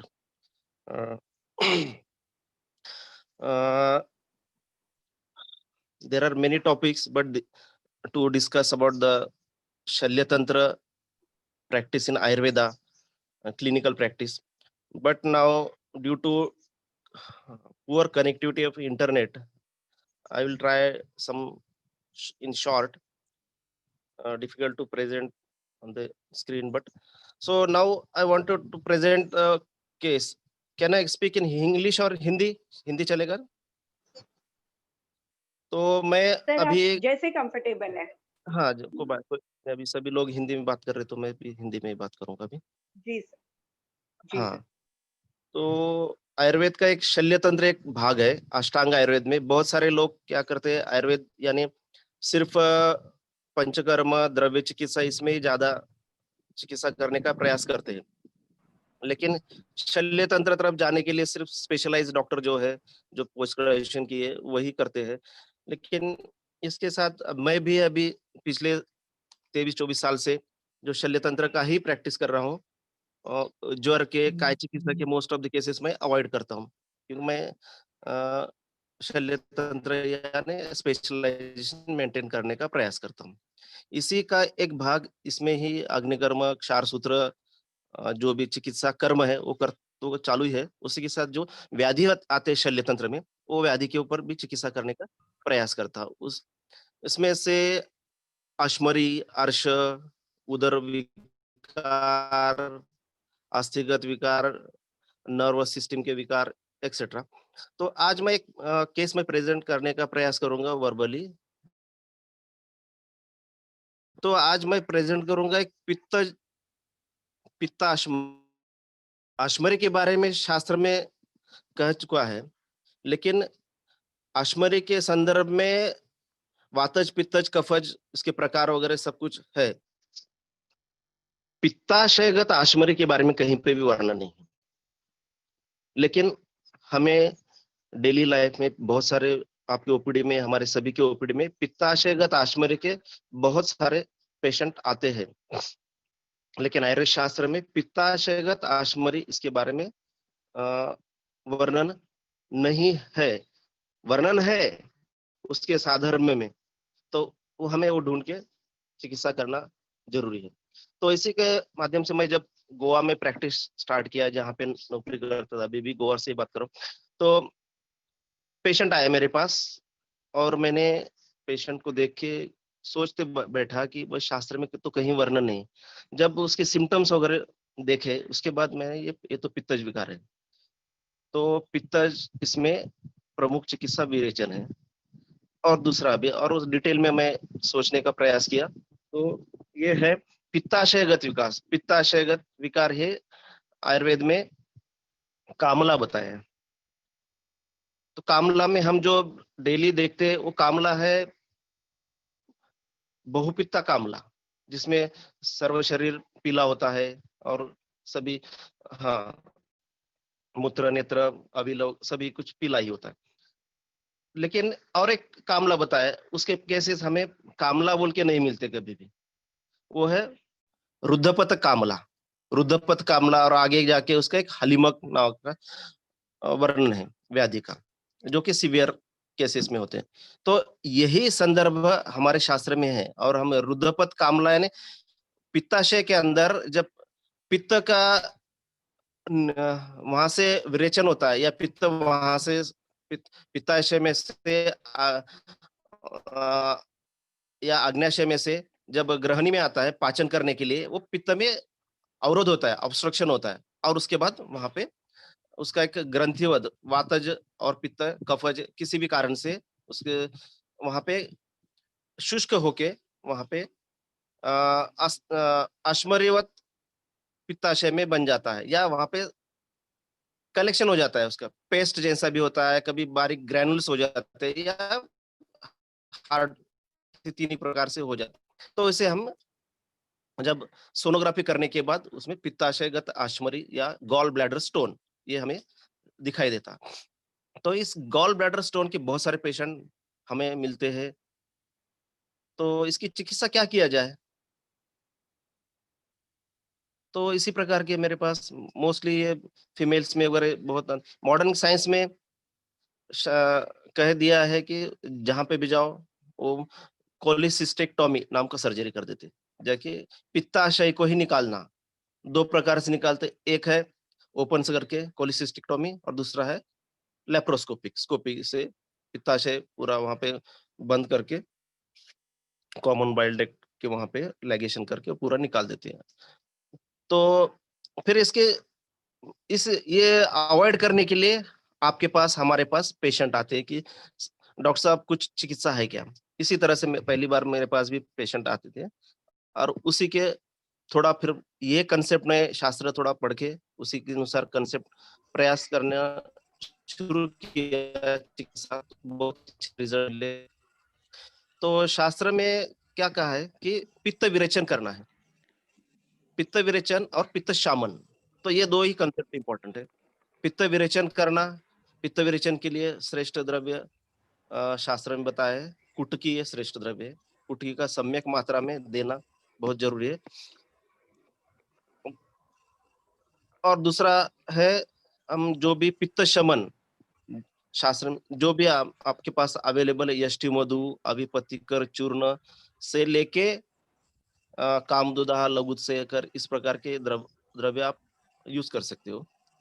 तो इसमें सबसे पहले रिलास यानी वोमिटिंग सेंसेशन होना, अनोरेक्सिया, लॉस ऑफ एपेटाइट और पेट में दर्द होना, ये 4 प्रमुख सिम्टम से जब आप चिकित्सा स्टार्ट करोगे तो विद इन अ वीक 3-4 दिन के अंदर, और उनका जो कॉन्स्टिपेशन है और ये सब बातें सिम्टम्स कम हो जाते हैं आपकी चिकित्सा से। उसके बाद अश्मरिग्न चिकित्सा इसमें आप दे सकते हो, लेकिन अश्मरी मूत्राश्मरी के लिए चिकित्सा है, लेकिन यहाँ पे पित्ताश्मरी पित्ताश्मरी की चिकित्सा आप इसमें दे सकते हो। पित्ताशय की तो प्रमुख द्रव्य कुटकी तो है ही, आरोग्यवर्धिनी है, कुटकी है। कुटकी का ज्यादा मात्रा में अगर उपयोग करोगे तो पेट में दर्द होना शुरू हो जाएगा।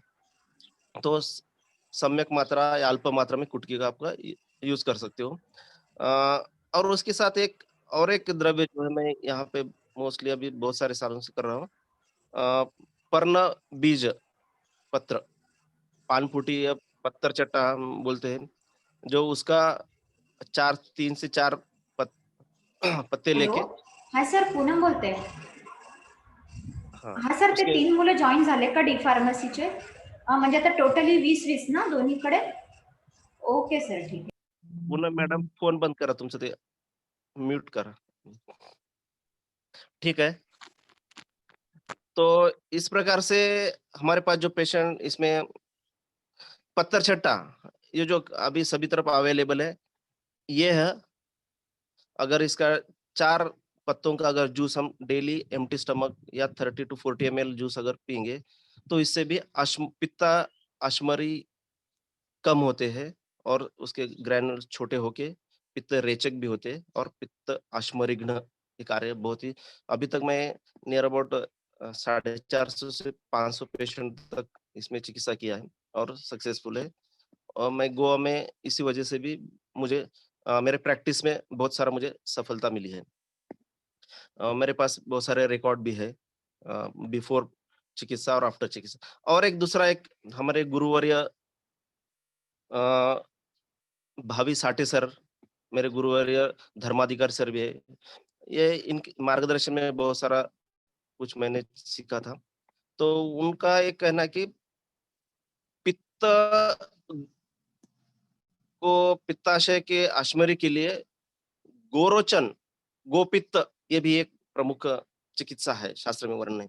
तो गोरोचन वटी जो आती है, गोपित्त वटी या गोरोचन वटी, ये कर्नाटक और केरला की कंपनी बनाती है, वो भी आप दे सकते हैं। या हम आप गोरोचन अगर कहीं मिलता है तो वहाँ वो भी आप यष्टि मधु या अविपत्तिकर चूर्ण इसके माध्यम उसके साथ आप मिला के दे सकते हो। तो ये प्रमुख एक इसमें से इम्पोर्टेंट एक मैं केस आपके सामने शेयर करना चाहता हूँ। हमने एक पेशेंट एडमिट किया था यहाँ पे आयुर्वेदिक कॉलेज में, तो उसको उदरशूल था और इपिगैस्ट्रिक रीजन में एलिवेटेड था। तो हम उसे कैंसर समझ के एडमिट किया था, लेकिन उसका सोनोग्राफी करने के बाद वहाँ पे कैंसर गांठ वगैरह कुछ नहीं थी, लेकिन कोलिसिस्टाइटिस थी और इपिगैस्ट्रिक रीजन में एलिवेटेड एबनॉर्मल साइज का लम्प था। सोनोग्राफी के बाद पता चला कि this is not the malignant growth, तो पता चला कि कोलिसिस्टाइटिस है। There is no cholelithiasis, only cholecystitis. पित्ताशय के अंदर बहुत सारा पेस्ट भर गया था, पित्त का पेस्ट बन के, और वो आमाशय में नहीं आ रहा था। पेशेंट का एज अराउंड 60-62 वगैरह था। ये 20-22 साल की पहले की घटना है। तो हमने फिर उसे एडमिट किया था। औषधि चिकित्सा देते समय फिर उसको लेप वगैरह सब कुछ देते थे, और एक मन में आया कि हम इसे रेचन देंगे विरेचन और बस्ती। तो पहले मात्रा बस्ती दिए 3-4 दिन के लिए, और उसके बाद फिर हमने विरेचन कुटकी और अविपत्ति करने त्रिफला चूर्ण काढ़ा वगैरह हम बना के दे दिए। तो साथ में हम इच्छा विधि भी हमने इसमें यूज की है, इच्छा पेदी रस। और जब इच्छा विधि देने के बाद, ये कुटकी देने के बाद दूसरे दिन से वो पेशेंट में डेली काला ऐसा पेस्ट डांबर जो होते हैं ना, ऐसा वहां पे मल प्रवृत्ति होती है। 3 दिन के अंदर उसका जो ग्रोथ था वो पूरा कम हो गया। तो जो कि 5-6 महीने से उसका ग्रोथ बढ़ गया था। पूरा एपिगैस्ट्रिक रीजन में पित्ताशय के जगह पे एलिवेटेड था, जो कि कुछ तो भी गांठ जैसा। तो आयुर्वेदिक चिकित्सा से 3 से 4 दिन के अंदर पूरा पेस्ट जैसा डेली चिन्ह निकलते रहता था, और 4 से 5 दिन के अंदर उसका पूरा फ्लैट हो गया था। बाद में भी हमने एक्सरे किया। तो ये बहुत ही सक्सेसफुल, मैंने ये आयुर्वेद पत्रिका में भी 20-22 साल पहले इस केस मैंने प्रेजेंट किया था, लिखा था 1997-98 के दरमियान। तो ये ये पित्ताशय का एक बहुत ही अच्छा चिकित्सा करने को हमें मिलता है, और शास्त्र को पढ़ के अच्छी तरह से रुग्ण के सिम्टम्स, बल, काल, इसका सबका ध्यान में रख के हमें चिकित्सा करना जरूरी है। तो इसमें एक और हमने जब बस्ती वगैरह दे दी, हमें लगा कि पेशेंट कॉन्स्टिपेशन था, इसलिए हमने बस्ती देने का पहले सोचा नहीं था कि पित्ताशय किसके लिए। कॉन्स्टिपेशन था इसलिए हमने बस्ती दे दिया। बस्ती बिना खाए बस्ती दे दिए थे। तो मात्रा बस्ती है, बिना खाए देना नहीं चाहिए। तो पेशेंट को क्या हुआ, हमने बस्ती दे दिया और तुरंत उसको हृदयशूल होने लगा, पसीना आने लगा और एकदम चक्कर आने लगा। तो हमें लगा कि शुरू में ये तो हार्ट अटैक जैसे लक्षण आ गए। कार्डियोलॉजिस्ट को बुला लिया मैंने, तुरंत ईसीजी वगैरह निकाला, मैंने देखा ईसीजी में तो कुछ चेंजेस नहीं दिखाई दे रहे, तो भी अपने कार्डियोलॉजिस्ट को बुला के दिखाई दिए। तो कार्डियोलॉजिस्ट बोले कि ये हार्ट अटैक वगैरह नहीं है।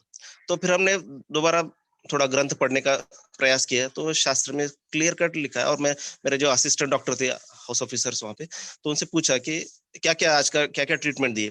तो उन्होंने कहा सर सवेरे हमने बस्ती वगैरह दी है इसको 11 बजे। ऑयल की बस्ती या मात्रा बस्ती देते समय कभी भी आहार के बाद ही देना चाहिए, बिना आहार का नहीं देना चाहिए, एम्प्टी स्टमक। तो उन्होंने, वो पेशेंट ने कुछ खाया नहीं था, तो भी उन्होंने बस्ती दे दिया था। तो उसके बाद ये सब सिम्टम्स पैदा हो गए, हार्ट अटैक जैसा। शास्त्र में क्लियर कट वर्णन है। तो हमें एक शास्त्र अध्ययन बहुत जरूरी है, न कि सिर्फ किसी ने एक दवाई दी तो हम भी दे देंगे। कॉपी पेस्ट आयुर्वेद में नहीं होता है। हमारे पास 2 आंखें पेशेंट के देखने के लिए कि, लेकिन चिकित्सा करते समय आयुर्वेद शास्त्रों को अध्ययन करके चिकित्सा करने के लिए हमें तीसरा नेत्र आवश्यक है। वो अपने आप शास्त्र अध्ययन करोगे, पेशेंट आपके सामने आएगा, और आप अगर उसके अंदर कोरिलेशन करते रहोगे तो आपके तीसरे नेत्र से आपको चिकित्सा का एक दिव्य ज्ञान प्राप्त होगा, और आप अपने आप ही उसके ऊपर आप चिकित्सा करोगे। लेकिन उसका लिए आपको अध्ययन बहुत बहुत जरूरी है। तो इस प्रकार का एक छोटा समय, अभी आपको टाइम भी नहीं है ज्यादा, और सवेरे से कल से बहुत अच्छी तरह से कार्य चल रहा है। विश्व आयुर्वेद संगठन, उसके साथ अथर्व आयुर्वेदा, निरोग स्ट्रीट और सभी अलाइड एसोसिएशंस है, उन्होंने सभी बहुत अच्छी तरह से इस प्रोग्राम को ऑर्गेनाइज किया। तो मैं सभी का बहुत बहुत तहे दिल से धन्यवाद, मुझे आज मौका दिया कुछ मेरे वर्ड्स बोलने के लिए। आज के जो चेयरमैन है इस सेशन के, डॉक्टर गौरव फूल और मिसेस फूल, उनको भी बहुत बहुत धन्यवाद। और गौरांग जोशी जी और मिस्टर अहमद जी और मैडम संतोष जी, सभी को धन्यवाद। Thank you very much for giving me opportunity. नमस्ते। Thank you sir. आपने जिस तरह से कॉलीलिथियासिस और कॉलीसिस्टाइटिस के ट्रीटमेंट के लिए आयुर्वेदिक फिजिशियंस, आयुर्वेदिक डॉक्टर्स को मोटिवेट किया है कि सब लोग नहीं तो बोल देते हैं कि बिना सर्जरी तो ये ठीक ही नहीं होगा। अब मुझे पूरी उम्मीद है कि हमारे जितने आयुर्वेदिक आगे आने भावी चिकित्सक हैं वो इसके लिए जरूर प्रयास करेंगे। आपने जो केस हमारे साथ शेयर किया उसके लिए बहुत बहुत धन्यवाद। धन्यवाद सर। अब मैं माइक हैंड ओवर करना चाहूंगी डॉक्टर गौरव फुल को आगे के सेशन के लिए। डॉक्टर गौरव फुल। हेलो। हेलो जी doctor Gaurav. Thank you, Dr. Saab, and thank you to Professor Dr. Srinivas Gujrawal sir. Thank you very much. It was a very nice talk, sir, and we all are highly enlightened. Thank you, sir. So, अब हम next session start करेंगे जिसमें कि हमारा paper presentation का session होगा, और इसमें सभी स्टूडेंट्स को स्टार्ट करने से पहले हम कुछ जर्नल गाइडलाइंस बता रहे हैं जो कि आपको ध्यान में रखनी है इसको स्टार्ट करने से पहले। सर से रिक्वेस्ट करूंगा कि सर को अपना स्क्रीन शेयर ऑफ करना पड़ेगा, स्क्रीन शायद वीडियो ऑफ करना पड़ेगा। Yes, thank you sir. So अब मैं मेरे साथ इस सेशन को को चेयर करेंगी डॉक्टर रेखा फुल। She is associate professor in काय चिकित्सा department and presently in charge HOD at SGT university Gurugram. तो वो को चेयर करेंगे इस सेशन को। तो डॉक्टर रेखा आपको कुछ जर्नल गाइडलाइंस बताएंगी, उनको ध्यान में रखते हुए आपको अपना पेपर प्रेजेंटेशन करना है और टाइम का ध्यान रखना है। तो doctor Rekha please.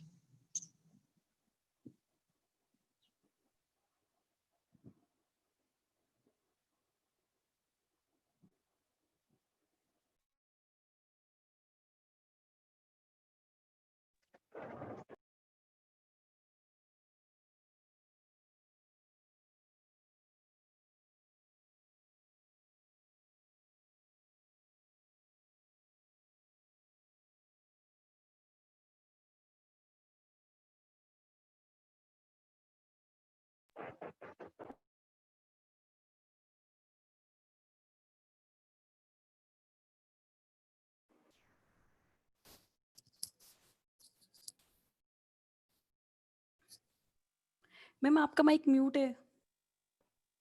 Oh, I have unmuted my mic. Yes, sir. Okay. Yeah, now you are audible. Okay, thank you. Thank you, Dr. Gaurav. Now, without any delay, we will start the presentation of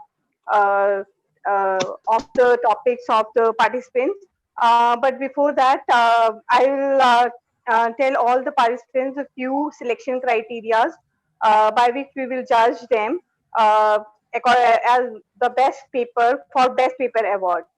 So there are few 5 or 6 points on which your paper will be judged. First one is the relevance of the topic to the theme of the conference, and it is already displayed to you all. Then is second one is the presentation, that includes body language and explanation regarding your presentation. Third one is PowerPoint presentation, how it is made. Fourth one is outcome or conclusion of the presentation, which is very, very important. Then next one is the question and answer round if it is asked by any one of us. And last one is time management, and it is very important. You have to restrict yourself for 5 minutes only. Don't exceed the time limit. So I wish all the best to all the participants, and I would like Dr. Gaurav to ask the first presenter to present his presentation. Sanitize कर ले आप। Everybody is पूछो बताओ requested group में please. Guys होने पूछो। Hello, please अपने mics mute कर दीजिए जो अभी पार्टिसिपेंट नहीं है उनको छोड़ के, और जो पार्टिसिपेंट है उनसे भी रिक्वेस्ट है कि जो बोलेगा वही अपना माइक अनम्यूट करेगा प्लीज, बाकी लोग अपना माइक म्यूट रखें। सो सबसे पहले हम बुलाएंगे doctor Meenu Bharti. She will be the first presenter. और इसके बाद second presenter is doctor Poonanath. So be ready. Dr. Meenu Bharti, please start your presentation. Hello. Please Hello, अपना I'm mic unable mute कर to लीजिए. share the screen. Yes, you are on screen now. Yeah, You sir, are but on the screen. I'm unable to share my screen, sir. Okay, let me Host check. disable participant screen sharing. Just a minute. Okay.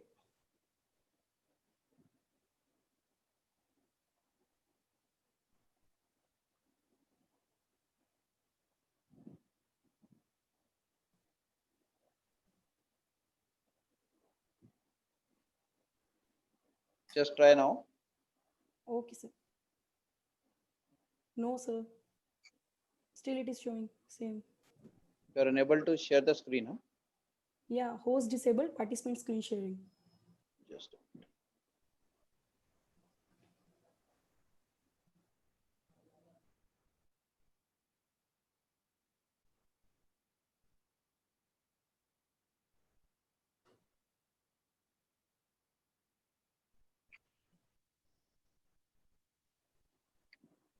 I think Dr. Arif has to change the settings of the screen sharing because he is the host.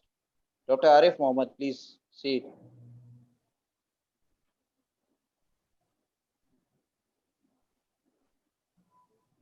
Hello.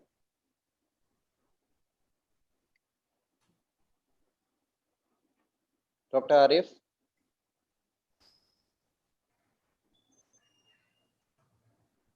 Anybody from the host side, please see to it.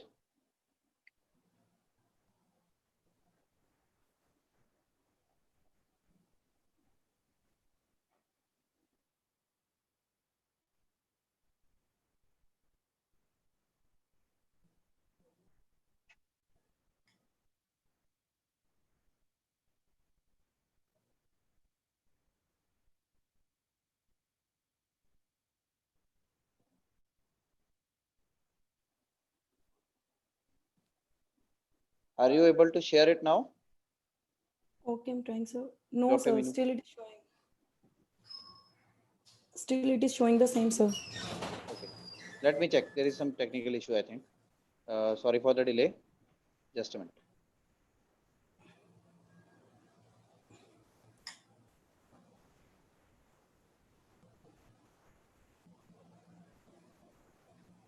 Hmm.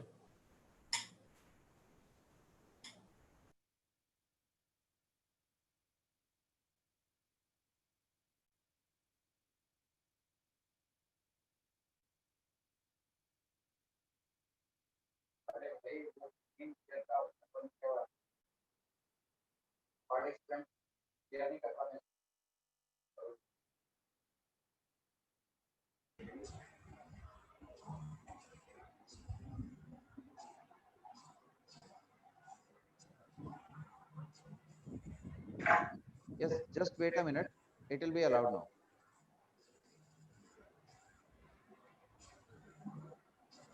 Sure, sir. I'm waiting.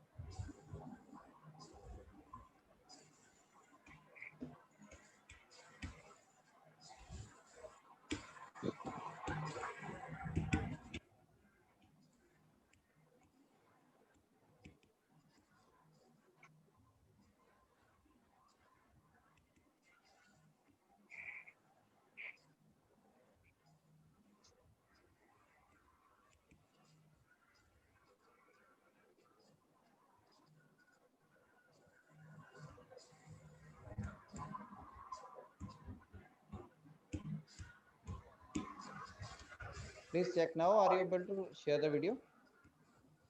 I'm trying, sir. No, sir.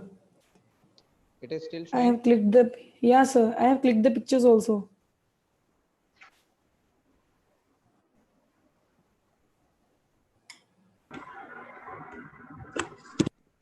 She is the co-host now. I suppose now she is able to share the screen.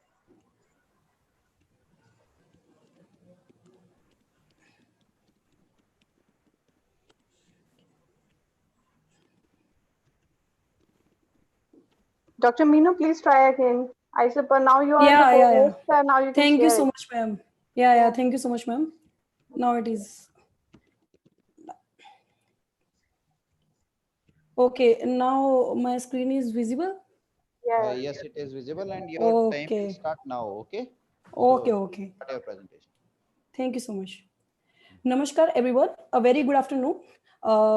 Myself, Dr. Meenu Bharti Sharma, the lecturer, PG Department RSPK in JS Ayurved Mahavidyalaya, Nadia. Today, my topic is the Shodhan of Bhalatak Ras Tarangani, a pharmaceutical study.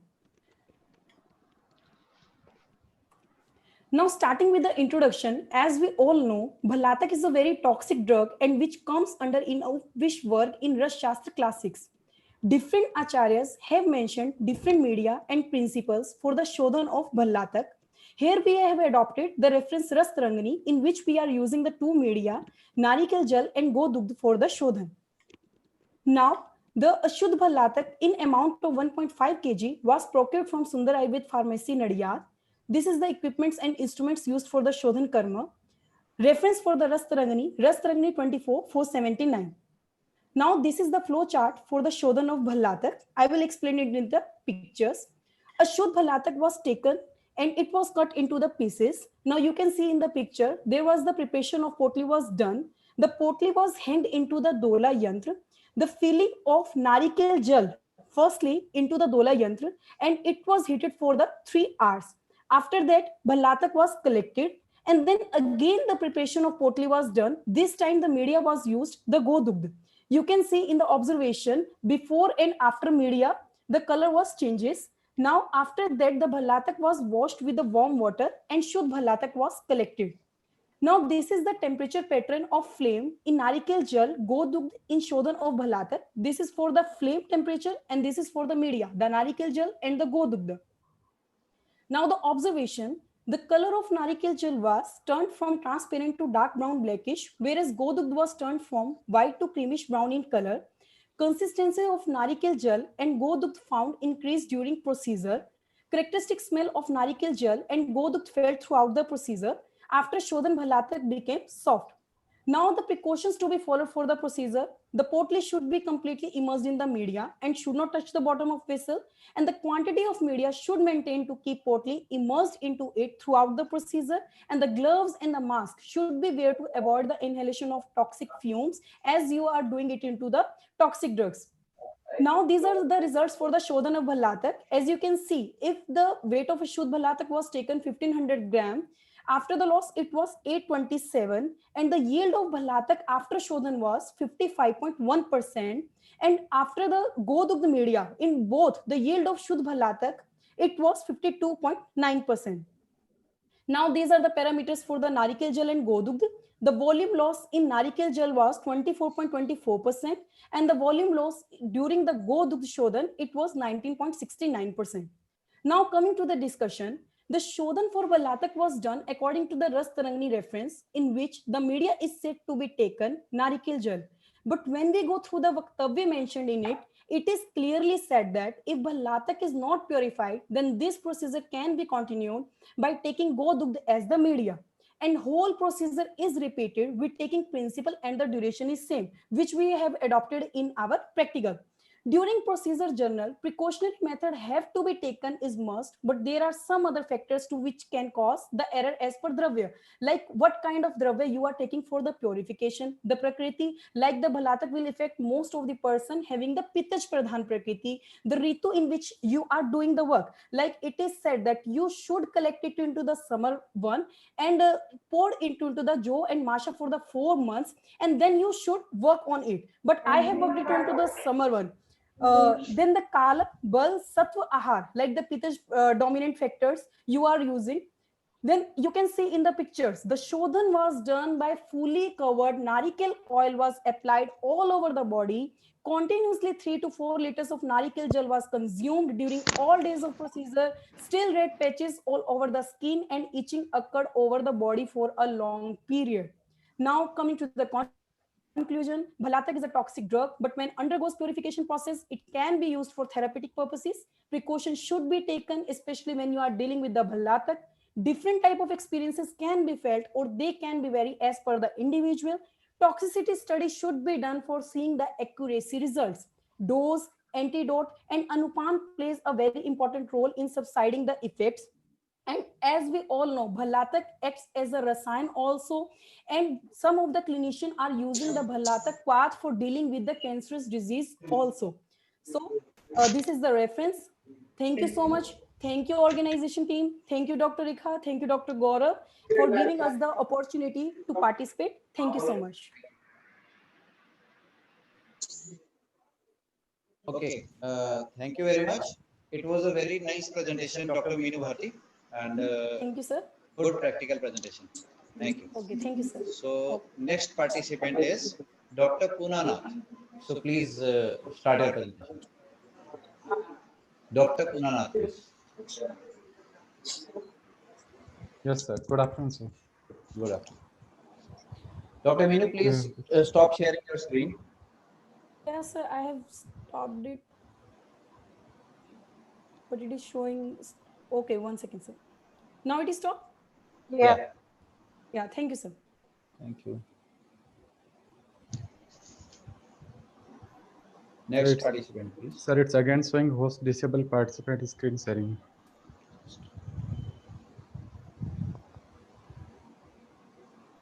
Hello.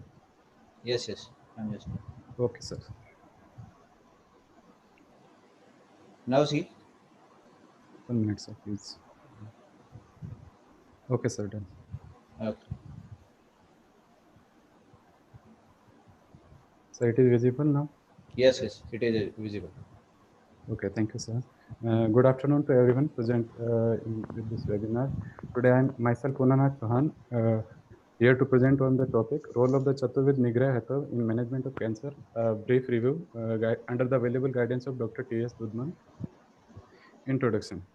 Cancer is a inflammatory or non-inflammatory swelling, which is generally an outcome of interaction between environmental factors, our genes, and chance. Its management need a biggest cost, manpower, and medical occupancy. Apart from all this, a sure treatment is still awaited. If we look in the Ayurveda, it can be correlated with the Arbuda, especially due to its malignancy in the nature. Susuta describes 6 types of Arbud, out of which Rakta and Mans Arbud are malignant in nature as they have metastasis and property of uncontrolled proliferation, along with loss of contact inhibition property by the cells. Why this study has been carried out? Due to due to higher mortality rate over such a big expense, there is a need for alternative and adjuvant therapy, for which Ayurveda can be a bigger hope. So in this search, I have compiled the study and distributed under the umbrella of Chaturveda Nigrah Hatha.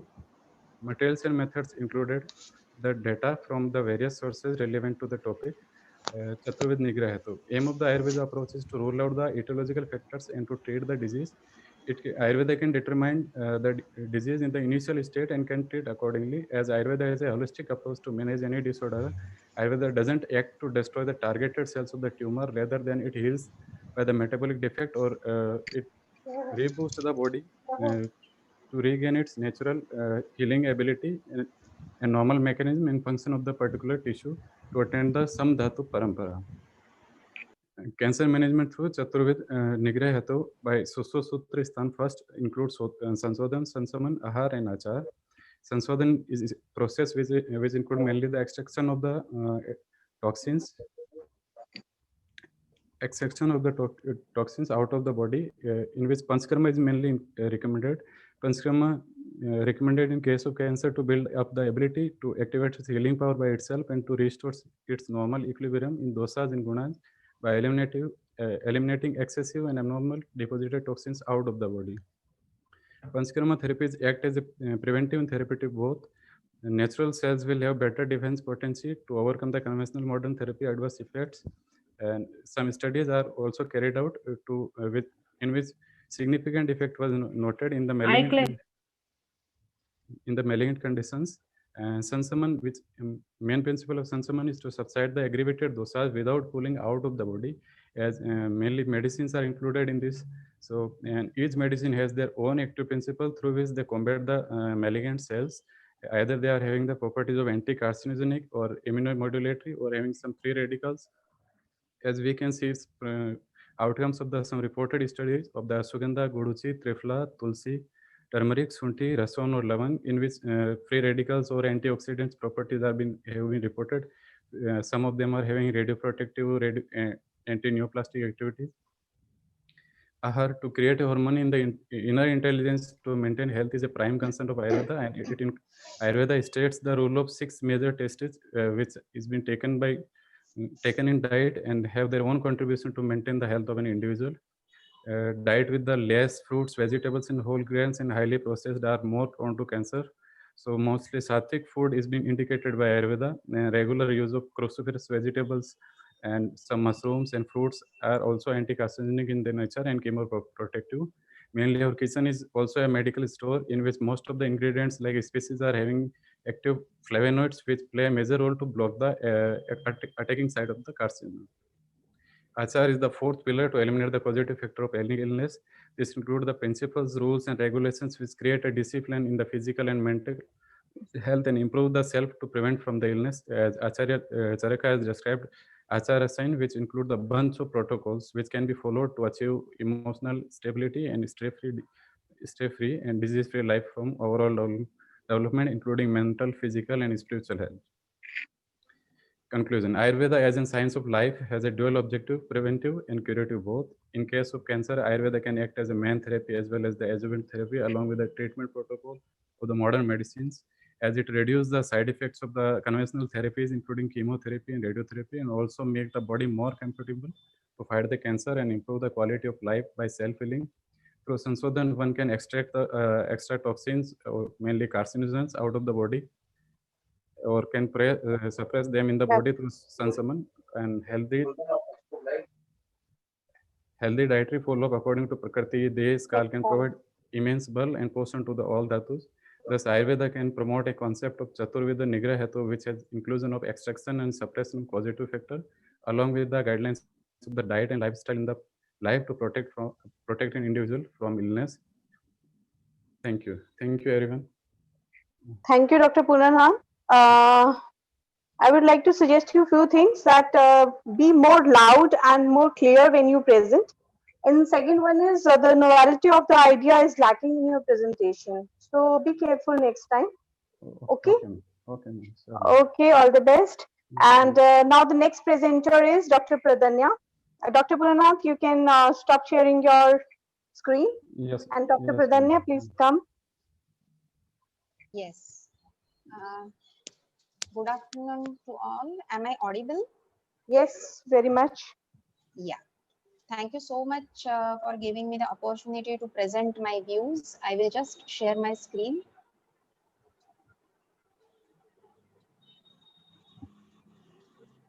Yeah.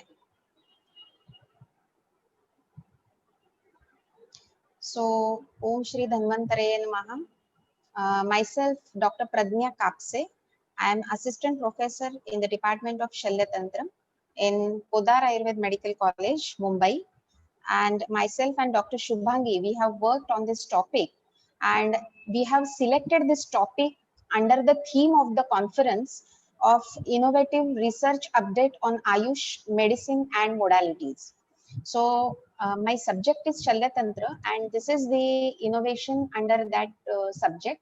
So the title of my topic is effective management of urethral stricture, that is Mutra Marga Sankoch with Uttar Basti. It is a case study, of course. Aim of our study to assess the effect of Ksharataila Uttar Basti in urethral stricture. The objectives were to study the effect of Kshar Taila Uttarbasti to relieve pain and obstruction during micturition, to improve disturbed quality of life, to study an ancient and modern literature about urethral stricture and find a definite treatment free from side effects. Now, to introduce for this topic, this is the urethrogram, which we usually do in the case of urethral stricture, as you can see in this picture. Now, this is a narrowing of urethra, the tube which carries the urine out of the body, as all of us we know. It is caused by a buildup of scar tissue or inflammation around the urethra. Mutramarga Sankoch can be correlated with stricture of urethra. Major complications caused by this disease are urine flow obstruction, urine stasis, leading to urinary infection, calculi formation, etc. The suggested treatment of modern science is only urethral dilatation, or we can see the cystoscopic urethrotomy or urethral repair. Now, this procedure has its own side effects and complications post-operatively. And in Ayurveda, all acharyas highlighted the use of Uttarbasti, a parasurgical procedure, which is the best for this diseases of Mutraverse rotosas. So this is our practical experience, which we have done in various patients in our OPD basis. And this is a daycare procedure and patients are getting good relief. A single case study of a male patient, 38 years old, suffering from a urethral stricture since 8 months. He had complaints of dribbling micturition, painful micturition, increased frequency of micturition. He had taken allopathic treatment for 2 months, but no significant result found. After thorough general and physical examination, I decided to give Uttarbasti for this patient as per the references given in Sushrut Samhita. Uttarbasti was done at 3 days interval for 4 weeks. After second sitting, patient got 40% relief. Thus, we can conclude that Uttarbasti can be considered as a golden choice of treatment for urethral stricture, and this is our actual experience. So, material and method, in this we prepared the drug for Uttarbasti with the help of Kshar Taila 15 ml, Saindhav 10 gram, Til Tel 150 ml, Makshik 35 ml, and we have mixed this Makshik with Saindhav properly up to 15 minutes. Then we added warm Til Tel in and mixed it well. Then we added Kshar Tel and stirred it for half an hour. Put it in a closed container and send it for autoclaving. So preparation of Kshar Tela was done before 1 day of procedure and autoclaving was done before each sitting.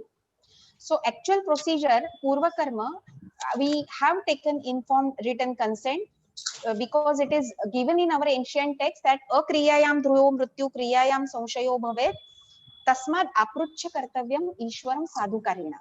So we have to take written consent before each and every procedure unless and until we are not sure about the prognosis of the disease.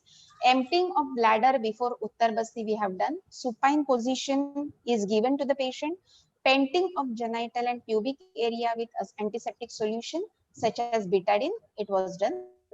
In Pradhana Karma, all aseptic precautions were taken and disposable syringes filled with 10 ml of lukewarm Uttarbasti Taila, which we prepared and attached to infant feeding tube number 7. So 2% lox jelly inserted inside with 10 cc disposable syringe.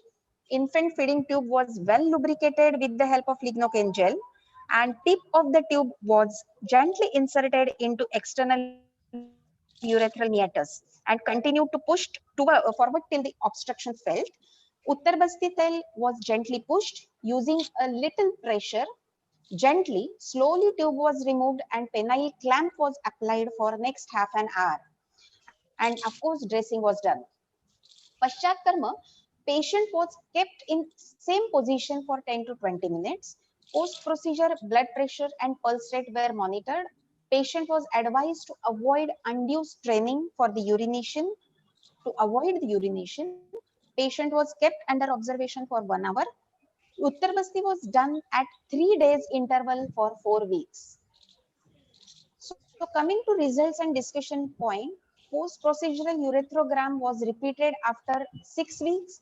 It showed 50 to 60% in the membranous urethral stricture, result showed that great significance of reduction in the obstruction of outflow of the urine, pain at the time of micturition, and in the frequency of micturition also. A successful treatment of urethral stricture is difficult, and management of patient includes support and reassurance, of course. So शरीर के साथ मन का विचार करना भी आयुर्वेद में बहुत बहुत महत्वपूर्ण है. Internal administration of Gokshuradi Gugul and Chandraprabhavati are also advised, and supportive therapy and counseling of the patient was done. To conclude with, there was significant relief in urine flow and pain during the micturition. No adverse effect were noted during treatment. So the present study shows that Uttar Basti is safe, effective and non-invasive procedure in the treatment of urethral stricture with lesser chances of recurrence. Curative role of Kshar Tel Uttar Basti in Mutra Marga Sankoch shows better result as compared to present this common technique. Thank you so much to all the organizers for giving me the opportunity to present my views for this subject. Thank you so much. Thank you, Dr. Pradanya, and nice presentation. Actually, I would like to say, actually, you have not shared the report of urethogram, RGU, pre and post treatment. Yes, sir. We have actually done the uretherogram. We have sent that patient, but unfortunately, our hospital was converted into COVID. Okay. And because of that, we have all this data in our record room, and our hospital has taken by DMC, that is Corporation Commissioner, and that record room has been sealed. So unfortunately, we could not get that uretherogram. Okay. So second, ma'am. So we are working under COVID, so that's why. Yes, sorry. No issues. And secondly, I would like to share that already there has been research publications on this topic, and exactly with the same oil. Indian journal of traditional knowledge में करीबन मेरे ख्याल से 10-15 साल पहले एक paper publish हुआ था, role of kshara taila uttarbasti in urethral stricture. So yeah, sir, that was we have just referred that paper also, and that was given there that they have used Kshar tel in more amount. Here we have added til tel, and along with that we have added Makshik, Saindav and Kshar tel to some extent. So we can have a mixture of this, because Kshar tel purely when we used in one patient, there was severe burning sensation at the time of urination. So I would like to tell all the participants that while giving Uttar Basti, we cannot give it blindly. Unless and until we don't know the prakriti of the patient. If patient is having pitta prakriti, we cannot give pure Kshar tel in Uttar Basti. So patient is having side effect for that. Okay. Okay, that's nice. So yeah. Thank you. I have a question. Thank you so much. Yes, I'm sorry. Dr. Rekha, I want to ask something, I think. Yes. Please share your first slide, your topic. Yeah, yes.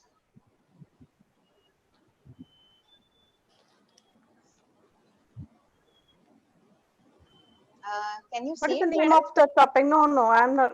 Yeah. Yeah, just effective manage. Just read it out. It's not clear.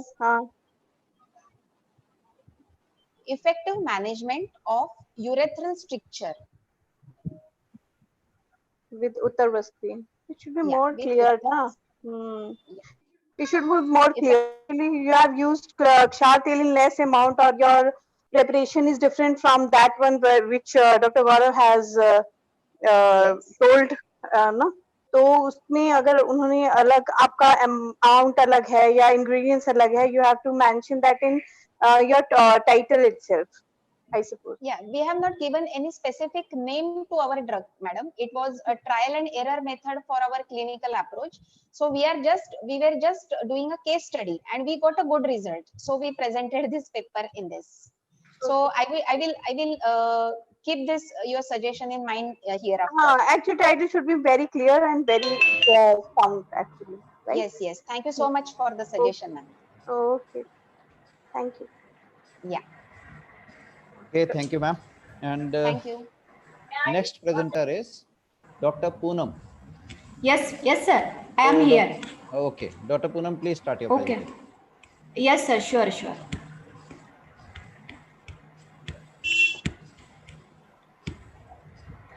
Sir, my voice is audible, sir. Yes, it's clearly audible. Yes, sir. And PPT is visible or not, sir? Yes, you may go ahead. Okay, sir. Sure.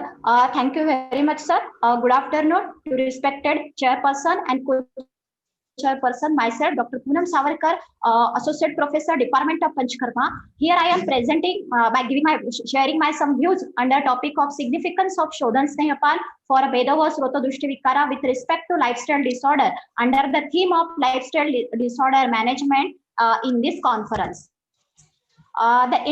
The moving toward introduction, the incidence rate of various metabolic and systemic disorder due to current faulty lifestyle is highly increasing day by day, and there are certain limitations of established measuring contemporary science, and that's why we have to focus to over the Ayurveda perspective regarding Medhavasrotasa, which get highly vitiated due to faulty lifestyle, and many lifestyle disorder involves the various Dushti Lakshana of this Rotasa. Ayurveda strongly recommends for the Shodhana therapies, particularly Vaman and Virechana, for the prevention and management of such entities. However, these procedures are highly preceded by the Shodhan Snehapana, in which there occur the intake of specific Sneha, that is fat, in a large quantity. However, there is the apprehension in many people about lipid elevating effect of Shodhan Snehapan, and therefore there is a quite restrictions in the acceptability of in this current cholesterol sensitive era. This is, as a Panchakarma physician, I am facing this problem day by day in my clinical practice. The basic aim of this paper is to focus on the efficacy and safety of Shodhan Snehapan in lifestyle disorder on the scientific background, and to explore the concept of Shodhan Snehapan in review of scattered, limited, and inadequate clinical data. The material is searched from the various Nigantu, Bruhatrai, Lagutrai based on some clinical experiences and textbooks of Panchakarma. On the overview of this literature, I have critically analyzed the concept of Shodhan Snehapan in lifestyle disorder. I found some points, that is the pathophysiology of Medhavas Rotidushtikara with modern as well as Ayurveda perspective, myths and challenges in application of Shodhan Snehapan, planning of Shodhan Snehapan in such entities, useful drugs, clinical evidences, and probable mode of action with their probable justification. This is the pathophysiology of Medhavas Rotidushtikara, that is a faulty lifestyle, wrong dietary habits leads to the free fatty radical formation that occur the deficiency of antioxidant and increase the process of oxidation along with the AMA and lipophilic toxins, which hamper the proper functioning of the various systems. What are the challenges in application of the Shodhan Snehapana? First one, the apprehension of intake of Sneha, reluctance toward consumption of Sneha, worsening disease condition like CAD, coronary artery disease, and dyslipidemia. And that's why ultimately patient refuse to undergo Shodhan Snehapana and may get deprived for the miraculous benefit of Shodhana process. Now, the planning of Shodhan Snehapan in such lifestyle disorder is very, very essential. We go through following point: assess proper indication, contraindication. Important factors should be taken into consideration like the Prakriti, Doshavastha, Agni, selection of appropriate Purvakarma like Rukshana, selection of suitable drugs, and selection of proper Anupana for this Sehana. Selection of appropriate Purvakarma or Rukshana, that is, we have to adopt Rukshana therapy, especially in fatty patient, because it induces Malaudirana, prevents complication of Snehana, and absorb excess fat, which enhance the effect of the Shodhan Snehapan. Appropriate selection of the suitable drug for Shodhan Snehapan, it is a very important factor. Growth is ideal, that is a Go-Gruta, because it is a superior drug for Shodhan Snehapana, especially obesity, improper digestion, dyslipidemia. Tela, especially Tila Tela best for Shodhan Snehapan, which is recommended by our ancient acharyas also in Pravruddha, Shleshma Meda, Chalastula, Gala, Udara, Lambanam, and Sthaulya. Medicated growth should be preferred, which are medicated with the Kusuma and Sarsha.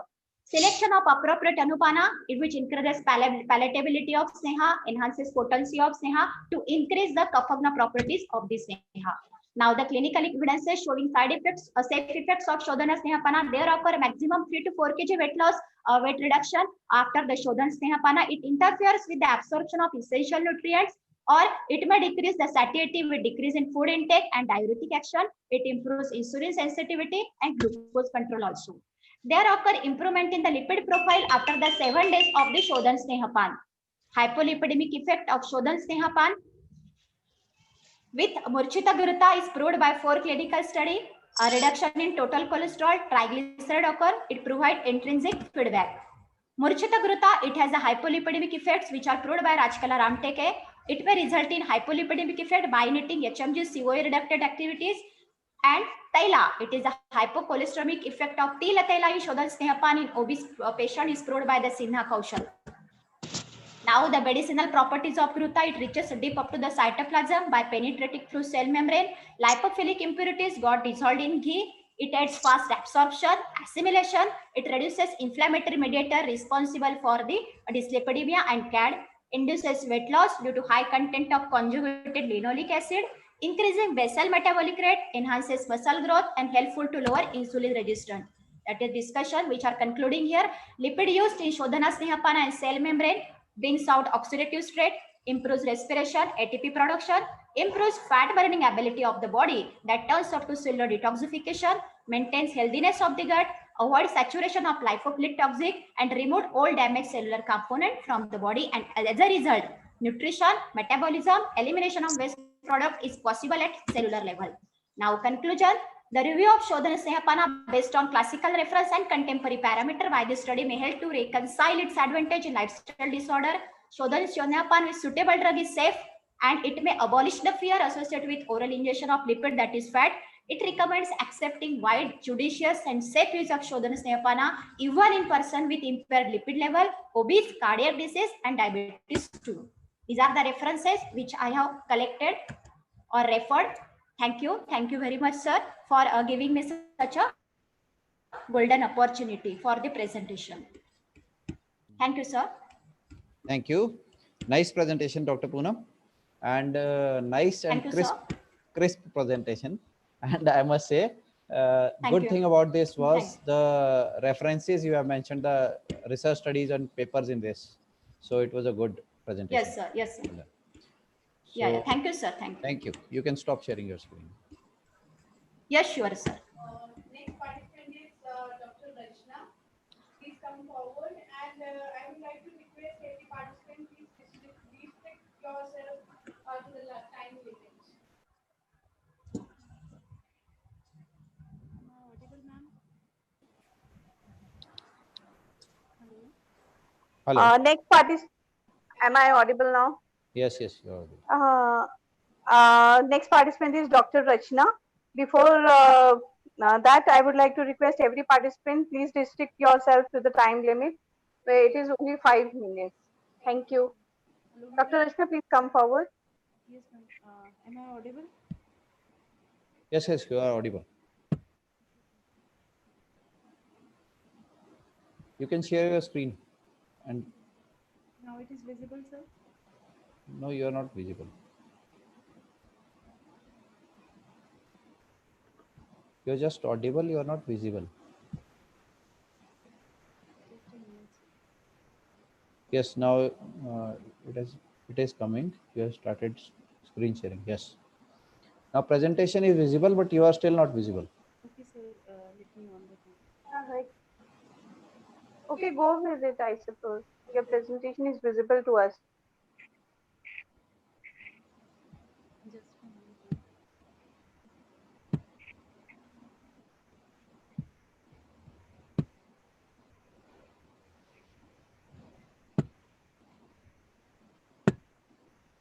Dr. Rachna, please start. Just a minute.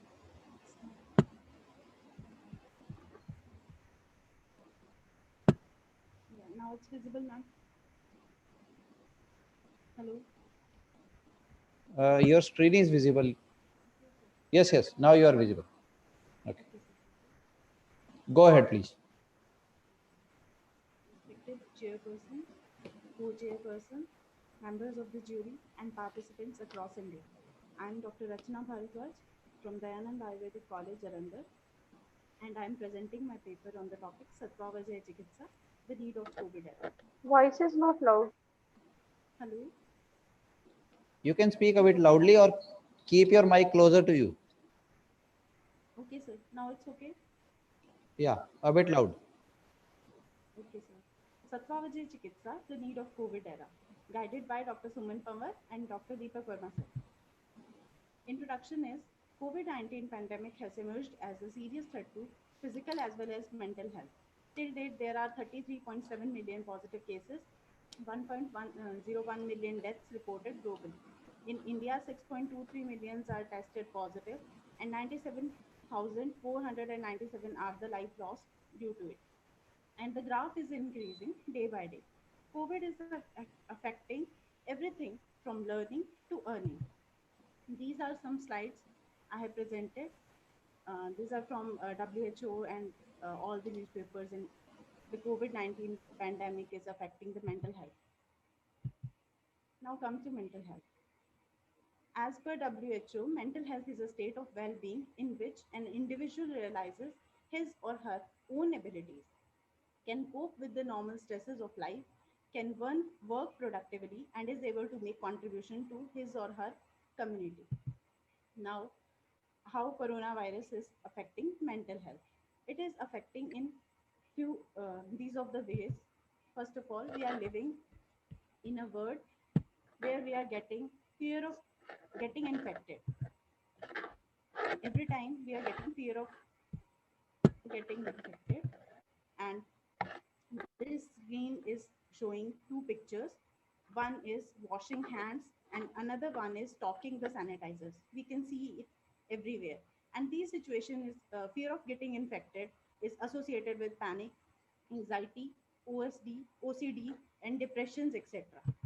And fear of death after getting infected, associated with stress, depression, PTSD, and self-harm, and even suicidal tendency. It is related.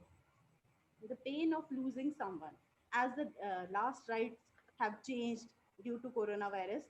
So the the relatives of the patients might feel depression, PTSD, guilt feeling, etc. COVID surfing on social media. Every time we read something on social media, the COVID news is there. So panic, anxiety, depression, constant thinking about COVID is always present. Lost job or limited opportunities to work. This is associated with stress, depression, self-harm, suicidal tendency, etc. Work from home is also becoming difficult. So you have to adjust with your work environment and also your home environment. So stress, poor work satisfaction, irritability, low self-esteem, etc. can come. Living in isolation can be dangerous, can be harmful to those who are already dealing with depression, stress, schizophrenia, workload of frontline workers. They are prone to infections, stress, restlessness, irritability, poor concentration on work, etc. So here comes the Sattva Vijay Chikitsa. Although there are so many medicinal treatments, but they work only for the silent symptoms. So we need something else to eradicate the deep cause. Sattva Vijay Punah Ahitebhyo Arthebhyo Mano Nigraha. It is conquering your mind over the Ahit Artha. So Sattva Vijay is made up of Sattva and Avajaya, and Sattva refers to man or mind, and Avajay means to conquer. So Mana is the main indri to perception of the knowledge. Discussion is application of Sattva Vijay Chikitsa in COVID era. So Manas Roop Chikitsa is given as Manaso Gyan Vigyan Dharya Smriti Samadhi. So here Gyan is patient, Gyan is self knowledge. अपना ज्ञान अपना knowledge होना चाहिए. तो आप ठीक हैं, बीमार हैं, you should be able to differentiate between the healthy and disease state without panicking. And Vigyan is people should be aware about COVID-19, what is it, and myths should be cleared and facts should be presented. And this will help people to adopt the necessary precautions. And Dharya is person should become patient. Patience is advised in anxiety, panic attacks, etc. And this is also helpful the person who lost his job. Smriti. If someone has encountered any similar situation previously, he should remember how he managed the situation. If somebody is having cough, cold, fever, one should remember what is the pathya. If he is already experiencing the fever in previous time, so what should he do? What should he not to do? Samadhi is the detachment of mind from Indriyartha and attach it with Atma. It is the higher level of consciousness and it can be achieved by meditation. So these are the things which we can do to get rid of this COVID panic. Conclusion is Sattva Vijay Chikitsa is a boon of Ayurveda in current scenario where there is whole world struggling to overcome COVID-19 pandemic. It can help people to manage their mental health. It can be practiced alone or with other medicines also. And to it will help for the emotional and spiritual growth of an individual and help the nation to have individuals with strong mentality. These are the references for my paper, and thank you for listening. Thank you, Dr. Rachna. Your PPTs are well compiled. Thank you. Now, our next participant is Dr. Rakshita. Dr. Rachna, please stop sharing your screen. Thank you. Okay, ma'am, I had stopped, ma'am. Yeah, you can stop your video also. Dr. Rakshita, please share your screen. Yes, ma'am. Is it visible, ma'am? Yeah. You start the presentation. Okay, ma'am.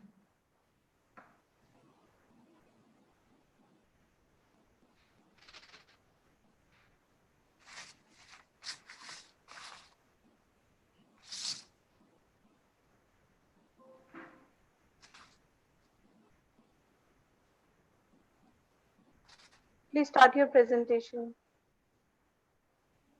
Yes, ma'am. Good evening, everyone. So before starting my presentation, I would like to show some pictures that relates to the topic and to have a look over these pictures. These pictures characterizes the dosage form and its modifications in Ayurveda. I welcome you all for the presentation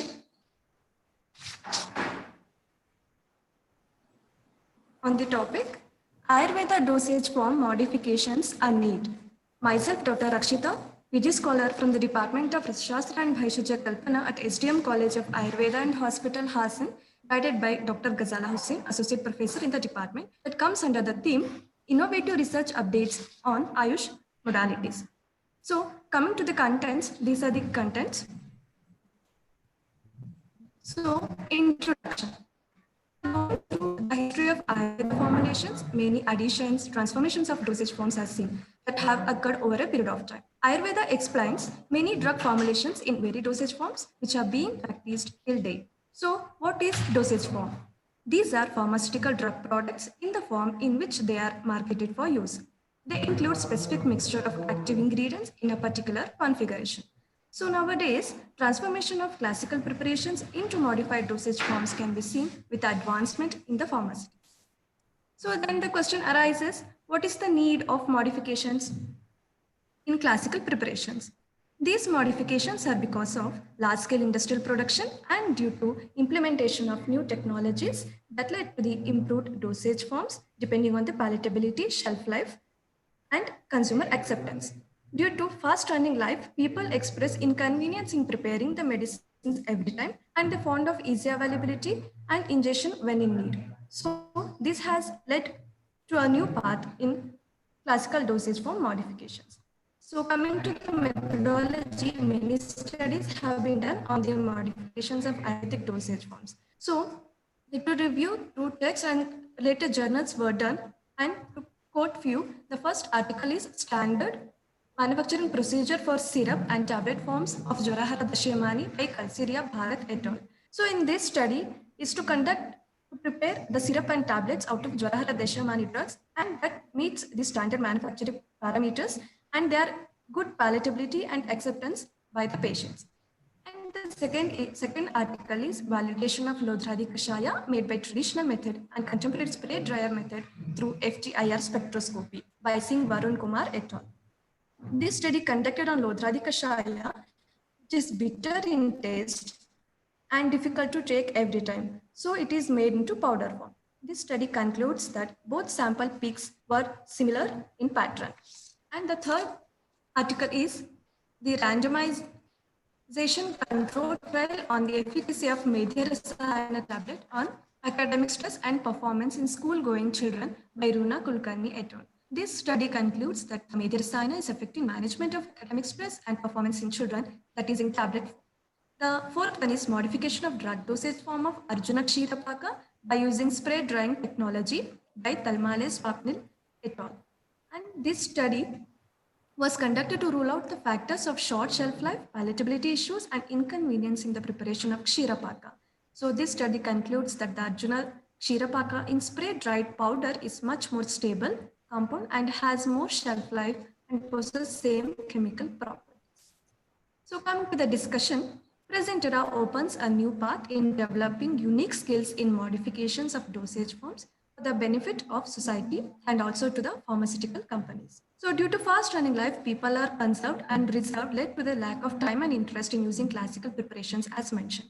So these modifications not only giving opportunities, but also meeting the expectations in preserving for longer duration, easy palatability and transportation. So this also giving challenging tasks to explore in the areas of storing svarasa into sachets, etc. So several trials has to be taken. To conclude, advancement in the new technologies and ideas has brought up unique dosage modifications in Ayurveda pharmaceutics. This led to new path for taking up researchers and to meet expectations into the present need. These are the references. I would like to conclude my presentation by saying a quote that the generation that cannot be changed by the world is the generation that will change the world. So looking for innovations. Thank you. Uh, Thank you, Dr. Rakshita. You have touched an important aspect of Ayurvedic management, that is modification in the dose forms and presentation of the drugs.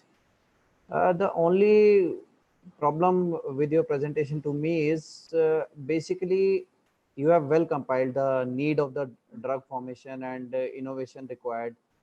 Basically, what is your thought in this particular and what is your input in this particular paper?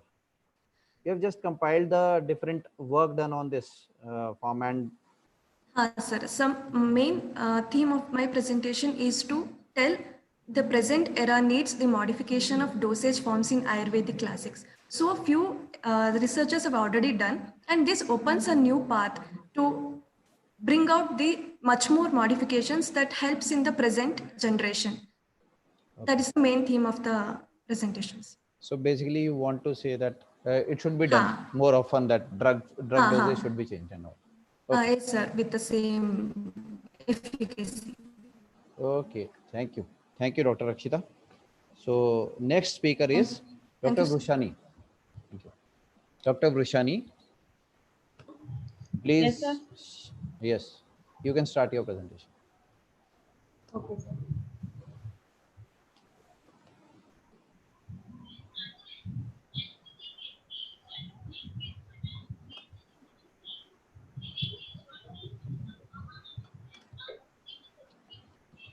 Namaste all of you. Myself Dr. Ushani Vyas, second year PG scholar, JS Ayurved College, Nadiyal. Today I am presenting my paper on preliminary pharmaceutical analytical study of Vericadi mother with special reference to Rastarangini under guidance of Dr. Rupendra Jadha sir and Dr. Meenu Bharti ma'am. Introduction. Medicine are classified in two categories as internal usage like and external usage. In condition of wound, skin infection, fungal infection, pain in any part of body, external application plays a crucial role. In 19th century, the mother word from Unani Vaidyaka is adopted as a substitute for Prade or Lay. But Yog Ratnakar, as mentioned, is Mother Kalpana. Mother Kalpana removes mull or residue from burnt, pakukar, etc. condition. Verikadi Mother is a great combination of herbal formulation given by Rastarangini, which is very effective in burnt open and condition. In this study, an attempt has done for preliminary pharmaceutical analytical parameters of Vericadi mother. Materials, this is the materials and method. Now coming to method of preparation. Here we can see the picture. First is the preparation of Siktate. Second is the Siktatel, and after that, in porcelain kharal, we are adding Siktate, and one by one powder are added and mixed well. After all ingredients added, triturated well, and final product fill in airtight glass bottles. Now coming to the result. Here we can see low 32 gram and 63.91% yield. Physicochemical parameters of Vericadi mother. pH is 7.03, total S is 10.04%, acid insoluble S is 1.51%, Loss on drying is 0.89%. Water soluble accepted value is 0.89%. Alcohol soluble accepted value is 2.4%, and refractive index is 1.402. Phytochemical parameters of Vericadi mother. Here we can see that alcohol and glycoside is present. Fat content is also present. Density is fat, definitely oxidized. Steroid is slightly present. Now coming to the discussion, Garicari mother is an effective external application formulation in case of Kandu, Da, and all type of wound healing which is given by Rascarendrin. Garic is which is prime drug of selected formulation having Kandugna and Pitta external property, therefore effective in Pitta vicar. Sixth tail was also prepared by method of 1 part of sixth and 6 part of tail tail, which is given by Rascarendrin, which is helpful for sheet season of Adan Kal. It is important formulation of Ayurveda in that particular season or comparative of conventional medicine. In preparation of Malar, sixth they perform as a base. Haridra having Katu, Pittaras, Ushnavirya, Ruksha, Kapapitahar, Prarnya, Dvakdo, Shodh, and Pranapaha. As we can say, Haridra is a very good pit and Rakta Vikar, so good in skin disease. Likewise, Sindoor is a base for Shudra Kushta Raktanur, Tvachya, Vran Vishodhan, and Rakta Dosh Vishodhan. Here, an attempt has been made to preliminary pharmaceutical analysis study, which as parameters we can see. Now coming to the conclusion, a batch of Pericadi Muller was prepared on classical basis and evaluated all possible parameters. The present study suggests that Pericadi Muller can be used as extra application for the condition of itching and burning sensation and all type of wound healing property over the skin. These are the references. Thank you very much. Thank you, Dr. Rishani. It was a good presentation, and okay, your presentation was okay. Good. Thank you. You can stop sharing your screen now. Next participant is Dr. Yaramla.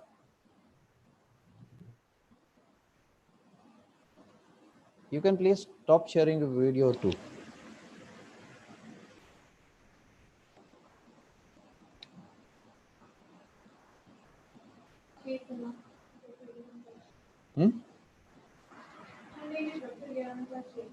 Dr. Yaramla Chetna, next participant. Hello.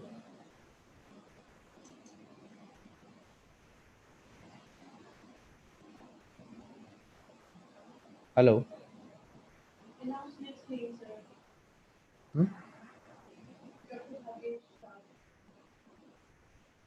Next participant.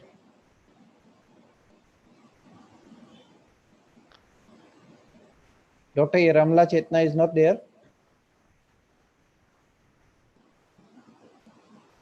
So next participant is Dr. Bhagesh. Yes, sir. You may start your presentation. Am I audible, sir? Yes, you are audible, and you are visible too. Sir, host disabled participant screen sharing is there. Just a minute. Your name is Dr. Bhagesh? Yes, sir. Yes, now you can share.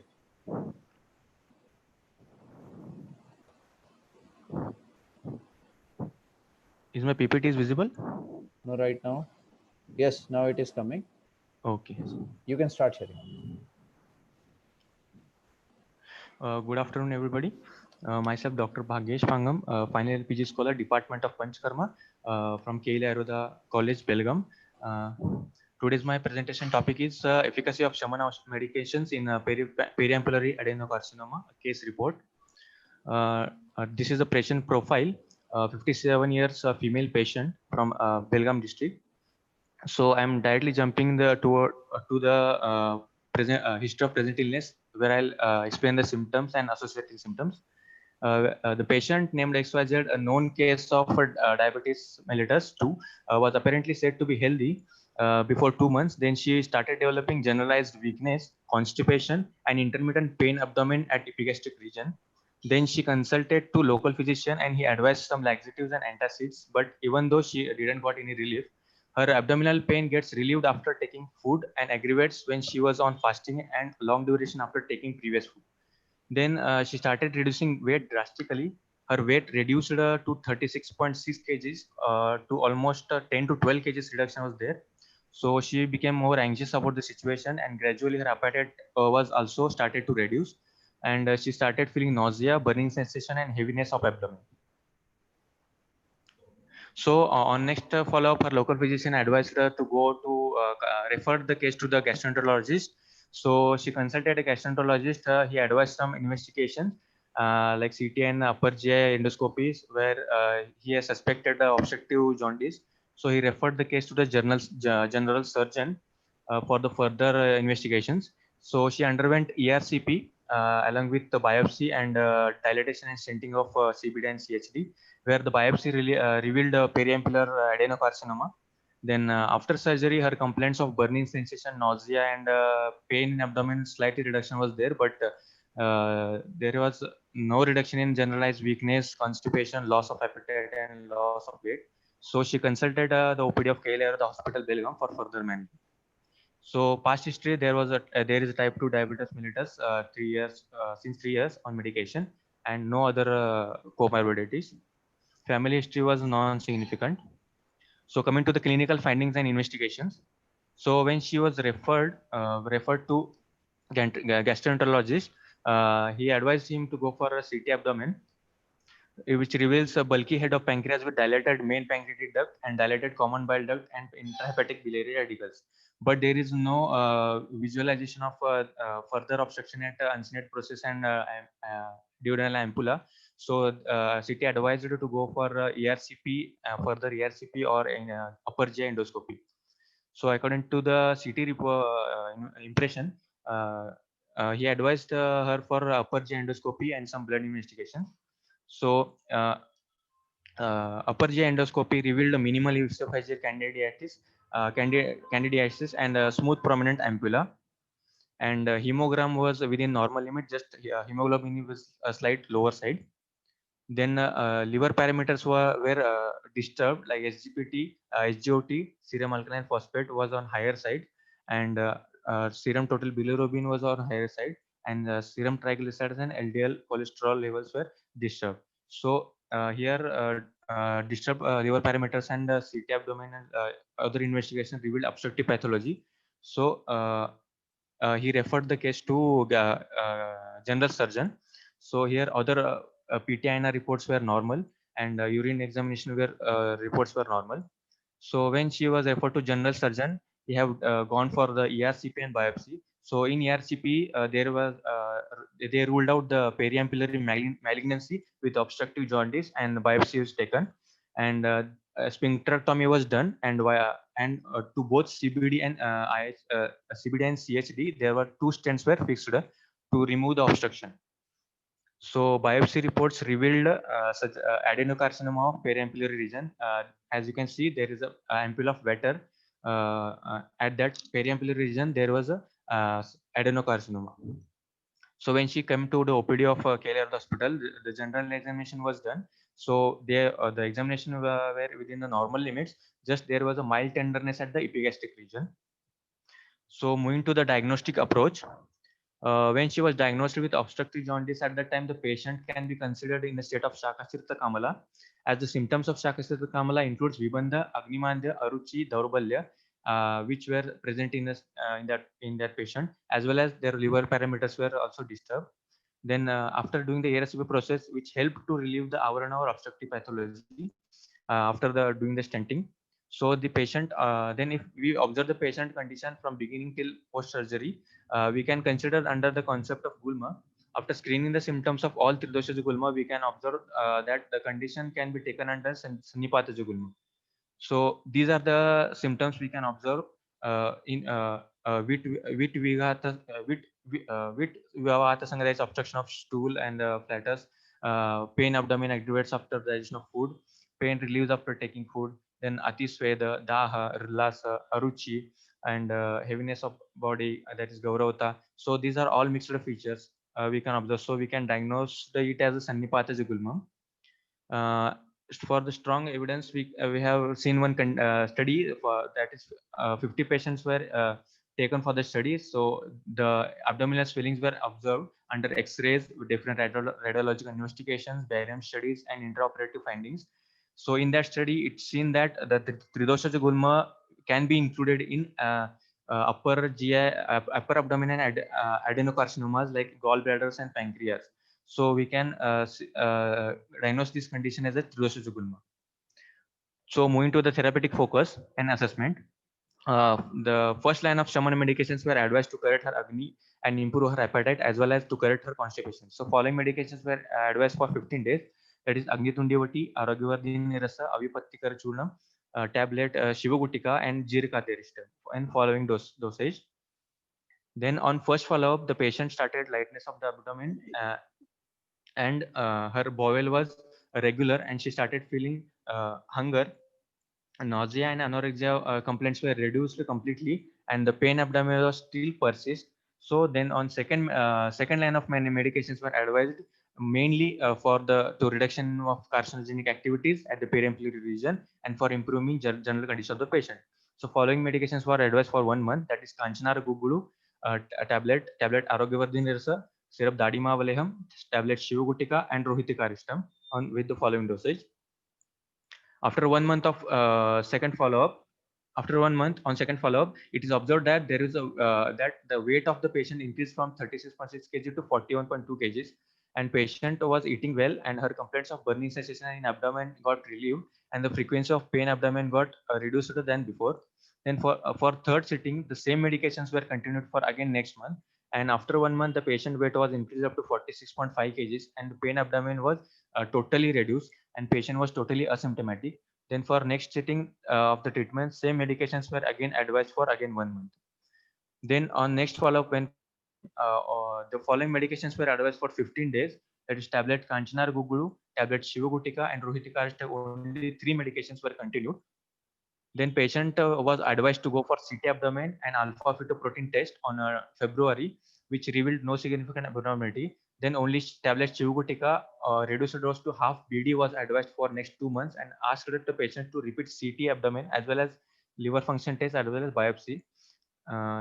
Then coming towards the results, at the end of the treatment on the month of February 2018, patient was totally asymptomatic, and her weight increased from 36.9 kg at the starting to 52.4 kg, and she was asked to repeat CT abdomen and alpha-fetoprotein. So impression of CT showed completely no significant abnormality was detected, and CBT stent were within in situ with no abnormalities, and alpha-fetoprotein was also within normal limit.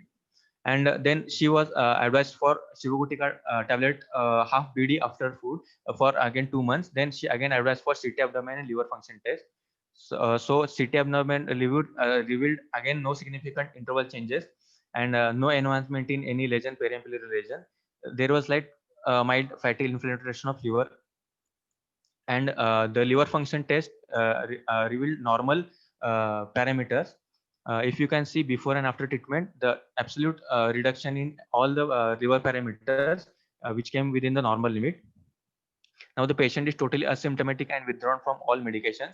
The patient is also advised to go for biopsy, but patient refused to go for again for biopsy. So coming to the discussion, gulma is considered as a disease caused by aggravation of vata, and Dr. Dr. Bhagesh, please conclude. So we can consider the main medications like Tridosha Chota, Shivagutika. So we directly advised in Gulma, Kamala, Nikurta, and Rubuda and Rasayana. And Shilajit is the main ingredient which acts as a Rasayana. And Kanchanara Gugulu, which is directly advised in Granthi, Gulmam, Arbuda. So which will act to reduce inflammatory toxins and correct the lymphatic systems. And Rohitika is also directly indicated in Gulma and Kamala. Arogyavardhini Rasa, which is considered to be Pachana, Deepana, Patya, Medo, Nashini, and Malashuddhikara, increases Kshuddha and Sarvanga Prashamani. And Agni Tundivati, Jirika, Arogyavardhini Vatsa was advised to correct Agni metabolism and initiation of treatment. So ultimately, all medications were giving Dhatwagni Chikitsa, Vyadhi Partaniki Chikitsa, and Lakshanika Chikitsa, as well as Nimittiki Rasayana. So multidimensional diagnostic treatment approach is necessary in management of cancer-like conditions. Diet pollution over carcinoma with arbudas or granthis, etc., will not give appropriate samprapti and direction of the treatment. Then avasthanusar chikitsa is important aspect. So, and the advice Shamana medications are having property of Gulmahara or Bodhahara, Shotahara, Hello. Brahmana, Rasayana effect. You have to conclude, Dr. Bhagesh. These are the references. Thank you. Okay, Dr. Bhagesh, you have Yes, taken ma'am. much of the time. Anyways, there are many queries in your case report, but still I won't go into that. First thing I would like to suggest to you is that please review your presentation before presenting, right? You have not, it seems as if you have not went through the your PPTs. Secondly, most significant blood report in your presentation was ALP, which you didn't mention while presenting, right? Be careful about that when you are diagnosing that there is a obstructive pathy. Then you have to mention that ALP report, blood report, that is more significant criteria, right? Other than all the things you mentioned, CT scan and other reports, I'm talking about blood report only. Okay. Okay, ma'am. Due to Uh, lack of time, ma'am, I am unable to. but your presentation was lengthy, na? You have to shorten it, no, for 5 minutes only. Yes, ma'am. Yes, ma'am. While you deliver your lecture, okay? Okay, Okay, ma'am. thank you. Thank you, ma'am. Thank you. The next presenter is, sorry, sir, आप बताइए, Dr. Gaurav. Hello. Yeah. Dr. Piyush Verma is the next presenter, and you may kindly start your presentation. Dr. Piyush Verma, please. Oh, yes, sir. Good evening, sir. Good evening. Is my screen is visible, sir? No, you are visible, not your screen. 1 minute, sir. Sir, 1 minute. It is showing that host disabled participant screen sharing. Just a minute. Now you can share.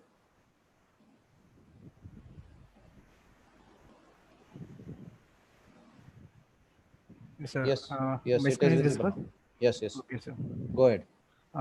Myself, Dr. Piyush Sharma, PhD scholar from IMS BHU, Department of Rachna Sharir. And my guide is Dr. Ashutosh Kumar Pathak. He is assistant professor in Department of Rachna Sharir, IMS BHU. 1 minute, sir. Slide show. My topic is emerging potentials of oral therapeutic Swarnaprashan for pediatric age in post-COVID era. I will go directly to introduction. The use of Swarn in the Indian system of medicine is from very ancient time. The sacred element,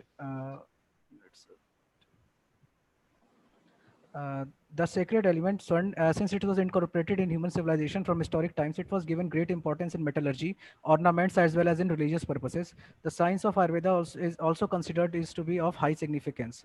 In Ras Shastra, after Parad and Gandhak, Swarn or gold was used extensively for medicinal and spiritual purposes. All the classics of Ayurveda contained the use of Swarn in various disorders. It has been also used in Rasayan, Vajikaran, and aphrodisiac purposes. Swarn was used in Ayurveda in pure form as well as in the form of bhasmas. Acharya Kashyap mentioned the process of Jat Karm, where Swarn is in pure form, was used with grit and honey after baby was born and umbilical cord was cut. This was just licked up as a homogeneous mixture on neonate's tongue. In Lehan Sanskar also Swarn was used. Swarn Bhasam is a major ingredient in various important Ayurvedic formulations which is benefiting mankind since ages. Today we are facing the COVID-19 pandemic, with such a disastrous effect. This era has shown the mankind that whatever be the understanding and developments of the modern medical system for infectious disease, the micro world is always a step ahead of us and modifying itself. Thus, the basic power of human body is to fight microbes, especially viruses, should be strong. Swarn compounds have shown promising effects on microbes. Swarn prashan is one of the technique of administrating immunity against pathogens, especially viruses in neonates. Material and methods. Antiviral properties in previous studies were reviewed along with the Ayurvedic concepts. Importance of Swarnaprashan in post-COVID era is studied. Review of literature. In the Ayurvedic literature of Swarnaprashan has been considered a fruitful in units with respect to memory, intelligence, immunity, digestion, strength. These are all in Ayurvedic text. In Ras Shastra branch of Ayurveda, before making Swarn Bhasm, Swarn has to undergo through various physical and chemical processes, Shodhan, Maran, etc. with specific herbs. These classical process converts the pure metallic gold or Swarn into medicinal and therapeutic form. Now this Swarn Bhasm is used in making various formulations and even in Swarn Prashan. The use of grit and honey in Swarn Prashan is necessary as the two substances substances are named Yogwahi, and these two enhances the property of the original drug used. In post-COVID era, the role of Swarnaprashan is very important. Several studies is being done to see the efficiency of metals, especially gold in medical therapeutics. As the COVID-19 disease or coronavirus has disturbed the whole world, evaluation of previous studies should be done. These are some of the previous studies which shows the antiviral properties of gold in various viral diseases. Like the first Maria et al. Shows that good antiviral properties of gold nanoparticles in measles. Second one shows the good antiviral properties against dengue. Like that, the third study shows antiviral properties of gold against influenza A virus. And next one is a human novovirus. Uh, the last study shows showed the metallic elements in including gold have good antiviral properties when used in protective materials. Thus nowadays the protective materials like PP kits, whatever is made, they are introducing a new concept of metals like copper and gold, etc. And these are creating a good antiviral properties. The time-tested techniques of Ayurveda use herbal mineral compounds to treat diseases since ages. Gold has also been used in a form of Swarn Bhasm in this form. The process used several steps like Maran Shodhan with herbs, after which the Swarn is converted into its fine medicinal form, most probably similar to nanoparticles. Discussion. The importance of conventional therapies in post-COVID era has now increased. The world is looking towards easy and effective methods to fight pandemics and methods which can be administered to the public in shorter duration. There has been an increased use of Ayurvedic preparations by general public. Still in mid-pandemic time, there has been no promising therapy from modern system which can effectively neutralize the coronavirus. Thus, the upcoming era will be era of biological warfare, where the most hazardous will be the new microbes, especially the viruses. The changing climate has also increased the risk of mutation in old viruses forming the new strains.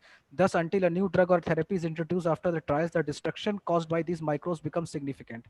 So, these are all the discussion part. Gold or swan was considered a noble element to cure diseases in various cultures. Nowadays, some research papers in review part has shown that gold therapeutics with nanoparticles can effectively neutralize the virus to significant extent. This is the probable the way by which gold nanoparticles can neutralize the virus. This is a diagram of competitive inhibition, which may be the concept behind the action of gold nanoparticles towards virus. If we concise it or conclude it, the discussion part, we see that swan nanoparticles can act directly, can have direct antimicrobial activity, which binds to specific ligands on viruses, causing inhibition of attachment of viruses to the cells. And second action may be summarized in immunogenic activity, which is by accumulation in immune cells causing activation of immune mediators. So conclusion, despite the advanced medical developments, the difficulties and struggle of the world in fighting pandemic is revealed. The changing strains of microbes, the time gap in emergence of specific medications and preventions in the increasing cost of research and developments of newer drug has clicked the alarm of rediscovering and developing more conventional and easy methods of prevention. This COVID pandemic has taught us the first lesson of Ayurveda, that is the swasthasya swas rakshana, means protecting the health first. This thought lead us to the developing the better immunity in the populations. The ancient use of Swarna Prashan in children has better chances of improving immunity and fighting certain viral infections. Certain researches also show the same. Thus, this therapy has to be made available to general public, neonates and children in large scale, and steps has to be taken to long-term data recording with this therapy. These are all the references part. Thank you. Okay. Paper was good and quite relevant in present era. I just want to ask one thing. जो आपने receptor वाला competitive antagonism वाला concept बताया, एक बार उस slide को share करोगे दोबारा? Yes, yes, sir. Yeah.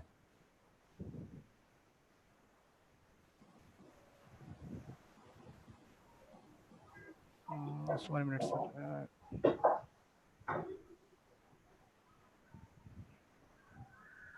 Slide is not coming, I think. Stop share. Share your screen. Yes, sir, I'm sharing. Share. Sir, is it visible? Yes. Just go to straight away to the slide of that sir. receptor mechanism. Yes, sir. Yeah. Sir, viruses are having a certain specific ligands. That I got it. Yes, sir. I just want to ask, you have told the binding of gold nanoparticles to specific ligands. Yes, sir. Okay. So this can be possible only when already the viral infection is inside the body or as preventive measure. Sir, as a preventive measure, sir, this concept is taken from a paper where the gold nanoparticles were used in the protective equipments, like in the mask and etc. So, if this concept can So you be want to like, say कि if we use the gold nanoparticles inside the body, so they will yes, block the virus हाँ, orally, by if you take orally, मतलब a certain if in therapeutic amount, if gold nanoparticles are taken orally, then in alimentary canal may this mechanism work by binding the viruses. actually the chances are quite less, because Yes, the sir. simple reason is because we are using Swanprashan one dose in Pushya Nakshatra, Yes, yes, okay, sir. every month. Yes, sir. So we have to just find out that what is the half life of that gold particles. Yes, Plus, yes, sir. as far as GIT is concerned, so viral infection, normally virus does not need to enter up to the GIT to cause the disease. Yes, sir. It Like can the cause polio, sir. This just I have related this concept to the oral polio virus vaccine, where we administer the oral polio vaccine to neutralize the polio virus. okay, that Through I got, alimentary. that I Oh, got, that I got. yes.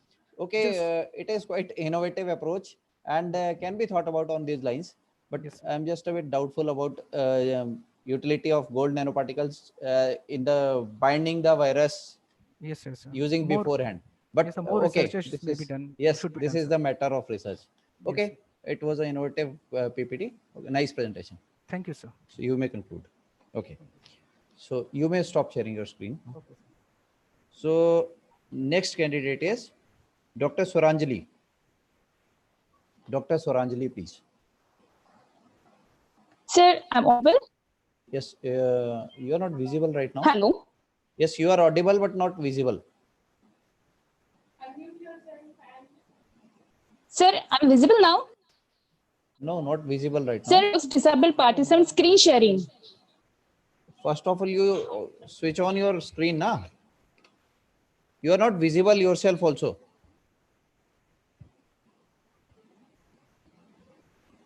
Okay, I have sir. made you co-host. You can share your screen. I think your video is off. Okay, sir. You are audible, but your video is off. Sir, no, sir. My video is also on. You are not visible, ma'am.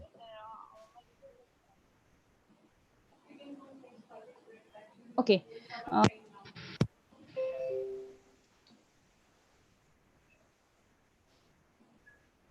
Yes, now you Sir, are now visible. I'm visible. Yes, yes, you are visible now. Please share your screen. Okay.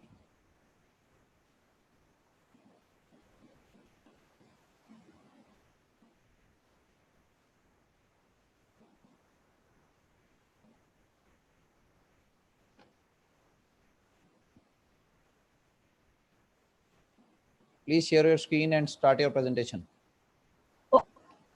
Okay, sir.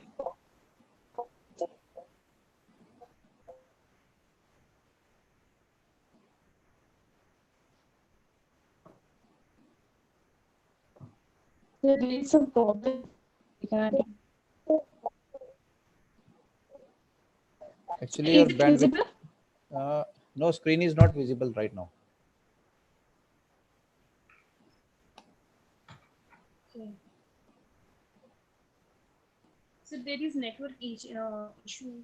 Okay, you may sort it out. Till then, next participant may start. Dr. Neetu Sharma may please join. You can sort it out. Okay, Dr. Swaranjali, you may present after Dr. Neetu. Yes, sir. So just switch off your screen right now.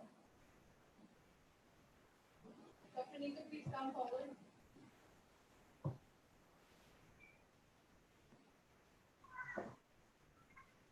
Dr. Neetu, please.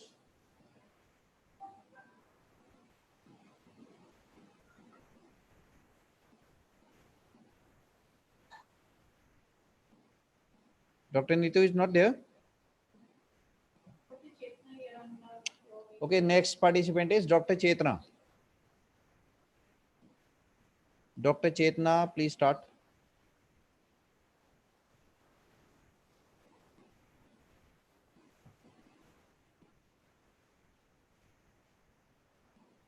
Hello. I think Dr. Chetna is also not there. Okay, if Dr. Swaranjali is ready, you can present your topic.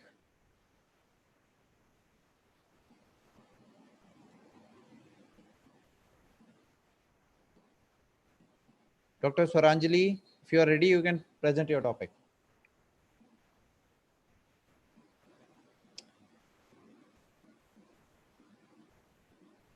Vede Shraddha.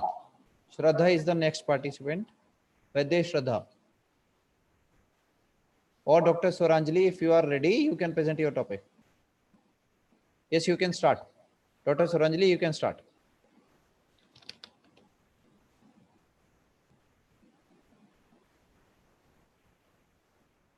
Dr. Swaranjali, you can start.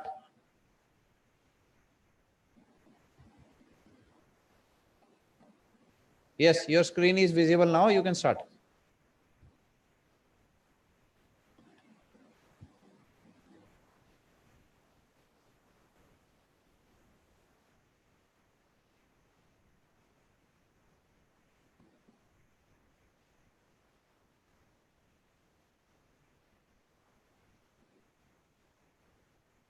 You're not audible, ma'am. Unmute your mic. Unmute your mic, please.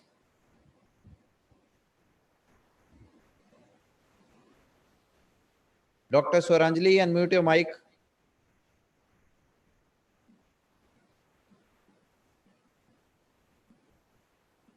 You're not audible. Unmute your mic.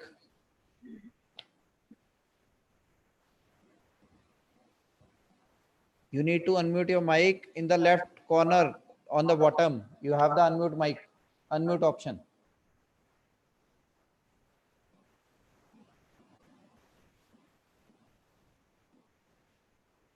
I think she is not ready with the presentation. She's searching for it. It is visible actually.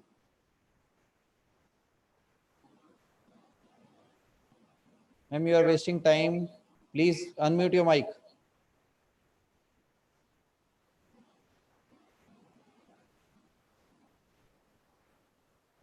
Okay, there is some technical error, I think. She's not able to connect. So next participant may please join. Dr. Neetu or Vaidya Shraddha.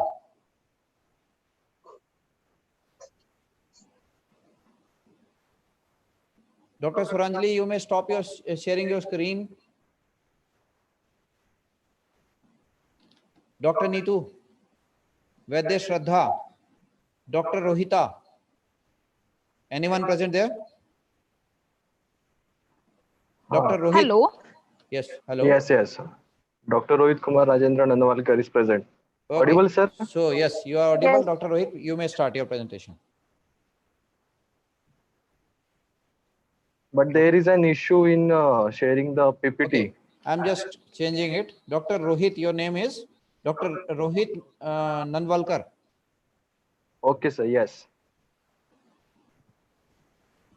Yes, you may now share your screen. Okay, sir.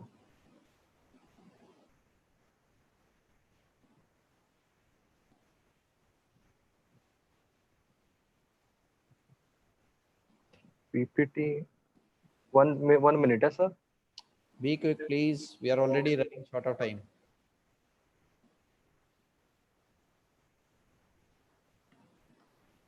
But, sir, I think. Is there an issue? Yes, sir. PPT is not. There's a share option, na? You click on that. Yes. Share. Yes, ma'am. Then you click on that. But PPT is not visible. Your screen is not visible actually. I have made the changes. You can share your screen.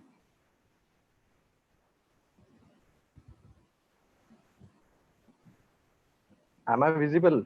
You are visible, but your screen is not visible.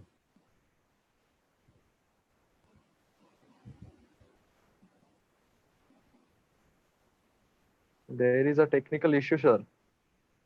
What is the problem?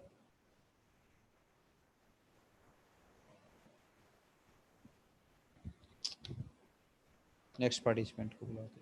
You may call Dr. Sean. Yes. Your screen is visible, Dr. Rohit. You can go ahead. But PPT is not seeing, sir. It will be in You just share your screen, only then you can show the PPT now. Yeah, but PPT is not seen. So just sort it out. We'll call next participant. Dr. Pallavi, please join. Dr. Pallavi, Yes, sir. you are ready? Yes, sir. Yes. Can I share? You can share your screen and start your video. Okay, sir.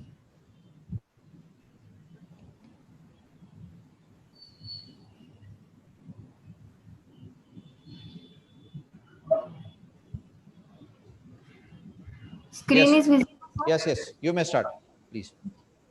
Good evening, everyone. Myself, Dr. Pallavi Nanasaheb Chinde. I am PG scholar from Stirok Prosthetic Department from Poddar Medical College, Mumbai. Today, I am presenting the topic Ayurvedic Management of Cervical Erosion by Yoni Prakshalan and Nimbatel Pichu under guidance of Rekha Kuvarman.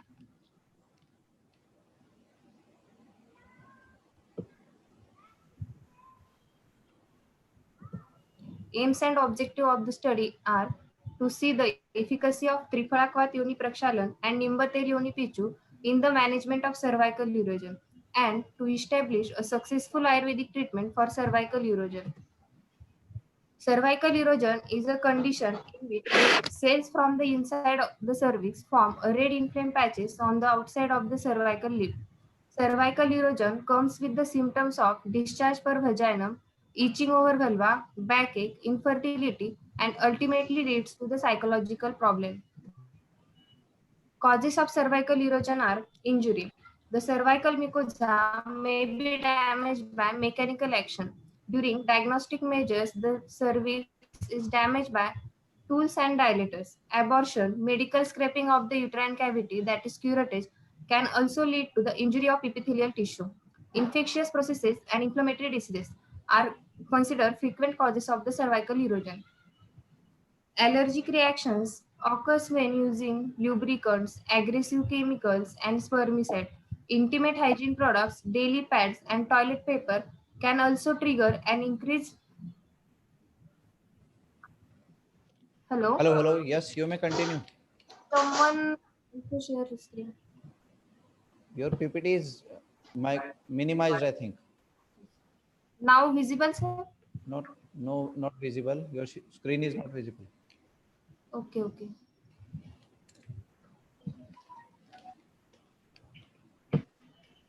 Yes, now it is visible.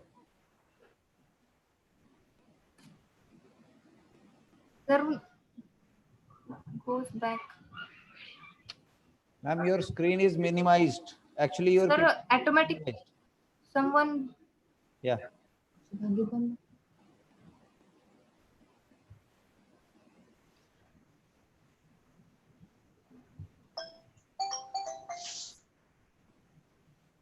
Sir, someone also share. Please stop sharing your screen if someone else is sharing. Now visible, sir? No. No? 1 minute, sir. Is it visible, sir, now? Yes, yes. Go ahead.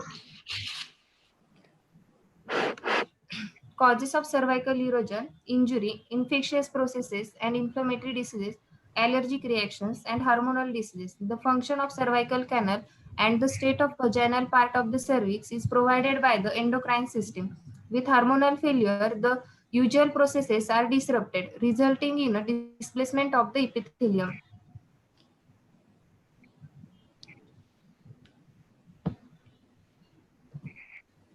How to diagnose the cervical erosion? On perspeculum examination, one can see red inflamed patches over the cervical area.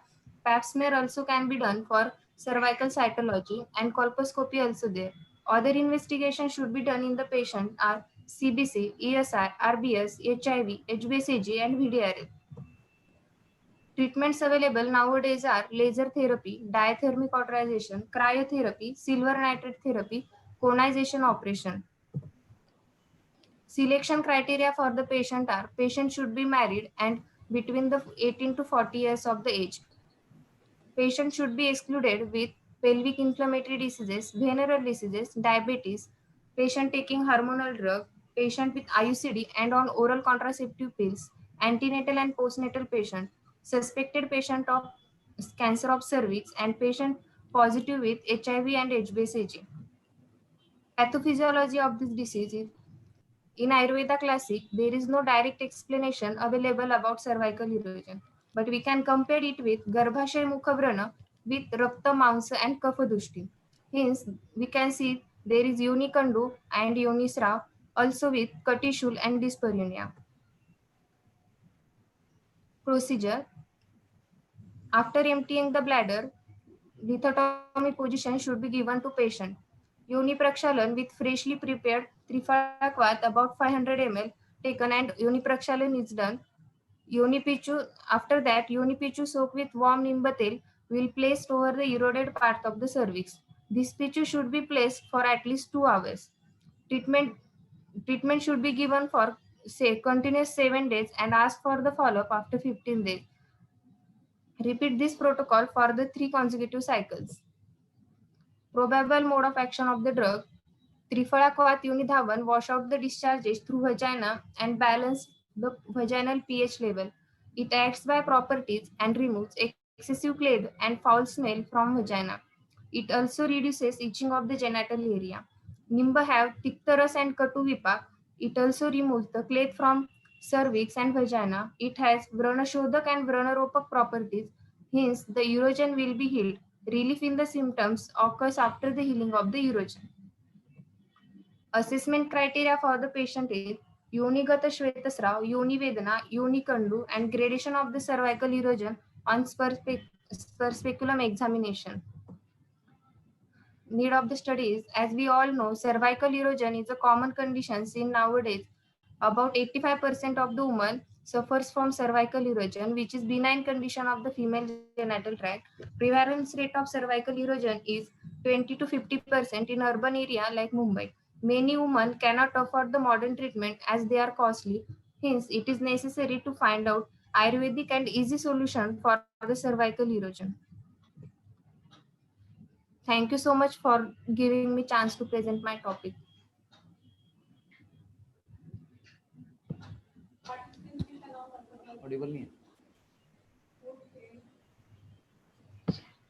Dr. Vallavi, thank you. Now, next participant will be announced by Dr. Gaurav. Dr. Gaurav, please announce.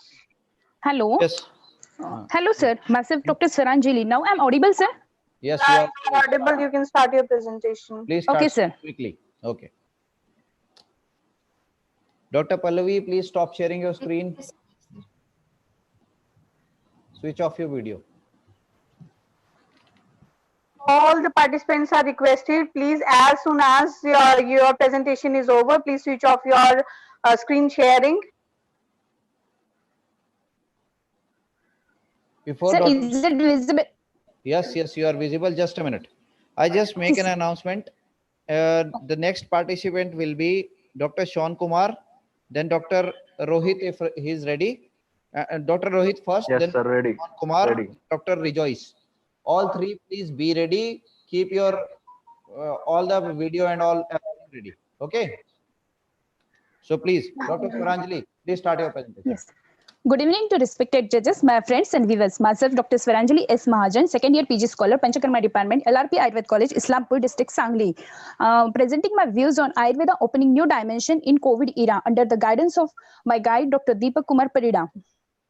Coming to the introduction, China detected first case of COVID-19 on 17th November 2019. Now it is pandemic condition, very high risk, incubation periods 2 to 14 days. Ayurvedic description of health by Sushrita, whose doshas, dhatus, agnis is balanced, appetite is good, removal of waste products and toxins properly along with the mental, sensory and spiritual pleasant condition called swastha. Achieving the state of dhatu samya, the aim of Ayurveda is the pathway to obtain swastha and dirghayu. Three principles of knowledge of health and disease, the best ways of knowledge and health, the disease and are knowing the hetu, linga, aushad. Ayurveda has its own unique way to understand diseases under the three hindis: hetu, causative factors, and pathogenesis, linga, treatment. Season काल, ऋतुसंधि काल, ग्रहगती, ग्रहेक्षण, भूताभिसंज्ञान, कृम्योत्पत्ती, देश प्रादुर्भाव and प्रसार, China देशोद्भव, भूताभिसंज्ञ, epidemic, worldwide spread, pandemic, प्रादुर्भाव, अशुभ शारीरिक and मानसिक कर्म, अशुची, इपिडेमिक टू पॅन्डेमिक, आगंतुक व्याधी, रसवह स्त्रोतदोष्टी, प्राणवह स्त्रोतदोष्टी, कफस्थान, कफ प्रकोप, ज्वरादी व्याधी. Coming to the treatment aspect, health can be dependent on Atma Prakriti, Trivid Dosha, Saptavid Dhatu, Dashavid Indriya, Trayopastambha, Oja, Mana, Trayadash, Agni, Mala. Treatment will be explained as precision method as per Vyadhi Samprapti, Vyadhi Avastha, preventive medicine as per Deha Prakriti and Vaya, etc. Treatment in short is avoidance of causative factors. So the first thing that is required to be implemented is concept of general immunity instead of focused inoculation system. Ayurveda can very well take a lead for propagation of Swasthvrita, the spread of Rasayana concept. Primary prevention, Prasangat Gatra Sansparshat, Nishwasat Sahabhojanat, Sahashayashanas Chapi, Sankramanti Naraniram. There are main three aspects: prevention, promotion, cure. Prevention, daily routine, that is dinacharya, lifestyle changes with season, dietary guidelines, concept of prakriti, three pillars of health: healthy diet, ahara, proper sleep, nidra, proper sex, brahmacharya, improves vitality, strength and immunity. Sanshadhana, body purification, rasayana, rejuvenation and therapy, achar rasayan, behavioral guidelines. Coming to the cure aspect, control over mind, sattva vajay chikitsa, panchakarma, pathya palan and ayurvedic aushadhis. Sanshadhana includes panchakarma therapies. Basti regulates and controls Vata. Sneha Shodhana Yuktavam Basti Karma Tridoshajit. Nasya, way to wellness. Nasya na roga shamanti. Naranam urdhajatruja. Indriyanam cha vaimalam. Kuryadasya sugandhicha. Nasya, part of preventive therapy. We have to follow dinacharya. Viruddhahara. Charaka Acharya gives 18 types of viruddhahara, such as viruddhahara can affect immunity and our body against disease. चतुर्वेद आहार वर्ग विचारयुक्त विधिवेद आहार is the Ayurvedic concept of balanced diet. Ahar parinamkar bhavas, factors present in the sharira which is responsible for the digestion and metabolism of the ingested food are collectively called as ahar parinamkar bhava. Ahar vidhi shaitana. To receive the total benefits of ahara, it is also necessary to have the knowledge about the ashta ahar vidhi vishesh aitan. Shali, Yava, Mudga, Sendhav, Amalki, Sarpi, Madhu, Chera are substitute for regular consumption. The food in the season consumed gives the strength and complexion. 6 Rutu and 2 Aina with temperature, moisture, wind variation influence and rasa combination cause dosha vruddhi and disease in the body. Vyayama. Sharir Chaya Cheshta Seha Bhavardhani. Regular exercise, alertness in the body, ability to do work, strength, capability of withstanding in tough situation, normalizing of dosha and session improvement. Achar Rasayan. Ayurvedic lifestyle modification. Good mental conduct, good social conduct, good personal conduct, good moral conduct, good religious conduct. Retention of natural urges. Ayurveda gives more importance to retention of natural urges causing the disease. Listed the professional like government servant, professional, businessmen as the more prone to the diseases. Sattva Vijay, mind control. Mind control is to be disciplined and peaceful lifestyle gives the health. Rasayana, Labopayo hi shastanam, rasadinam rasayanam. It measures to obtain tissues of optimum quality and quantity. Rasayana includes purification of all tissues from rasa to chakra, special health promoting conduct and behavior. Pathya Sevan. Ayurveda gives Pathya Vyavastha, that is planning of diet, very scientific method. Dietetic preparation can be classified into Kritanya Kalpana for healthy people and Pathya Kalpana are diet pattern described for disease condition used to increase Zataragni only in Ayurveda. Traditional shield against the air pollution. Ayurveda gives details about various plant and measures in combating environmental impurities and sanitizing the environment. Tulsi plays a vital role in absorbing pollutants. Smoke emitted from burning drugs like laksha, ativisha and haritiki is known to purify toxic air. Shobhanjan Muladi Agar may be used for treating those affected by such a pollution. Shatkarma are methods of bodily purification procedure were developed in Hatha Yoga tradition.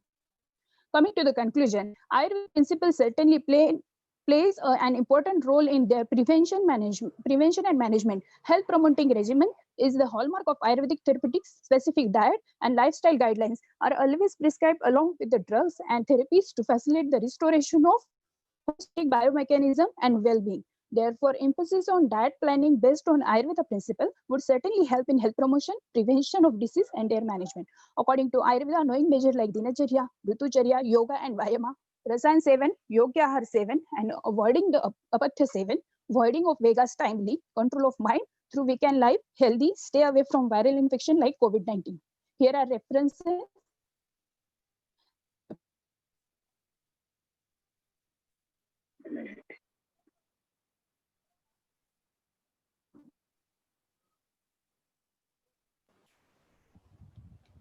Okay, Dr. Swaranjali, thank you for your presentation. Now, next participant is Dr. Rohit. Dr. Swaranjali, please stop sharing the screen, and Dr. Rohit, come forward. Yes, ma'am. I will coming.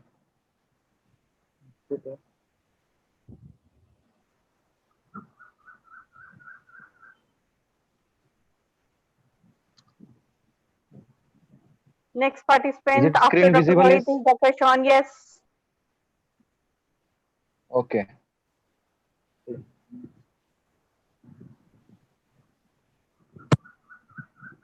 Is it visible, ma'am? Yes, yes, visible. You may start your presentation. Yes. My topic is cancer management in Ayurveda. I am Dr. Rohit Kumar Rajendra Nanwalkar, first year PG student, Kai Chikitsa Department, ASS Ayurved Mahavidyalaya Nashik, guided by Dr. Sanjeevani Rathod, my guide, and Dr. Rajan Kulkarni. Abstract is an integrated approach is needed to manage cancer using the growing body of knowledge and gained through scientific developments. Thousands of herbal and traditional compounds are being screened worldwide to validate their use as anti-cancer drugs. And the science of Ayurveda is supposed to add a step on the curative aspects of cancers that have resemblance with the clinical entities of Arbud and Granthi mentioned in Sushruta Samhita. The knowledge and management of the disease, cancer was not unknown to the ancient surgeons of the India. Though the Sanskrit equivalent for this word is not found in Ayurvedic literature, diseases having the sign and symptoms similar to those of cancer are discussed in various contexts. In Ayurvedic Samhitas, Charak and Sushrut, cancer is described as inflammatory or non-inflammatory swelling mentioned as Granthi and Arbud. Introduction. Traditional systems of medicines always played vital role in the meeting the global healthcare needs in past, continuing at present and shall also play key role in future. India is well known for its rich centuries-old heritage of traditional medicinal systems. The Ayurvedic treatment involves the restoration of the balance of disturbed doshas through regulating diet, correcting life routine and behavior, administration of drugs, and restoring the preventive non-drug therapies known as Panchakarma and Rasayan therapy. In Atharva Ved, the disease is nomenclature as opposite, and it does not mean that the ancient Indian clinicians were unaware about the malignant disease. They presented their views regarding cancer as a swelling superficially or situated in the deeper structure or sometimes as chronic ulcers. Such swelling and lump are described under the heading Arbud and whereas non-healing ulcer as Asadhyavrana. How can cancer be treated by Ayurveda? Cancer is the second leading cause of death worldwide, and chemotherapy is the only commonest used treatment method. Cancer patients who are crippled with the disease and suffering from harmful side effects from chemotherapeutic drugs are turning back to natural remedies hoping for a better cure. Cancer treatment with Ayurveda goes back to 17th century where Atreya and Dhanvantari used herbal medicines for treating early stages of cancer. Herbal decoctions consisting of various herbs with the anti-cancer properties are commonly used in Ayurveda. Many of the herbs used in Ayurveda have scientifically proven for their anti-cancerous properties. Example, Andrographis paniculata, Ammona atomia, Phyllanthus amarus, Piper longum, Podophyllum hexandrum, Tinospora cordifolia, Semicarpus anacardium. And there is a wide variety of medicinal plants which were proved to possess cytotoxic potential against various cancers in vitro and vivo also. Certain Ayurvedic plants have shown to possess immunomodulatory effect to kill cancer cells, which includes Tinospora cordifolia, Apis mellifera, Bidens pilosa, Andrographis paniculata, Magnifera indica. And to control the side effects of chemo and radiotherapy, Ayurvedic anti-cancer medicines can be used and adjuvant to improve the quality of life. The Ayurvedic semi-solid pharmaceutical preparation Rasayan Avleha improves the quality of life if taken as adjuvant along with chemo and radiotherapy. Classical Indian Ayurvedic drugs such as Amrit Prash, Ashwagandha Rasayan, Brahmi Rasayan, Chavan Prash, Narasingha Rasayan, Triphala Churna were found to be radioprotective in cancer treatment. So, what is the role of Ayurveda in cancer management as a prophylactic, palliative, curative, supportive treatment to improve quality of life? The use of antioxidants during chemotherapy enhances the therapy by reducing the generation of oxidative stress, induced aldehydes, Rasayan therapy The rasayan hubs are similar to adaptogens, which acts on HPA axis and neuroendocrine systems. Snehan karma, that is purva karma in the panchakarma, is for a week or 10 days prior to chemotherapy or radiotherapy have also shown less toxic effects during cancer therapy. Hirak bhasma is beneficial in cancer and prevents metastasis. In case of metastasis, it may not cure the condition, but it prevents the further spreading of cancer cells in the body. Paripatadikvat is also beneficial in reducing daha in cancer patients. So what is the drugs acting on the cancer in Ayurveda? The Tynospora cordifolia, that is Guduchi. The active principles from Tynospora cordifolia enhance host immune system by increasing immunoglobulin and blood leukocyte levels and by the stimulation of stem cell proliferation. It has Please the conclude. ability to... Okay, Please okay, ma'am. conclude. Hmm. So there is also significance of panchakarma in cancer lies sesame oil. Sesame oil is reducing the lipase levels in the uh, cancer patients. Finally the conclusion is the most ancient wisdom and science of life, that is Ayurveda, has a long history and its basic principles are valid even today. Less or minimal effectiveness and severe toxic side effects of current cancer therapies draw the global attention towards the herbal medicine to arrest the insidious nature of this disease. Ayurveda treats the disease from root of origin, and Ayurveda plays an important complementary role to Western medicine in treatment efficacy. So, Ayurvedic supplements protect healthy cells, regulate body metabolism, and treat the disease. The collaboration between traditional medicinal systems such as Ayurveda and contemporary Western biomedicine would be more advantageous for treating complex diseases such as cancer in more efficient manner. So, collaboration between these two medicinal systems would be mutually beneficial. Thank you. Thank you, Dr. Rohit. You have collected good data, but it seems that as if you are not connecting with the audiences, you are just reading the slides. You are just reading the slides.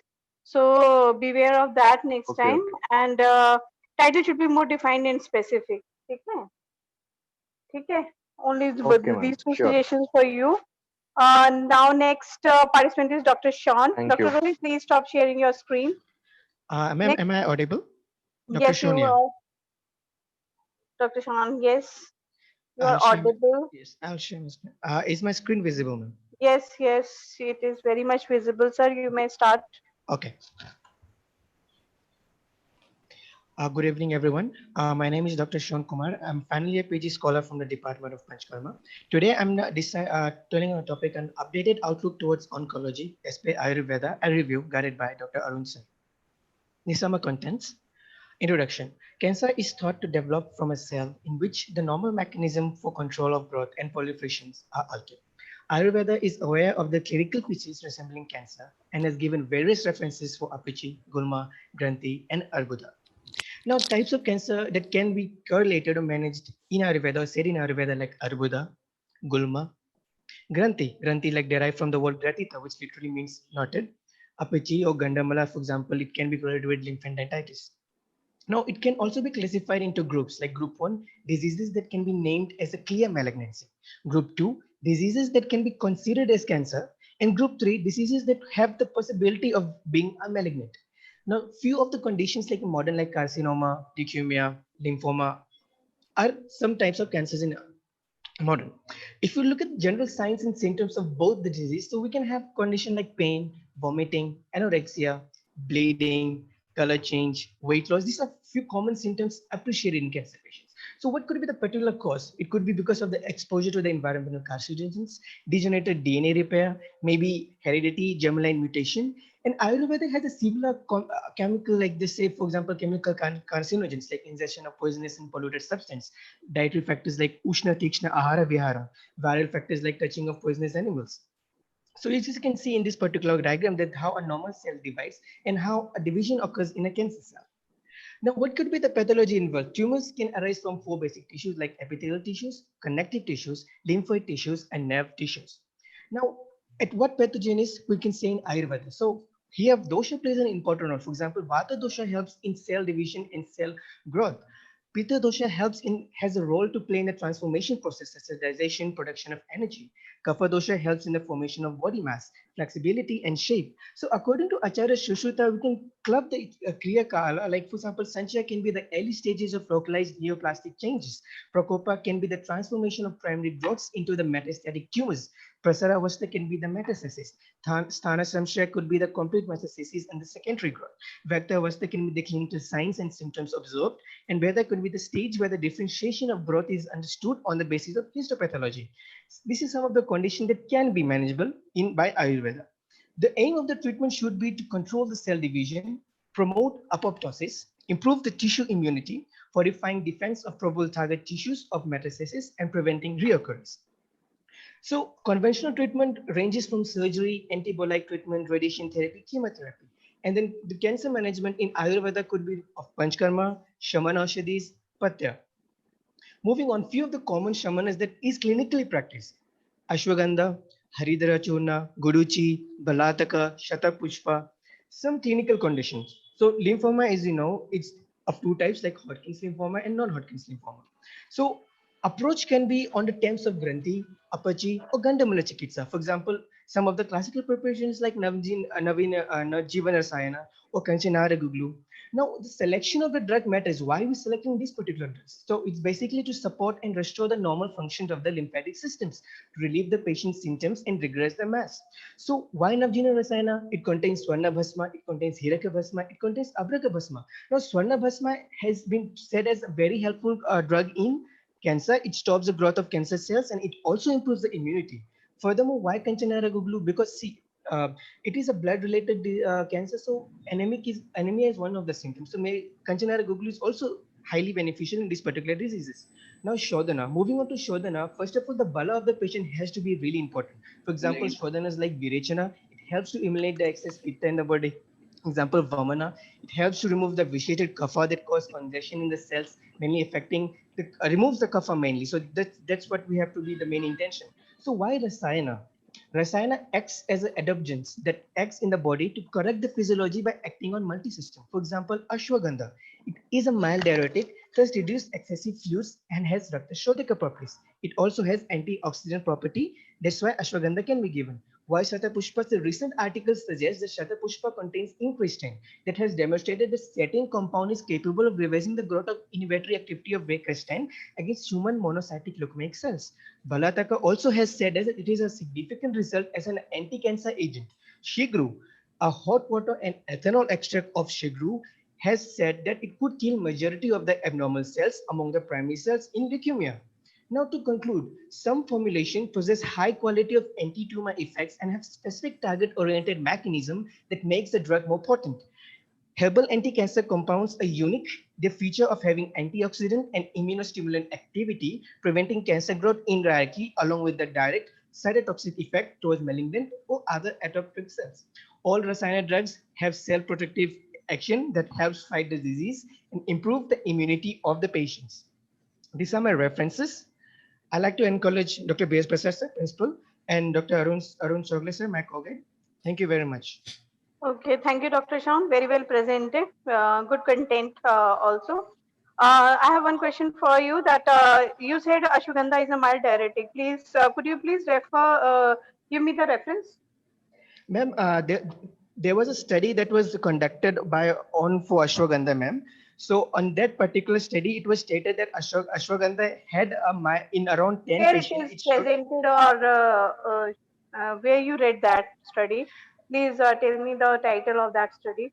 Ma'am, it was, ma'am, the study I can remember, ma'am, the topic was an overview on ashwagandha. Overview on ashwagandha by whom? Ma'am, it was, can ma'am give you 2 seconds, ma'am. It was written by, I'll give you one second. I have the reference, ma'am. Okay, it's okay.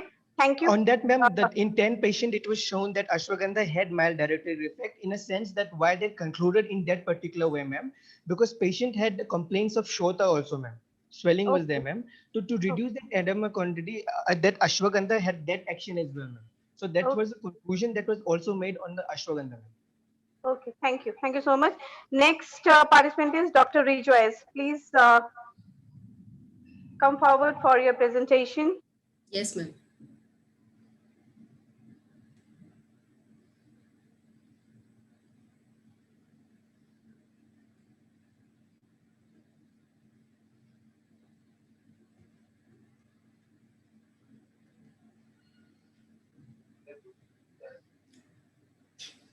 Is it visible? start. You may start, ma'am. Yes. Myself, Dr. Rejoice Maikwan, Assistant Professor, PG Department of Rashashastra and Vaishajya Kalpana from JS Ayurved College, Nadiad. My topic is pharmaceutical and analytical standardization of Paradadi Malhar. That comes under the theme of the conference, Innovative Research on Pharmaceutical in Ayush. Coming to the introduction, as we all know that Rasaushadhis are therapeutically more effective in smaller dose, and we know the significance of Parada, but as we know that we have used very much Parada as internal use or internal administration. But here I have chosen the topic that the usage of Parada as topical drug administration, and also other minerals such as Tuttha Gandak, which are classically identified as Vranropan and Vranshodhan for their Vranropan and Vranshodhan properties. Transdermal drug delivery system, Pralepa, Pradeha, and Alep are explored in the Samhita era, and later on, Malhar Kalpana, that is mentioned in the Yog Ratnakar, is included in transdermal drug delivery system, and Paradadi Malhar is one of the formulation. And as we all know that if we use any of the formulation, we have to look for its safety and efficacy. And for that, quality control and process validation is must. Material, I have used the material from the shloka mentioned in the Yog Ratnakar Satyovran Nidan Prakaran. Shuddhitut 1/4 part, Samgun Kachali, that is 1 part, Mrudar Shringa 2 part, Kampilak 4 part, and Gogrita 16 part. All the material procured from the Sundar Ayurved Pharmacy of our institute. The method is, I have carried out the work in the following stages. First one is Shodhan of raw materials. Second one is preparation of the Malhar, Paradadi Malhar. And the third one is analysis of Paradadi Malhar. Shodhan process was carried out in 3 batches for each ingredient, which is needed for the standardization. And the preparation of Malhar, Samgun Kachali was prepared, and then other ingredients were added respectively in given proportion and triturated till the mixture became homogeneous. After that, it was triturated with mentioned quantity of Gogrita. Generally, we have, we know that malhars are prepared with the base of Siktha tel, but here the base is chosen, that is Gogrita, and it was converted into semi-solid form, that is like ointment, and total 3 batches were prepared by following this method. An analysis was done for all 3 prepared samples for different parameters. You can see the method of preparation in the picture. The observation and result organoleptic characteristic, the color is blackish as I have shown in the picture. Order specific like grit, consistency semi-solid, and texture is creamy. All the 3 batches are analyzed for various parameters as you can see in the slides. Phytochemical screening of the also done for the formulation. Coming to the discussion, the Malhar has been described in Yog Ratnakar and recommended for the treatment of Vranshodhan and Vranropan. And it is also mentioned in the reference that those wounds which are not treated by any other drugs can be treated by Paradadi Malhar. All the ingredients have been proven classically for their wound healing and antimicrobial properties. That's why it has chosen. Sorry. Looking to the importance of standardization, process validation, and quality assurance was done. Total 3 uniform batches of Paradadi Malhar were prepared from above mentioned purified materials to develop its SMP. As we have shown the organoleptic characters, the average value of physicochemical parameters like specific gravity, pH, rancidity, acid value, iodine value, saponification value, loss on drying, acid insoluble ash value, water insoluble ash value, sulfated ash, carbon disulfide extractive values, wettability, refractive index, viscosity, and total ash were done, which is needed for the Malhar. In phytochemical screening, alkaloid, flavonoids, and tannin were present in the sample. Okay. In conclusion, in present study, pharmaceutical analytical profile of Paradadi Malhar reveals that the obtained data can be considered as quality parameters to develop its SMP. And Paradadi Malhar has antimicrobial properties and does not allow the growth of microbes. And on the basis of present data and observations, it can be concluded that Paradadi Malhar may be developed as a choice of drug for wound healing. These are the references. Thank you. Thank you all. Okay, thank you, ma'am. It is a good presentation. Have you prepared this in your college? Yes, ma'am. Okay. Thank you. It was good one. Thank you, ma'am. Okay, ma'am. Now you stop sharing your screen. And the next participant, Dr. Gaur, please announce.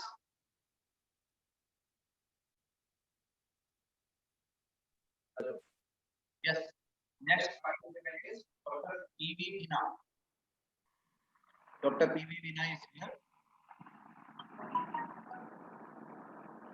Okay. So, next is Dr. Sriram. Yes, I am here. Yes, you may please start your presentation. Okay. Announce the next one also, sir. And afterwards, Dr. Shubhangi will present. So be ready, please.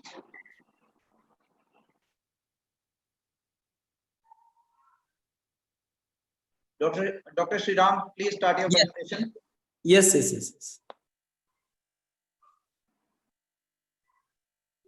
Now you take up this one, okay?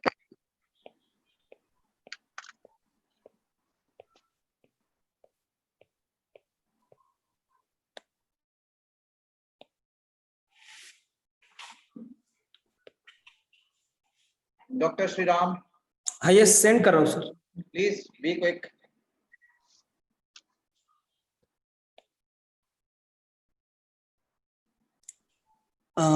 दिख रहा है sir? Yes. Okay. Good evening, all of you.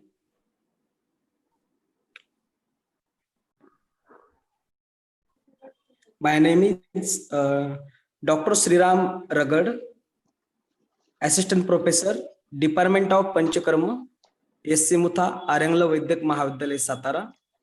My topic name is Need of Innovative Research Updates on Ayush Medicines. Introduction. Ayurveda is developed over a period of thousands of years of experience by various rishis, acharya, and after deep research methodologies.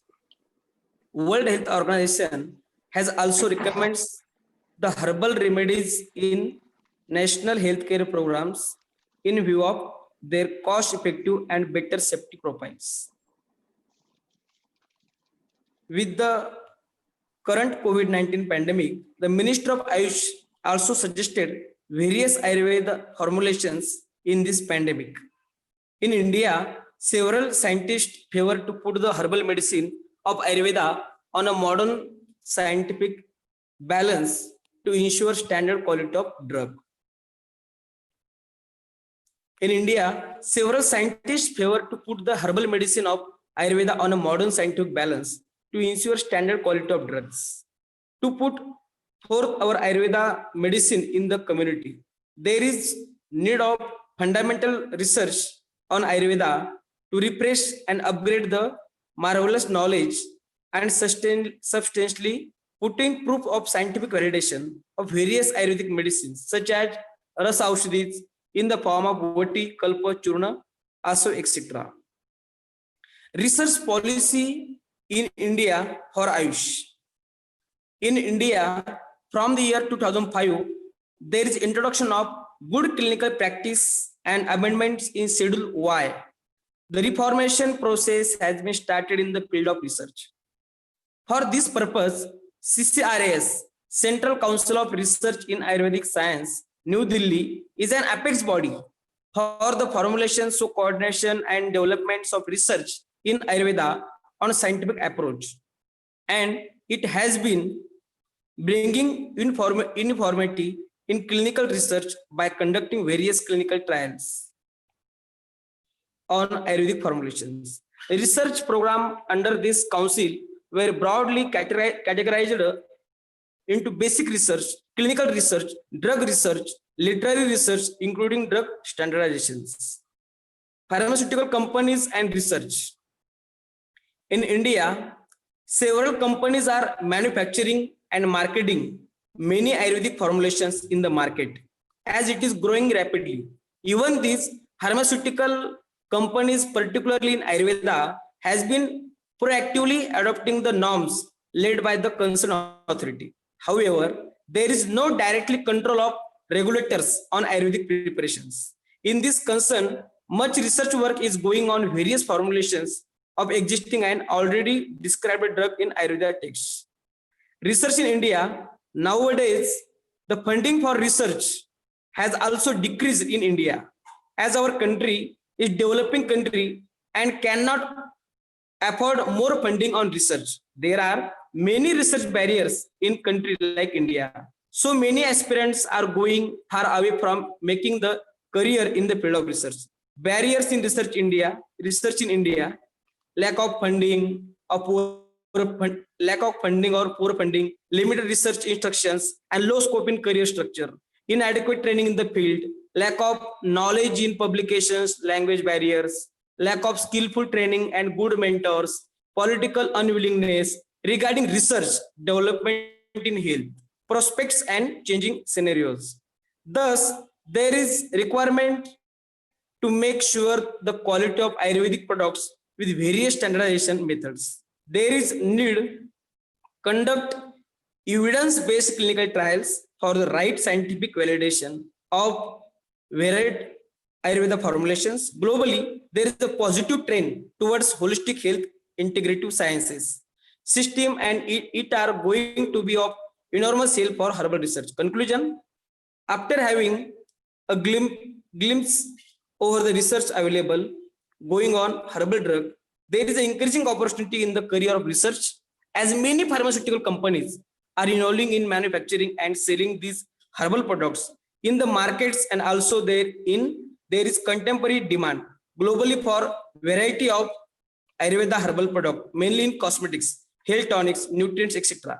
There will have enormous opportunity in research field for the herbal drugs in coming period, and it could be achieved by reforming the current situation for herbal drug research on platform of modern as well as ancient parameters. Thank you.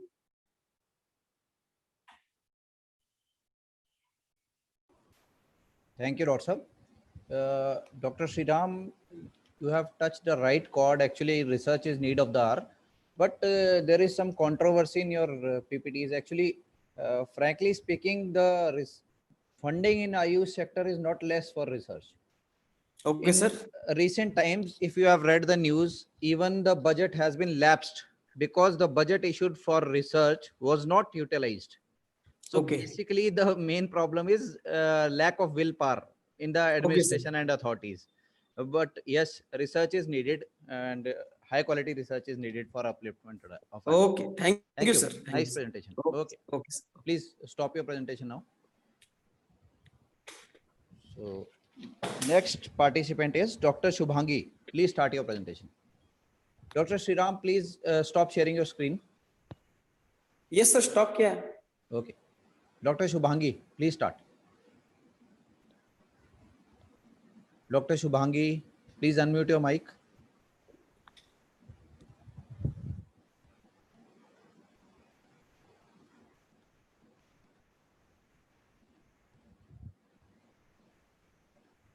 Dr. Shubhangi, please unmute.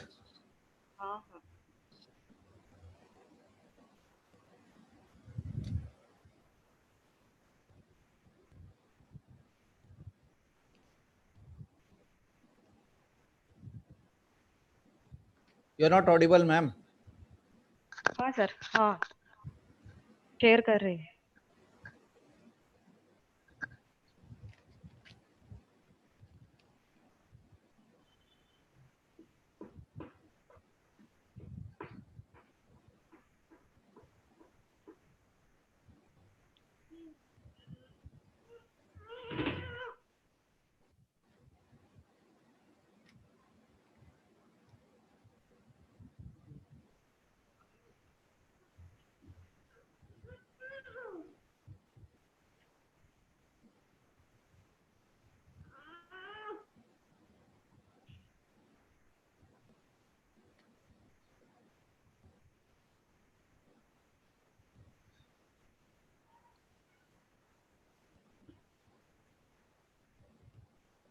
Please start. Sir ये sharing में थोड़ा problem आ रहा है. आप ma'am अपना video on कीजिए, आप visible नहीं है. अनम्यूट कीजिए और वीडियो ऑन कीजिए.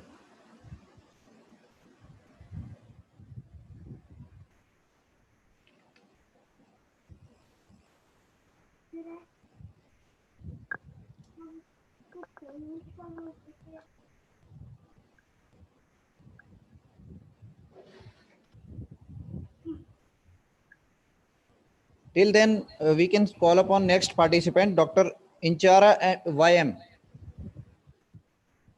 Dr. Yes, sir. Inchara YM. Yes, sir. Am I audible? Yeah, you're audible. Your good name? Okay. My name is Inchara Vayam. Yeah. Yeah. You may start your presentation, please. Okay, 1 second. Let me share the screen. Yes. Okay. Yes, your screen is visible, ma'am. You can go. Okay. Good evening, everyone. Myself, Inchara Vayam. I'm pursuing my second year BMS degree in SDM Ayurveda College, Udupi. Today, my topic for discussion is Ayurveda in cancer management. It is guided by Vijay Neglur, sir. So cancer, it is 1 out of every 2 men and 1 out of every 3 women is diagnosed with cancer at present time. Despite this huge number and despite the advances in the medical field, cancer remained as most unrecognized condition till the last stage. Our body is made up of billions and billions of cells and have different functions. Actually, it is a complicated process which is under incredible phenomenal control.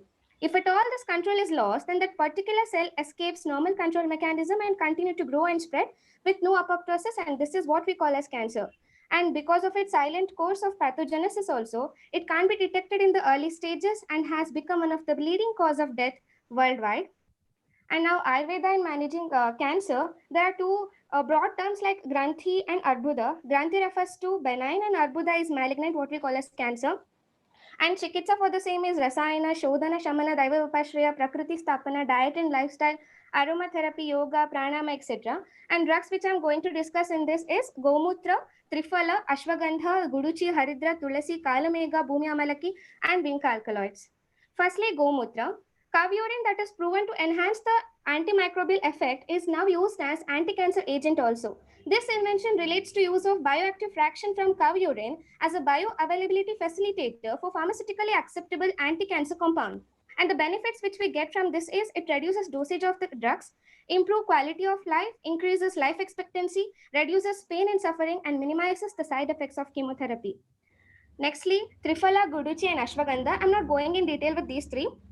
These three are very good Rasayana drugs. They have multi-target property, antioxidant, and also anti-cancer properties.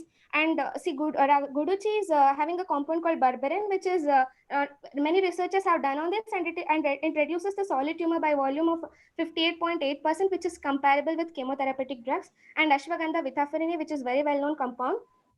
Even turmeric, tulasi, bhumi amalaki, guduchi, garlic, ginger, kalamega, all these also possess antioxidant free radical scavenging property, and also it helps in apoptosis of cancer cells. So next is Vinca alkaloids. So these are subset of drugs obtained from periwinkle plant, that is Catharanthus roseus, which is a very known plant for anti-diabetic properties so far, and is now an extensively used anti-cancer compound. Vinca alkaloids like vincristine, vinblastine, vinorelbine, and vindicine, these alkaloids will bind to beta tubulin, inhibit polymerization of microtubules, and thus results in microtubular damage.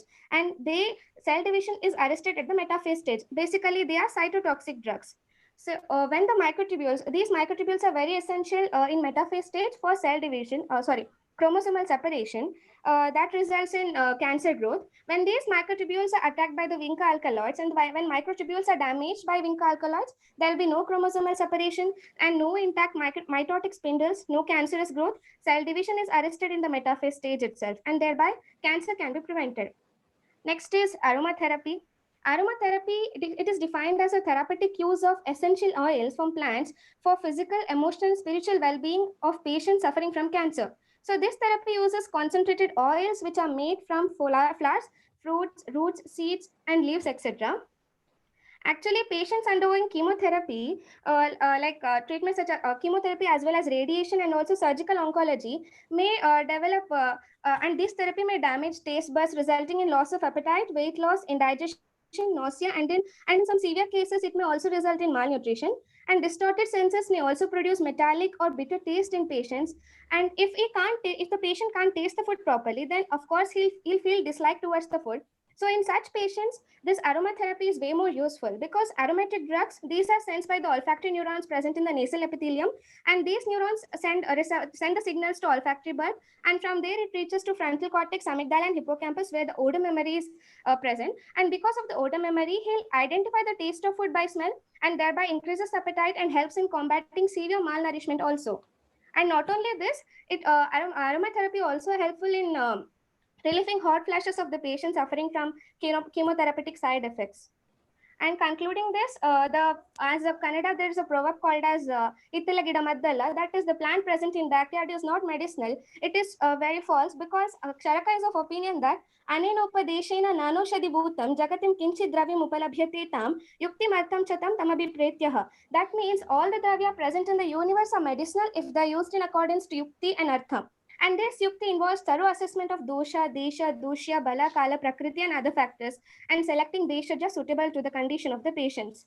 And I believe that Ayurveda is a ray of hope, and this which can cure severe diseases like Parkinsonism, diabetes mellitus, IBS, stroke very effectively than conventional medicine is definitely having a cure, and it is potential to combat cancer. And to know this potential, all that is needed and all that is in need of her is research works and as many possible clinical trials also. And one more thing, that is support from the government. And these are the references.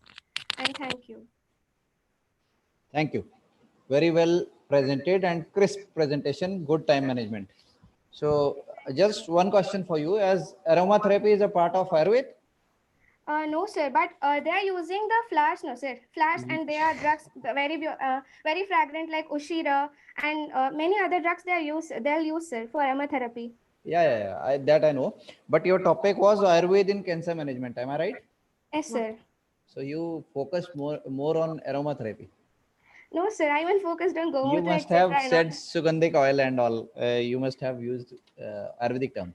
Otherwise, it was a good Okay, sir. presentation. It was a good I'll do it. presentation.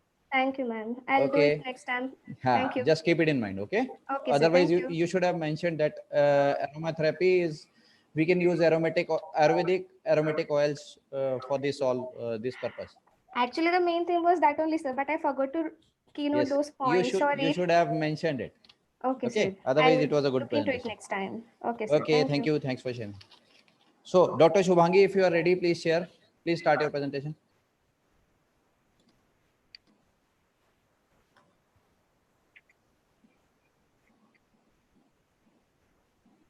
Dr. Shubhangi? Yes ma'am वो share नहीं हो रहा mobile से। Ma'am sort ma'am it आप out. तो खुद भी visible नहीं हो, आप अपना वीडियो तो ऑन कीजिए।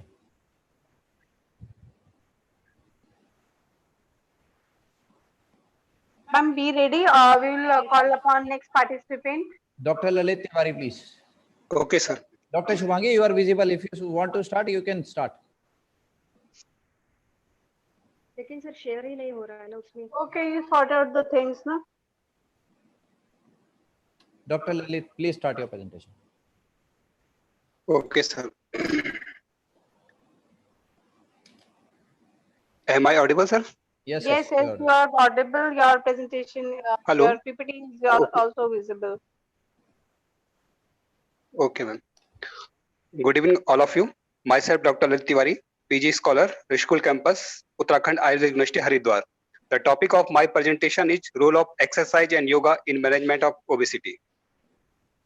Firstly, we see what is the yoga. Maharishi Patanjali says that yoga suchit vritti nirodha. In Bhagavad Gita, it is says that yoga karmasu kaushlam shamattam yoga uchyate, means by yoga one can achieve efficiency in his work. According to Ministry of Ayush, yoga is a discipline to improve or develop one's inherent power in a balanced manner. It offers to attain complete self-realization. The literal meaning of the yoga is yoga. Yoga can therefore be defined as a means of uniting the individual spirit with the universal spirit of the God. Let us see what is the obesity. The term obesity refers to accumulation of excessive body fat in the body. Weight in excess of 10% of the total body weight caused by excessive deposition of fat at obesity. Let us see how we measure the obesity. There are various methods for the measurement of obesity, but cheap method is the cheap method for the measurement of obesity is the body mass index, which is the ratio of weight and height. As you see, the term obesity is used when the BMI is greater than the 30, and between 30 to 34.9, it is the class 1 of obesity. 35 to 39.9, it is the class 2 of obesity, and above 40, it is extreme obesity, class 3rd of the obesity. Let us see, is the BMI is the best measure for the obesity? According to official blog of AACR, American Association for Cancer Research, BMI is not a best way to measure the obesity. Researchers suggest that it has a limitation. BMI cannot differentiate between bone density, muscle mass, and body fat. Furthermore, as our muscle mass tends to decrease while our body, while our fat mass tends to increase, yet our overall weight may remain same, yet no change in the BMI. The other method to measure obesity are underwater weighing, waist hip ratio, measurement with caliper, and dual energy X-ray absorptiometry (DXray). Metabolic health as a risk factor for cancer, as defined by NIH, to have 5 following characteristics, which are high level of triglyceride, low level of high density lipoprotein, large waist circumference, high level of fasting blood sugar, and hypertension. Body fat and cancer. AACR is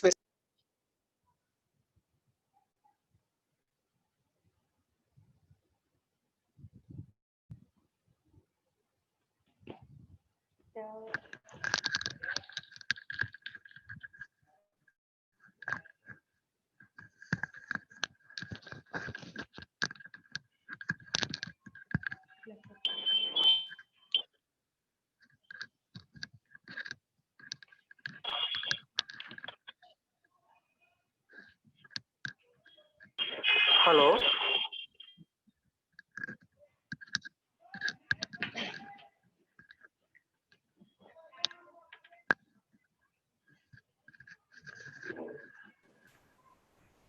Your presentation has been interrupted, sir. Dr. Lalit.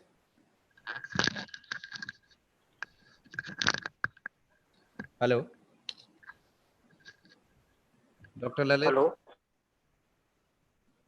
Yes, yes. Your presentation was interrupted in between. Hello.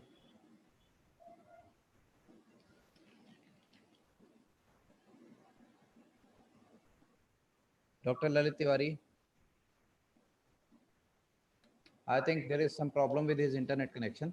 So Dr. Shubhangi, may you please start your presentation. Sir मेरा share ही नहीं हो रहा, तो मुझे थोड़ा सा time दीजिए, मैं लास्ट में कर दूंगी. Okay. Next participant. Next participant is Dr. Abhishek Pandey. Is he present here? Dr. Abhishek is there. Call upon next, sir. Dr. Ramesh. Yeah, yeah. Can you hear, sir? Yeah, I can hear you. Yeah.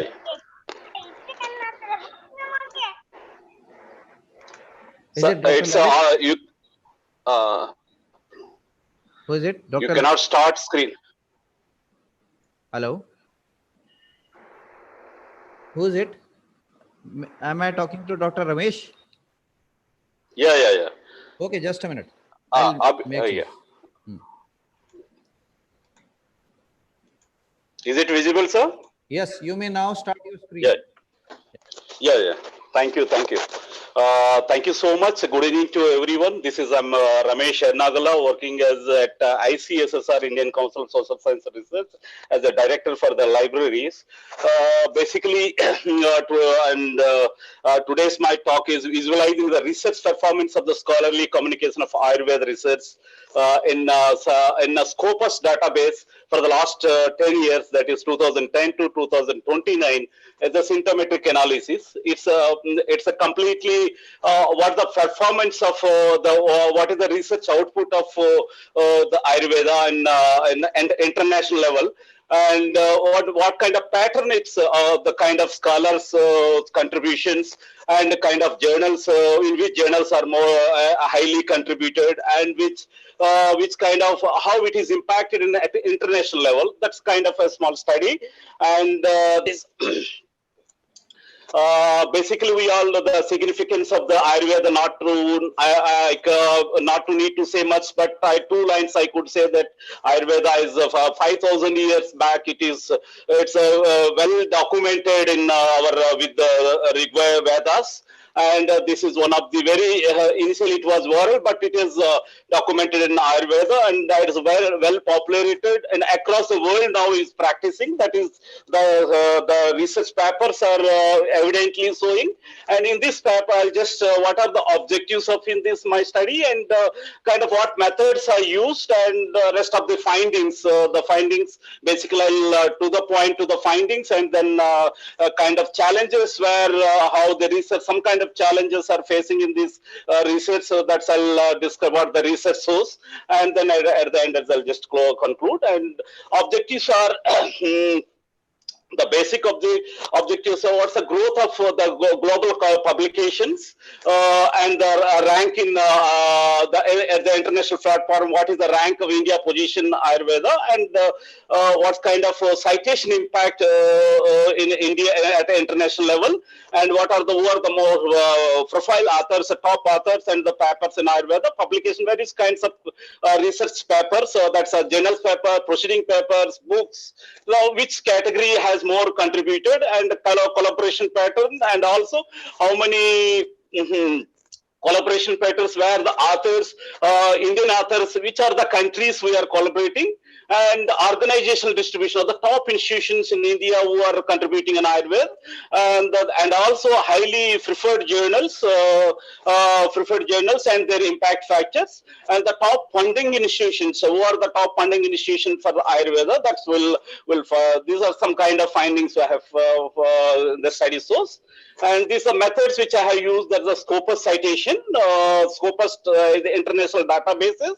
Is the Elsevier Science is the companies which is promoting for this database, and it's well and the research output is very well noted. And basically I have given a title says Ayurveda and Ayurvedic. In this aspect, I found whatever the collection, the research papers I have found, and that has been I'm just putting in before you all. And this is and after that I analyzed with the Excel and all our small tools. And this is the first one is the findings is the global publication. What is the rank? India is the first rank among the top 10 countries. That is which we contributed 5,262 papers for the last 10 years. And the second one followed the United States is the second one, which contributed it has 604 papers. So that is 8.91. Our percentage 77.66 at the global level, and at the third is the United Kingdom, that is 156 papers. Germany is 128 papers. Australia is 124 papers, and Malaysia is 124, and China is with the 1.62. Some kind of number is missing, but Japan is 105 papers. Italy is 90 paper. Bangladesh is 77 papers. This is the kind of our ranking. And in India, particularly in Indian publication, in India, what is the growth aspect? Total is 5,262 papers.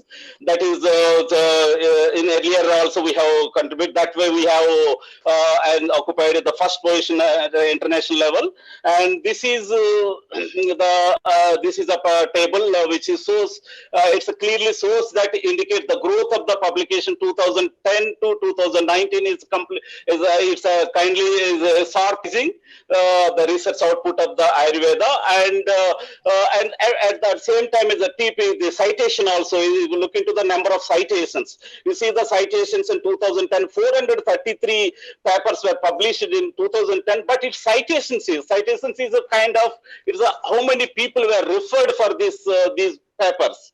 So, how much? This 7,609 papers were referred, 433 papers.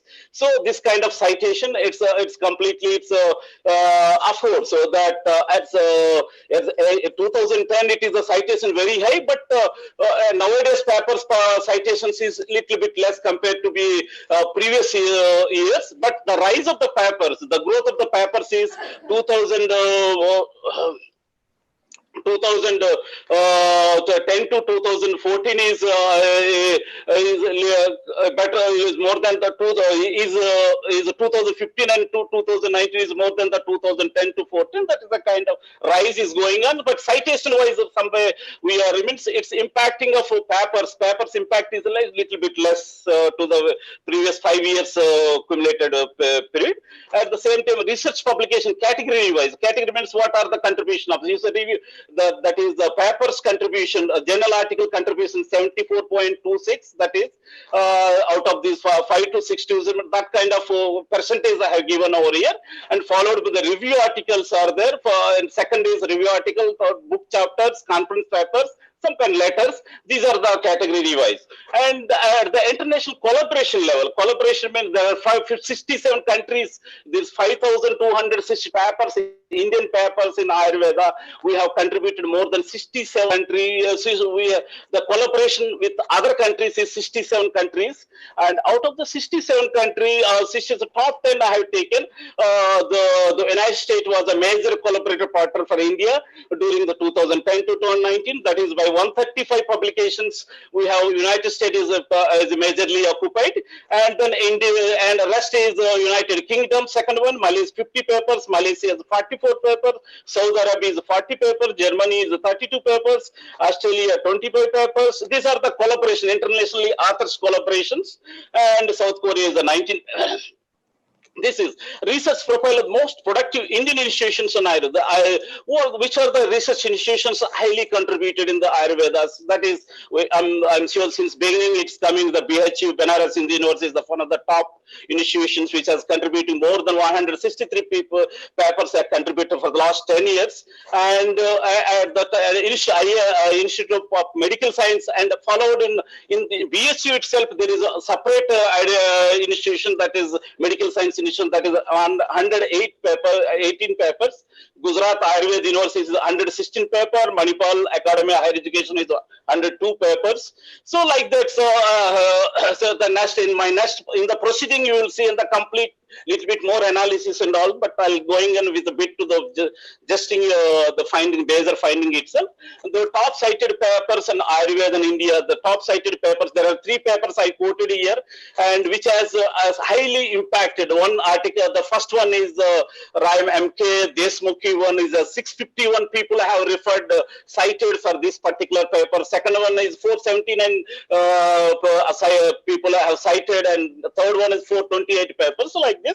And the funding initiations, who are the funding initiations? The funding initiations for the Indian authors are, initially it was, the first one is the UGC University Grant Commission is 81 papers, and Bangladesh Council of Scientific Industrial. In other countries also, they sponsored to they occupied is the second place, that is 63 papers they have funded, and the third one is the Department of Science and Technology. That is Kerala, and ICMR is the fourth one, is the 60 papers, for the 60 papers or 60 people that they have supported.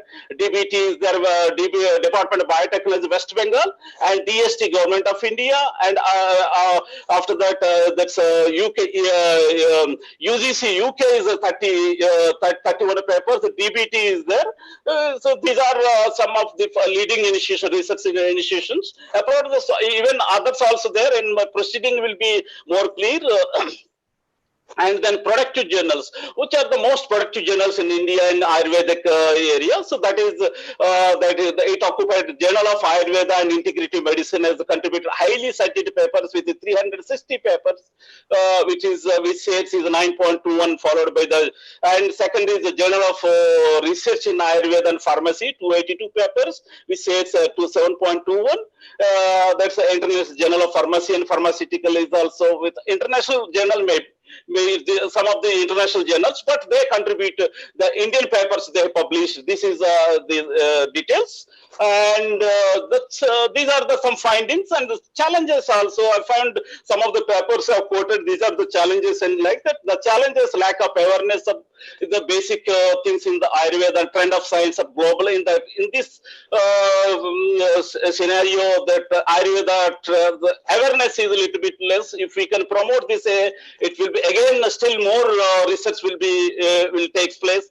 At the same time, insufficient patent laws also. We could understand the patents. Many countries or other countries have taken patents, but our country we are unable to be. And of course, for the last 5-6 years, significantly we are progressing. But earlier that something even also the herbal that's what is that healthy one was successfully we have after 15-20 years. Initially it was USA was patented after 15-20 years battle struggle, and we won that field, and we ultimately we have there we had got a patent. Like that many countries are initially we are the pioneer of this Ayurveda, but anyhow these are the problems. There are also problems is insufficient research and development activities. If compared to other medical sciences, it's less. It shows it's very less insufficient research. At the same time, a lack of economical infrastructural resources. This also very less sponsoring, and the lack of standardization, quality control, and these are the, if you compare to other bodies, other science bodies, these are the issues are there. The controlling of body, the controlling authorities are very less, and at the same time, conservation and cultivation of medical lack of attention of the conservation, cultivation of medical plants also neglected. So these are the issues are there. These Sir, at the end I could say that. Hello. Yeah, at the end I could say that this is. Yeah, this is as I could say that India is one of the historically it has very significant for the Ayurveda, and it's a good progress for the last few years, and I also hope so this study will more kind of awareness has given to the participants. Thank you so much. Given an opportunity for. Thank you so much, sir. It was Thank you, sir. highly worked paper. Actually, I just want to ask you: have you published this paper anywhere? No, sir. No, You still should, not sir. published. You should Yes, publish it. Actually, this is the paper. Yeah. I think that your Yes. proceeding is to be published or not? Actually, our proceedings are going to be published, but you can publish it in some index journal, I think. Journal, sir. In next January. Yeah. I just wanted Thank to you. ask Thank you whether so much. the number of publications you have cited here are those who have published in Scopus Index Journal or in total? No, only Scopus, sir. In total, is Scopus indexes only prestigious journal only. Okay. If it takes place, if we were in, these are the journals, some other journals, that's a thousands of journals, so will be thousands of articles. Scopus, you must be knowing all things. If Scopus database has this much journals from Ayurveda, this is a good sign for all of us. Thank you. Thanks for sharing. Yeah, exactly. Thanks for sharing, sir. Okay, thank you. Welcome. So next participant is Dr. Lakshmi Divya. And sir, please stop sharing your screen. Dr. Ramesh, please stop sharing your screen.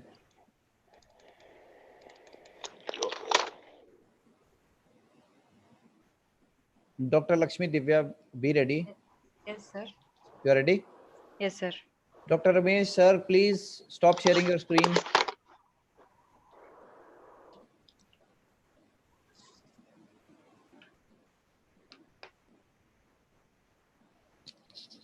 Yes. So Dr. Lakshmi Divya may start, please. Yes, sir.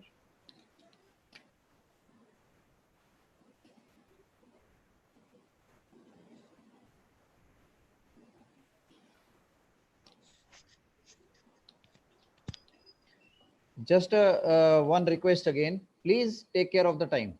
Actually, we are really running behind the time, and still we have the presenters to come. So please take note of the time. You may please start presenting. 1 minute, sir. Yeah. Next participant will be Dr. Nandini. Please be ready.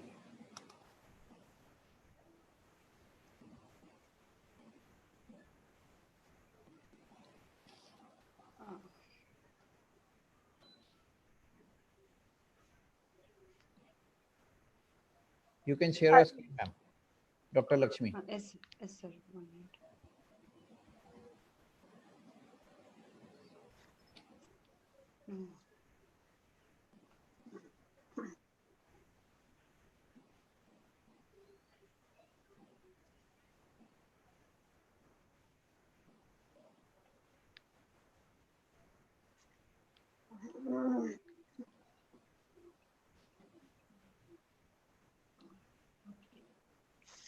Good evening, one and all. Myself, I am Dr. M. Lakshmi Divya, second year PG scholar from the Department of Draviguna under the guidance of Dr. P. Sugnajyoti, Professor and HOD, Department of Draviguna, Dr. NRS Government Ayurveda College. My topic of presentation is side effects of chemotherapy and its probable management through Ayurveda. These are the topics I'm going to highlight. Why chemo causes side effects, common side effects of chemotherapy like anorexia, mucositis, nausea and vomiting, sleep disturbances, fatigue, and conclusion. Why chemo causes side effects? Chemotherapy drugs and radiotherapy drugs are highly toxic and both damage adjacent healthy cells. Chemo drugs are cytotoxic in nature by damaging the nuclei of growing and multiplying cells. The hemopoietic system is highly susceptible to this action. Thus, they cause leukopenia, anemia, thrombocytopenia, and in toxic doses, aplasia of bone marrow. These drugs also affect epithelial tissues such as those of cornea and oral and intestinal mucosa, causing ulcerations. Hair follicles are also damaged, causing alopecia, and they impair spermatogenesis and irreversibility in males and causes amenorrhea and phytotoxicity in females. These are the common side effects. These are the list of common side effects like fatigue, mucositis, sleeplessness, anorexia, nausea and vomiting, easy bruising and bleeding, weight changes, mood changes, fertility problems. Some of the side effects and its probable management through Ayurvedic remedies are concised here. Anorexia. Nearly 80% of the cancer patients develop anorexia cachexia syndrome in advanced stages, which is worsened further with the administration of chemotherapy. Anorexia is the commonest chemotherapy side effects, and it is associated with weight loss, fatigue, and decreased appetite, which is further leads to reduced chance to better outcome and diminished survival. Ayurveda recognizes this condition as arochaka, in which patient feels loss of interest, hunger, and taste to food. And implementation of these remedies like gargling or chewing Twak Ela, Musta Dhanyaka, Musta Amlaka, Twak, and Pippali in the form of pills like lozenges or decoction for Kavalagraha, or in the form of powder. These recipes can be used for cleansing the mouth. These drugs are mainly having properties like Deepana, Pachana, Ruchya, and Kantashodhana and Lekhana. Moreover, these drugs are also having having proven anti-cancerous activities with scientific evidences like cumnaldehyde, a constituent in of the bark of Cinnamomum verum twak, and its underlying molecular biomarkers associated with carcinogens in human lung adenocarcinoma was evaluated. Results showed that cumnaldehyde suppressed proliferation and induced apoptosis. And Bhav Mishra specified uses of eating fresh ginger, Lavanardraka Bhakshanam, which is Agni Sandeepanam Ruchyam Jihva Kanta Vishodhanam, which can be recommended in this condition of Aruchi. And formulations like Avani Shadow Churna, Talishadya Gutika can be recommended. Mucositis, another painful condition and commonest and serious complication of chemotherapy. This condition is an important cause for poor quality of life in cancer patients receiving chemotherapy. These symptoms can be correlated with signs and symptoms of Pittaja Mukha Roga, which is basically due to increased Pitta dosha in the body. And Vakpata in Ashtanga Hridaya 22nd chapter of Uttarasthana proposed gargling of Kalaka Churna cures all types of mouth disorders caused by excess of Pitta dosha. These are the ingredients, some of the ingredients of Kalaka Churna, and it should be taken along with Anupana Kshaudra. These Kalaka Churna is having predominance of Katu and Kashaya Rasa, and the predominance of with the predominance of Katu Rasa, it acts as Vakra Shodhana, Swayaduhara, Sneha Kleda Upasoshna, and Pranava Sadhana. And Kashaya Rasa acts by Dr. helping. Lakshmi, please conclude. Okay, madam. Ropana, Lekana, and Arthi Nashana. Further, Trifla present in this formulation has anti-proliferative effect, and other drugs like Dantadavana and prescribed for Dantadavana like Karanja, Negroda, Arjuna can also be advised. And nausea and vomiting, one side effect that many cytotoxic drugs have in common is they produce nausea and vomiting. In spite of anti-emetic drugs, 70% of the patients show persistent symptoms, which can be these are the remedies we can advise for them. And sleep disturbances, disturbed sleep is major source we have to concern, major problem for concern. And the Ayurveda advocates Abhyanga, Shaliana, Gramya, Udaka, Anuparasa, and Dadi Kshira, etc., which promote tushti and pushti in the body. All the drugs which increase the Oja Vartaka drugs can be implemented in this condition. And fatigue, another condition of concern is fatigue. And advocating Ashwagandha and Shatavari are few drugs which are mentioned in this category. And Shramahara Dashamani mentioned by Charaka can well be indicated, like as these drugs are having Madrasa, Snigdaguna, Shetavirya, and Madhura Vipaka. Which reduces exertion and tiredness caused due to fatigue. One of the ways these drugs work is by bringing the state of balance to the adrenal glands, those producing the primary stress hormone cortisol. And ashwagandha is mainly classified as adaptogen, as we all know. And conclusion, implementation of Ayurvedic principles can potentiate anti-cancer efficacy and reduce side effects of chemotherapy. These simple solutions may act as an important adjuvant to radiotherapy and enhance the quality of life of cancer patients and may prolong the lifespan of the patient. These are the references, and thank you. Okay, thank you, Dr. Lakshmi. Well compiled. Okay, now next presenter is Dr. Nandini. Yes. Dr. Lakshmi, please stop sharing your screen. Yeah, Dr. Nandini, are you there? Yes, I am there. Am I Yes. audible? Yeah, you are. Yes, you are audible, ma'am. I'm sharing my screen. Yeah. Good evening, one and all. Myself, Nandini Bhojraj. Is my screen visible there, ma'am? It is very much visible, ma'am. Please restrict to the time limit. Yeah. Of 5 minutes. Yeah, sure. I'm from Govigyan Anusandhan Kendra, and my topic is contribution of Panchagavya and Panchakarma Chikitsa in Ayurveda for the management of side effects of radio and chemotherapy. This is a case study.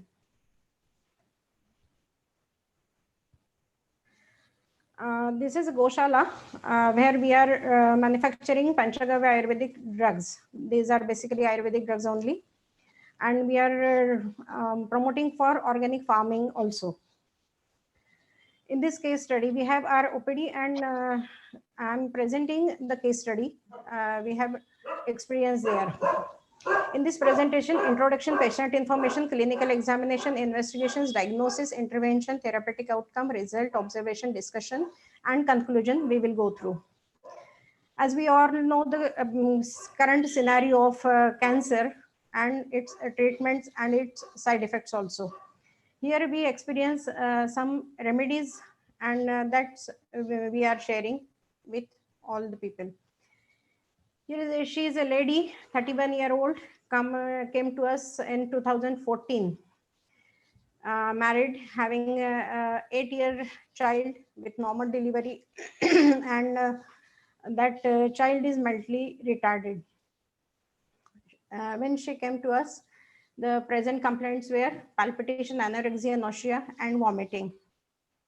3 chemo के बाद उनको hot flashes, constipation, burning, micturition और burning sensation अंदर reason में भी हो रहा था.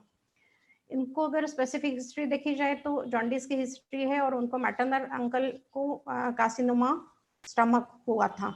बाकी गायनिक हिस्ट्री में कोई विशेष प्रॉब्लम उनको उस समय नहीं था और आज भी नहीं है. वो अभी हमारे कंटिन्यूस फॉलोअप में है. उस समय जो वो आई थी फर्स्ट कीमो उनका हो चुका था और लो बीपी कंडीशन में थी, वेट 58 था, वात पित्त उनकी प्रकृति है. नाड़ी 64 थी उस समय और ये जो मल का हम कंडीशन देख रहे हैं वो थर्ड कीमो के बाद था.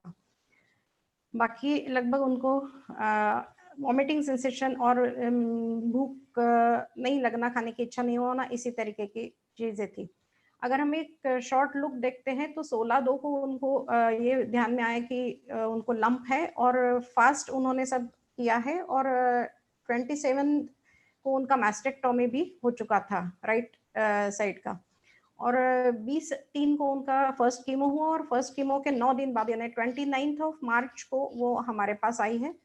जिस समय उन्होंने जो अबाउ सिम्टम्स मैंने कहे वो हुआ, ये उनके डायग्नोस्टिक जो इन्वेस्टिगेशन है वो है. फाइनल डायग्नोसिस हमारी तरफ से अगर हम सोचेंगे तो breast cancer associated with side effects of chemo and radiotherapy. हमने उनको जो दिया था उस समय वो कामधेनु, गोमूत्र अर्क, लघु सूत्रशेखर और पंचगव्य घृत. हमारा जो इंस्टीट्यूशन है वो पंचगव्य से दवाइयां बनाता है, रिसर्च वर्क करता है, CSIR के साथ हमारा कोलैबोरेशन है. गोमूत्र अर्क के हमारे पास 6 पेटेंट्स भी हैं और उन्हीं का हम लोग अपनी दवाइयों में जो रिसर्च में आ रहा है, जैसे एपोप्टोसिस दिख रहा है, एंटी कैंसर प्रॉपर्टी उनकी दिख रही है, तो क्लिनिक्स में भी हम लोग वो देखते हैं. पंचगव्य घृत का भी रिसर्च हुआ है, टी सेल पे भी उसका काम हो चुका है, एंटीऑक्सीडेंट प्रॉपर्टी भी उसकी देखी जा चुकी है. तो शुरू में हम लोगों ने उनको गोमूत्र अर्क, लघु सूत्रशेखर और पंचगव्य घृत दिया था. नीचे जब हम टेबल में देखेंगे तो ये सिम्टम्स में किस तरह से उनको रिलीफ मिला है, ये हमारे पास लेडी जो है अभी भी फॉलोअप में है. और फर्स्ट कीमो के बाद हमारे पास आई, उसके बाद सेकेंड कीमो जो है तुरंत ही था. उस समय उनको थोड़ा बहुत रिलीफ हम देख रहे हैं, जो 2+ देख रहे हैं. थर्ड कीमो के बाद का हम देख रहे हैं. उसके बाद लगभग 4th और 5th कीमो, फिर 6th कीमो, इसमें तो इनको कोई भी सिम्टम्स, ये जो लक्षण थे वो नहीं हुए थे और बहुत अच्छे से वो अपना डेली रूटीन करके अपना काम कर रही थी. उस समय फिर हमने उनको मात्रा बस्ती और क्षीर बस्ती ये बाद में ऐड किया था. तो ये जो है उनके आज के रिजल्ट है, यानी 19 में जो उनके इन्वेस्टिगेशन हुए, radiograph, then mammography, then USG, complete abdomen, इस तरह के उनके आज भी ये रिजल्ट्स है. ये उनके स्क्रीनशॉट्स है एंड उनका असेसमेंट हमने फैसिट स्केल पे भी किया था और उनको बहुत अच्छा स्कोर हमको उस समय भी मिला था और आज भी वो कंस्टेंट है. After preceding the above treatment plan in comparison with both मृदु शोधना with पंचगव्य चिकित्सा and consecutive 6 months हमने ये किया है सब. पोस्ट कंप्लीट रेडिकल मेस्टेक्टोमी अभी भी आज तक भी उनका कोई रिकरेंस नहीं आया है. 6.5 years से वो कंप्लीट हमारे फॉलोअप में है. कीमो एंड रेडियोथेरेपी वो बहुत अच्छे से कर पाई. फैसिट स्केल में का स्कोर भी उनका बहुत अच्छा रहा. क्वालिटी ऑफ लाइफ रहा, यानी बच्चे को उठाकर टॉयलेट ले जाना वगैरह वो कीमो के दिन भी कर सकती थी. यानी जब हमारे पास वो आई और उनको क्षीर बस्ती वगैरह सब दिया गया तो वो बहुत अच्छे से अपना पूरा डेली जो रूटीन होता है बहुत अच्छे से उन्होंने फॉलो किया. उनको कैंसर फ्री करके भी डिक्लेयर किया है. कॉस्ट इफेक्टिव ट्रीटमेंट उनकी रही है और टॉलरेबिलिटी भी सभी ट्रीटमेंट के लिए अच्छे से रही है. गोमूत्र अर्क की जो प्रॉपर्टी है वो और पंचगव्य घृत ये दोनों एंटी कैंसर प्रॉपर्टी करके काम करते हैं. साथ में अग्नि को प्रदीप्त करना ये भी उसका ये है. अग्नि को प्रदीप्त तो करना है लेकिन पित्त को हमको बढ़ाना नहीं है, तो वो लघु सूत्रशेखर और पंचतिक्त क्षीर बस्ती इस तरह से समान वायु और क्लेदक कफ इनके ऊपर कार्य होके हमको ये सभी रिजल्ट्स बहुत अच्छे से मिले. लेकिन अभी टाइम कंस्टेंट रहते हुए मैं बहुत डिटेल में नहीं बता रही हूँ. In a nutshell, it includes anuloman and apanavayu, which stimulates the samanavayu and corrects the vitiation of kledakafa and pachak pitta. Therefore, symptoms related to amla pitta and sarvanga daha got subside completely due to kledahar and agni dipta properties. It removes the Rasadushti, resulting in the relief of palpitation. As a result, there occur ease in all symptoms, including induced by chemo and radiotherapy, due to the correct combination of Panchakarma and Panchagavya formulations with their Vatanulumak, Pittagana, Dahahara, Balya, and Rasayana properties. Conclusion: the present case study shows that the Ayurvedic intervention is effective to subside the side effects induced by chemo and radiotherapy through their threefold effects of Shamana, Bruhana, and Mrudushodhana. It also helpful to enhance the compliance rate of the patients towards conventional therapies like chemo and radigo. जैसे patient अपने अपने therapy कभी कभी complete नहीं कर पाते, वो हम उसमें help करके निश्चित उसको कर पा सकते हैं.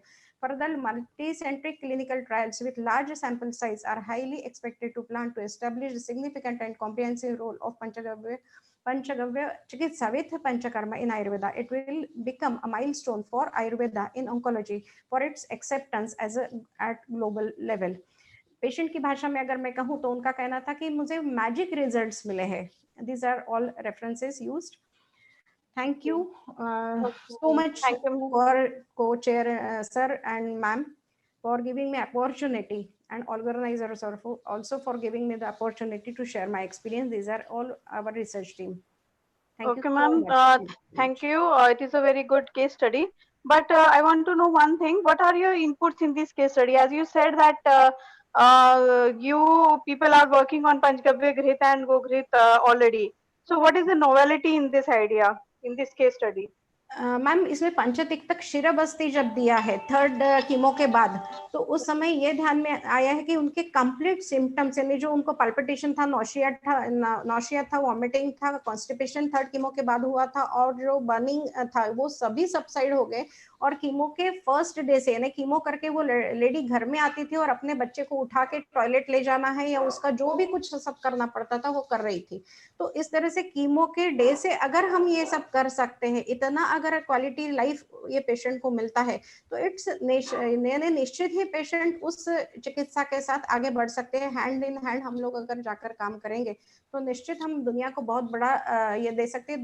दूसरा, ये इन्फिल्ट्रेटिव डक्टल कार्सिनोमा था, तो ये इसमें सेकंड रिकरेंस जो है वो भी आने का एक बहुत चांस रहता है, जो हमें आज तक, यानी 6.5 साल हमारे इस ट्रीटमेंट में हो चुके हैं. वो लेडी आज भी हमारे फॉलोअप में और मेडिसिन से ले रही है. तो you added Panchitikt Kshirvasti, you added in this case. You want to say that? Yeah. Okay. In previous cases, you didn't add that. Yeah. Okay. Thank you. Okay. Very good. Thank you, ma'am. Thank you. Nice presentation, ma'am, and very encouraging results for all Ayurvedic scholars to work upon. Yeah, definitely. Thank yes, you. sir, sure. Thanks, Thank you, sir. Thank you. Okay. So now next speaker is Dr. Anjani Mishra. Ji, sir. Am I audible, sir? Yeah, you're audible. Please start your presentation. Please give me permission, sir, so that I will share my screen. You already are co-host. You can share your screen. Ji, sir. Yeah. Is my slides are visible? Yes. You may go ahead.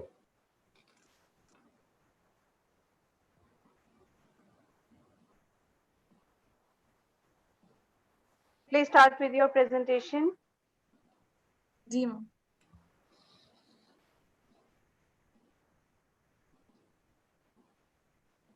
Good evening to all dignitaries present over. Yes, ma'am. Yeah. Please go ahead.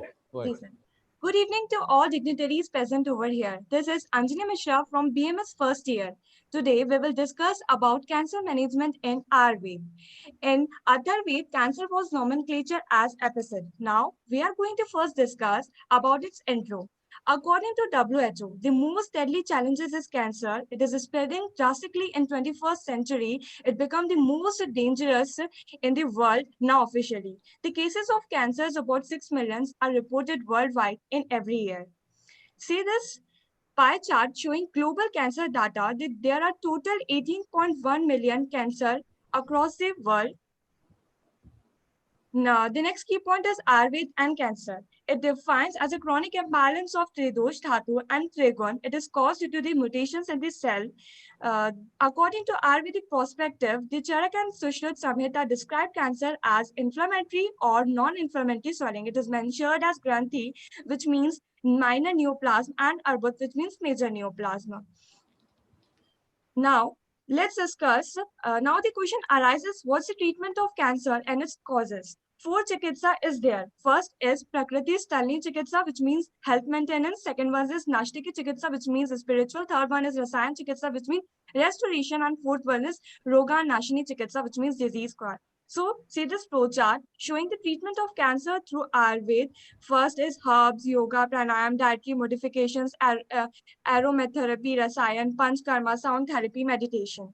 Have a look on this diagram showing common sites and symptoms of cancer's metastasis. In brain, headache, seizures; in the respiratory cough, dyspnea; in lymph nodes, lymphadenopathy; in liver, hepatomegaly, jaundice; and in a skeleton, pain, fractures, and spinal cord. Have a look on this chart showing anti-cancer agent which derived from the plant. Anti-cancer plants materials that extractions through heating, then filtrations, then evaporation, and after that collections of extracts. Now the compound oscillations, isolations, and identifications bioactive compound form. Now we will apply it in animal models, in vitro and in vivo cancer studies, clinical practice, and finally phytochemical therapy. Now the next key point is preventing and healing cancer through Panchkarma. To activate the body's self-healing ability, Panchkarma will be beneficial for recovery of both body and mind. It calms the doshas, gone, and remove excess cough and toxins from the body. Have a look on this cancer. Let's discuss about cancer tumor. The following features for tumor is round film causing mild pain, large, deeply rooted in the body's slow growth, showing no suppression, a swallow, fleshy growth. These are the first 4 tumor is benign, which can be successfully treated, and the last 2 is malignant tumor. Have a look on this chart. It's showing the benign tumor and malignant tumor symptoms. Vatika Granthi caused by Vaddosh, Pittik Granthi caused by Pittdosh, Kafash Granthi caused by Kapdosh, Medas Granthi by affected adipose tissue, Rakt Arbud by affected blood, Mas Arbud by affected muscle tissue. Malignant tumor according to Sushruth. So there are 3 forms of metastasis: Rakt Arbud, Adhay Arbud, and Divya Arbud. Now, modern research on Ayurveda and cancer. This key point is quite interesting and very important also. It is being conducted to explore the anti-cancer effects of herbs and formulations, which is described in classical texts. Vithania somnifera, Carpus anacardium, etc. These are the list which goes on. Varandi and Indukantham Gratham are the formulations which have been explored for being beneficial effects in cancer. Now, the next question arises that what are the perspectives to how to protect you from the risk of cancer. So there are some Ayurvedic herbs, amla, garlic, turmeric, ashwagandha, holy basil, ginger, and etc. And some beneficial drugs also like goluchi, haripki, and devdaru. At last, I want to conclude that according to Ayurveda, cancer is known as Granthi or Arbud. Cancer it is caused due to the mutations in cell. The modern research on Ayurveda is being conducted to the anti-cancer effect of herbs and its formulation. During therapy like chemotherapy, radiotherapy, Ayurveda can help to assist the body in its recovery process and reduce the side effects of the treatment. At last, I hope you all get valuable information about cancer management in Ayurveda. Thank you to all dignitaries for listening to me, and my special thanks to organizing member of Global Ayush Festival for giving me this platform to share my views. Thank you so much. Excellent. Excellent presentation. You are Thank you, first sir. year student? Yes, sir. Very good. This is really, really good. Being a first year student, this presentation is par excellence. Thank you, sir. Very good. Within time and very well presented. Thank Very you, good. ma'am. Keep it up. From which college you are? Veena Vadi Ayurvedic College, Bhopal. Okay. Very nice. Thank you, sir. Congrats. Very good. Chalo. So let's start next presentation. Dr. Shrikant Nimbutri. Yes, sir. Doctor, please. Please start.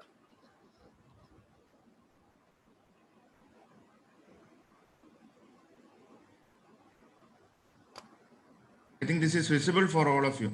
Yes, yes, it is visible. You may please go ahead.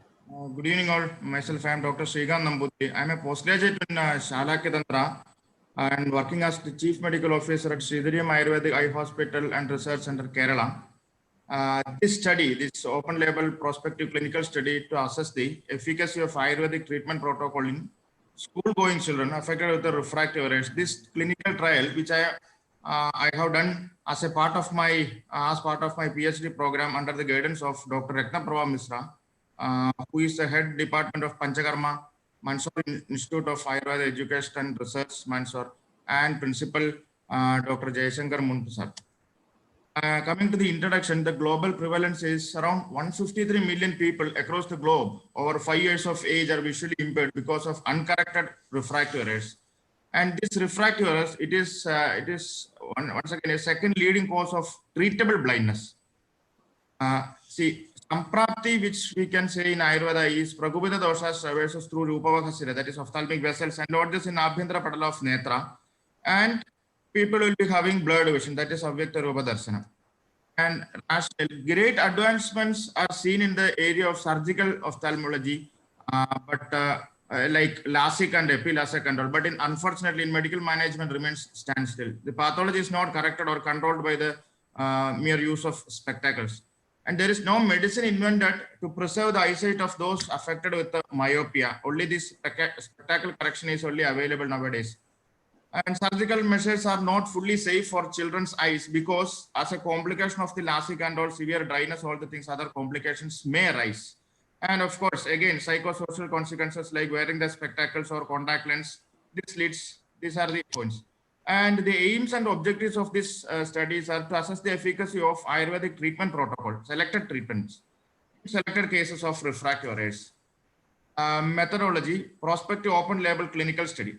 The sample size is 100. This sample, 100 students, pupil was selected from a cross-sectional survey from different schools in both rural and urban area. And the study duration was from March 2019 to March 2020. And intervention, IP management and internal medicines will be given for 15 days and follow-up for 45 days with the internal medicine only. So the total study duration for this clinical trial will last for 60 days, that's 2 months. And continuation of that in methodology, interventions like Shirodhara with Balasagandhadi Dailam for 7 days. The oil shall be changed in once in 3 days. Tarpanam will be doing in the second 7 days. That will be with the Jivandyadi Kridam and internal medicines like Drachadi Kashayam and Jivandyadi Kridam. The trial scheme is the first is the screening, as I told you earlier, through medical camps in different rural and urban area schools, through medical camps, visual acuity and refraction. These two objective parameters and the subjective score will be assessed.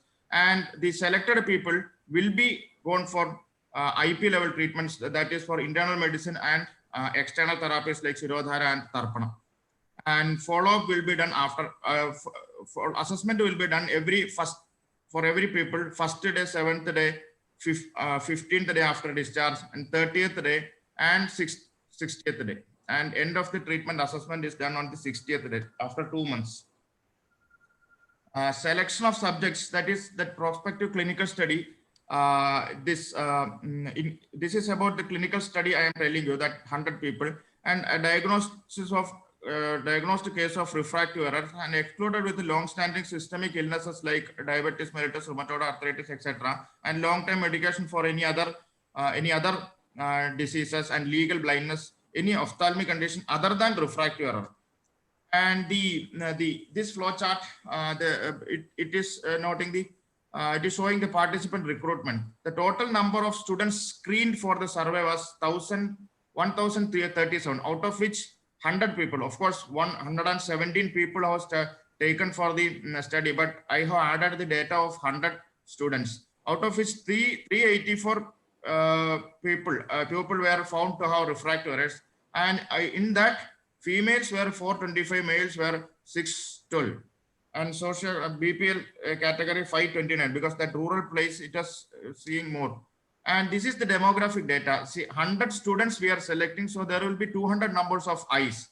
And age category, you can see gender and residence, urban and rural, that you can just see from the, because of the lack of the time, I am not going into deep into that. See, this is about the results, uncorrected visual acuity. It starts, this is based on a logmar screen. The visual acuity, usually the 6/60 will be considered as 1 and 6/6 will be considered as 0. So it starts from, say, from first day 0.66 it was, on 7th day 0.63, 14th day 0.58, and finally on 60th day 0.53 it became. This is about the changes in corrected visual acuity. This also showing a marked improvement, which you can see from the graph.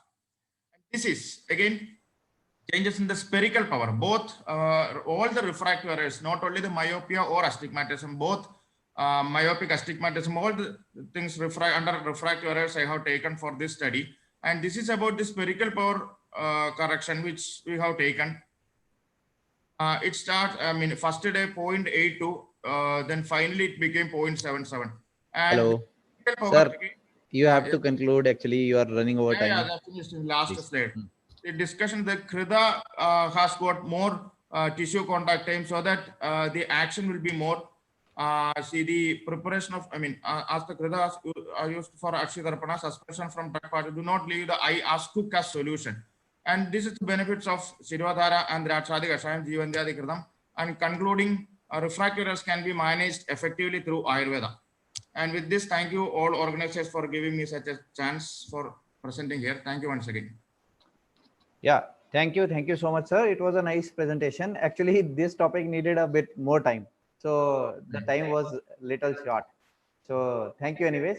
This is good for coming students. Thank you. Thank you.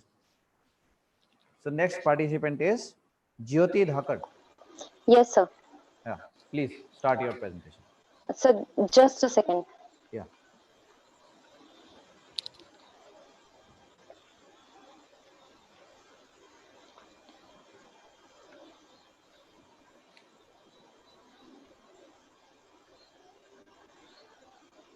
So my screen is visible? No.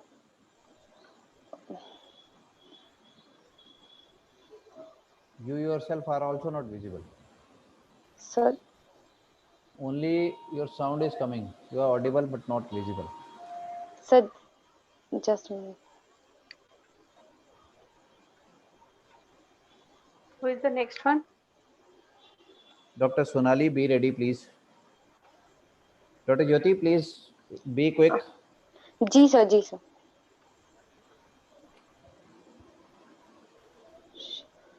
If Dr. Sonali is ready, please, you may share the screen or you may start with the presentation. Yes, I am audible. So you may start. Dr. Sonali, you may start. Yes, sir.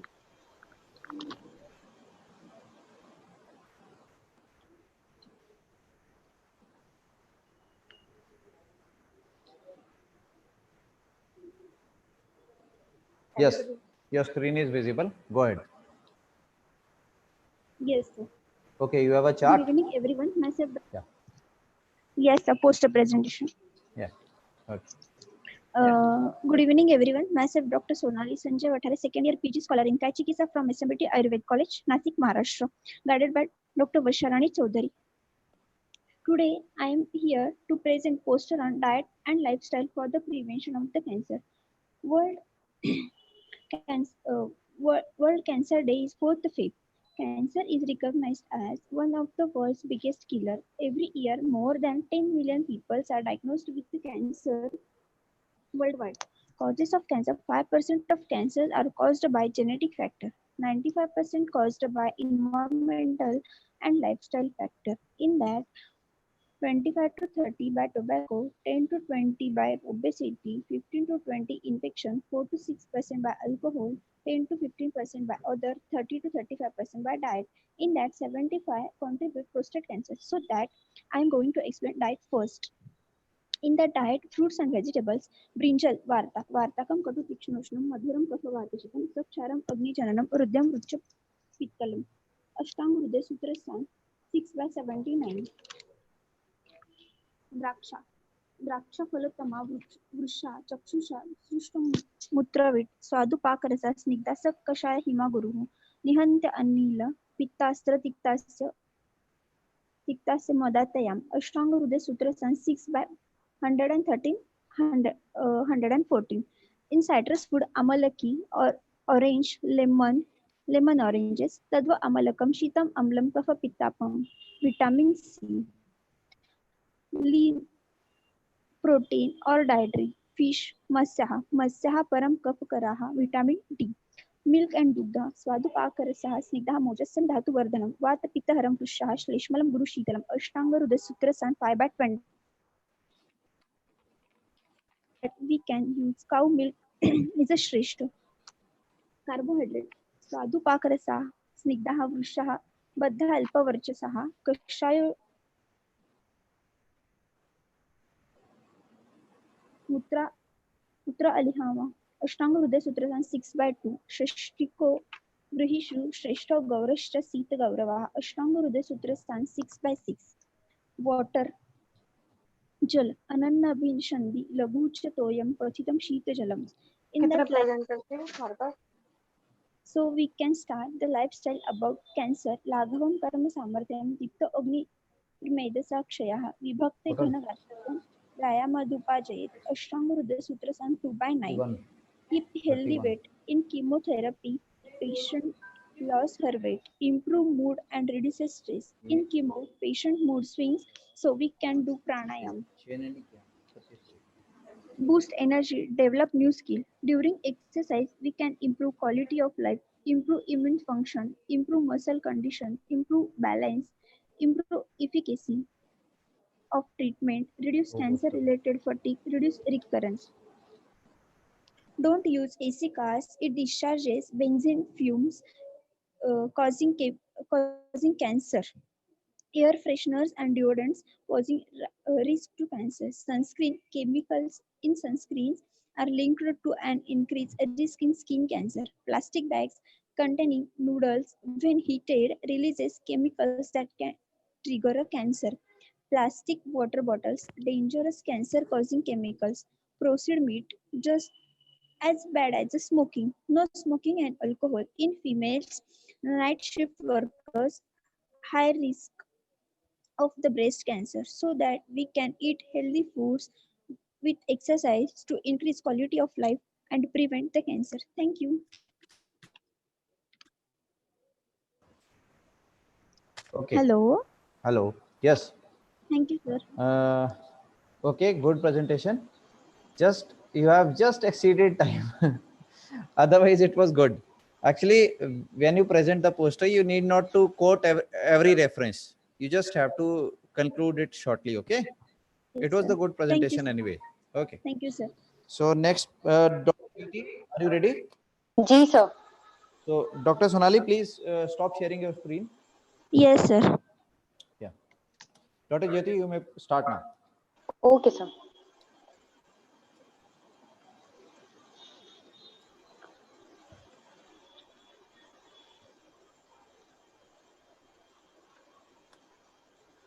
Please be quick. Sir error आ रहा है, एक second. आप अपना video on कीजिए, आप दिख भी नहीं रहे हो. जी sir. Yes, now you are visible.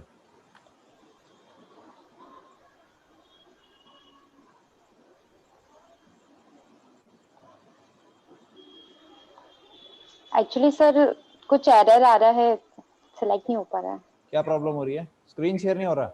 Yes sir. Okay, so just sort it out.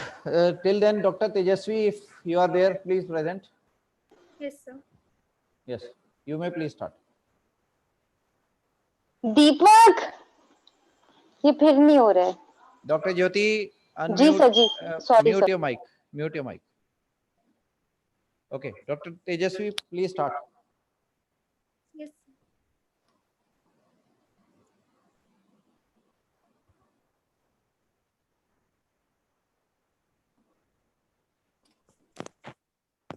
Sir screen share नहीं हो रहा है. होना चाहिए. I made you co-host. You are Dr. Tejasvi Sadashiv, na? Yes sir. It should be. Try करो. एक बार अपना video on करो. आपका वीडियो ऑन नहीं है.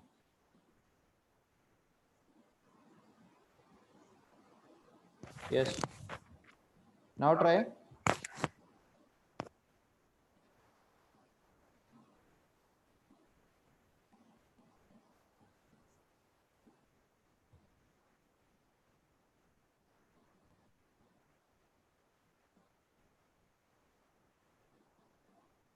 क्या हुआ? Hello, Yes, sir. Dr. Tejaswi, Yes, sir. are you there? Yes, sir.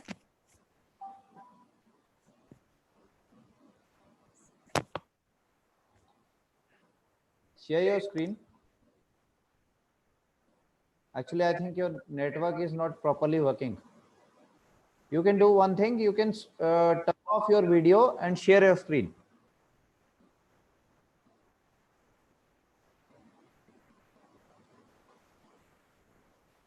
Actually, network is not working there, I think. Dr. Jyoti, are you ready? No, sir. Actually, my screen is not sharing. You just log in again.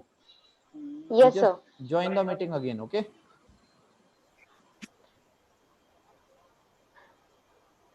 वो जो IC Dr. Tejaswi, are you ready? Please select an image or PDF document. Anybody left? Anybody left to present?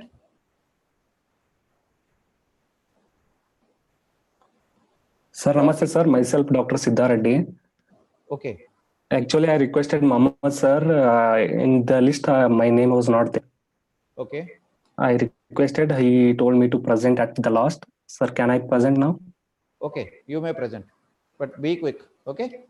Start. Okay, okay, sir. Okay.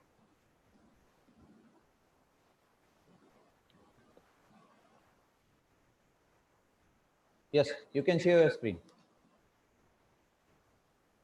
Sir, visible, sir? Yes, yes. Go ahead, please. Is it visible, sir? Yes, yes, it is visible. Okay, You can go sir. ahead. Yes, sir. Yes, sir. Thank you, sir. Good evening, all. Welcome to my presentation. The topic of presentation is Ahar Vihara as an adjuvant therapy in the cancer treatment. Myself, Dr. Siddha Reddy, second year PG scholar, Department of Sanmi Siddhanta, guided by Dr. Vaidya sir, Dr. S.M. Vaidya sir, from Sri Dharmasthala Manjunatheshwara College of Ayurveda Hospital, Hassan. Thing is coming, sir, in between. Am I audible, sir? Yes, yes, you are audible, but your screen is not visible. So something is coming in between. Somebody is. Is it visible, sir? No, it's not visible.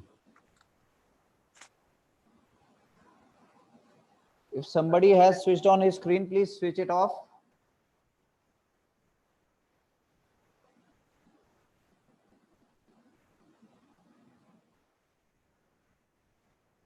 Please share your screen. Yes, Yes, it is yeah. visible now.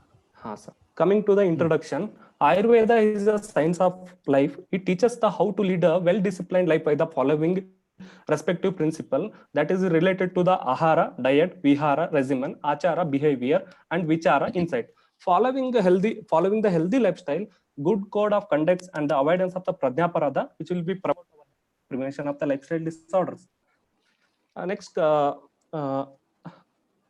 Next comes to the causes. There are the many causes enlisted in our Ayurveda science and modern science. Here I enlisted the few important causes. First one is hereditary. There is an abnormality. First one is hereditary. That is an abnormality in gene or an abnormality in the chromosome. Next is pradnyaparada. Here pradnya is refers to then pure intellect. That is aparada refers to then not following the decision which is by our intellect. And excessive, inadequate, abnormal use of the sense organ or a motor organ. For example, if we are watching the TV excessively, it may lead to the some error in our eyesight that may develop. There is a chance of high chances of the retinoblastoma. Unwholesome diet here, taking the food which was not good for our health. We are taking. There is a further may lead to the there is a arm formation. For that it was continued regularly, it may lead to the the cause of the cancer. Suppression of the natural urges, addiction to the alcohol or tobacco, inhalation of the chemical pollutants from the environment, repeated exposure to the radiation, X-ray, and pesticides, hormones like estrogen and progesterone. For example, estrogen the lady to postpone her menopause, he was taking the estrogen pill. That may lead to the some further complication. It may lead to the further, it may, if it is regularly followed, it may lead to the cancer. Next comes to the here I made my present main topic is presented in a concise manner. Next comes to the apatyahara. Here having a food more than 2 times, having a skip to food or a irregular food habit, excessive intake of the katu or lavana rasa, eating the food after a repeated heating, or which will be shallow frying or a deep frying, repeated reusing of the oil for cooking. These are the main risk factors. Many risk factors are, these are the main risk factor which I selected risk factor for the cancer. There are the fatyaharas. There is food intake only with the hunger and in the empty stomach. Food taking the half of their capacity. Food habit based upon the rutu. Following the rutu, we have to consume whatever the food which we are taking, that should be baking or steaming or boiling, or if we are consuming the water from the closed or open well, we have to filter it and boil it, and we have to consume. Eating the food from the home, etc. These are shown the preventive factor for the cancer. These are the viharas or regimens which are helpful or not helpful for the cancer patient. The patyas are having a sound sleep, wake up in the early morning, alcohol intake after the meal, and the regular exercise, yoga, pranayama, etc. are the are supportive or a preventive factor for the cancer. Apatyas are disturbed sleep, day sleep, alcohol intake, especially in the empty stomach, smoking, that is excessive smoking, tobacco chewing, regular suppressing of the natural urges. Next comes to the achara, that is an behavior. Here apatya and patya aharas are. Patya acharas are being honest, truthful, and only eating on hunger, fresh or clean food, applying the oil or bathing, that is dinacharya we need to follow every day to be happy relation with every community or every people.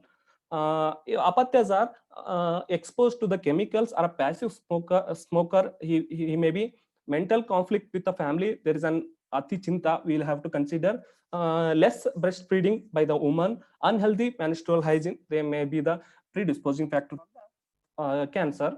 Next comes to the achara and vichara. Vichara is the factor of the mental factor we need to consider. That is a faith in the God.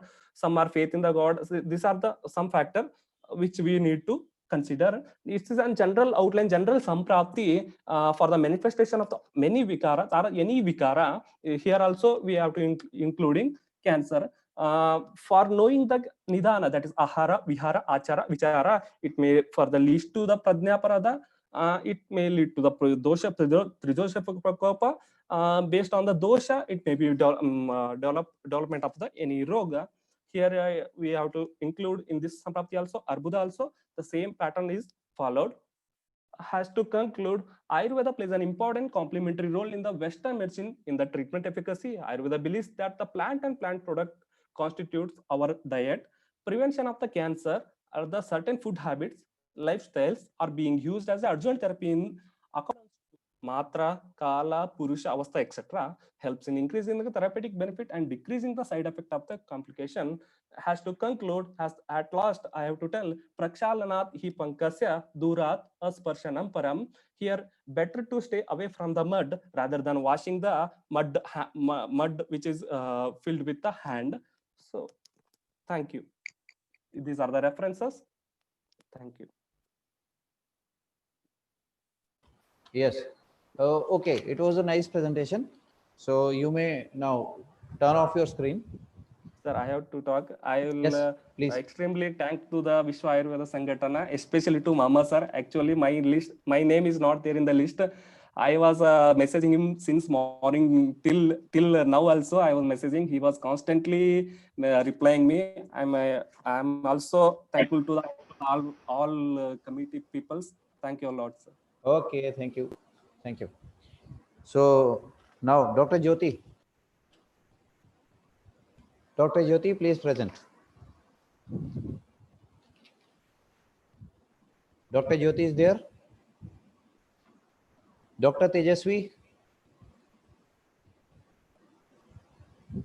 Yeah, Dr. Jyoti, your screen is visible. Please start.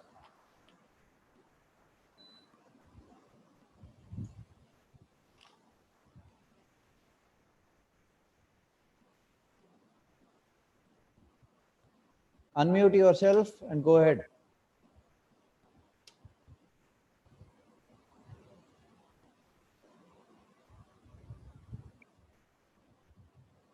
Unmute yourself. Dr. Jyoti, unmute yourself.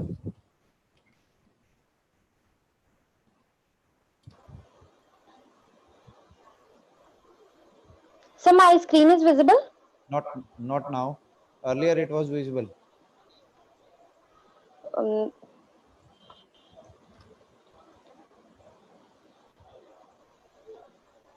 Please share your screen. Ji sir.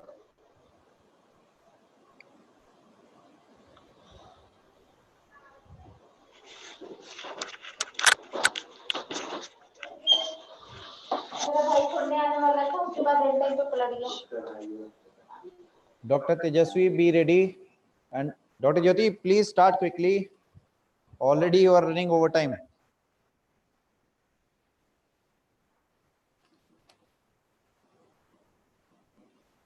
I think they are having problem in their at their end.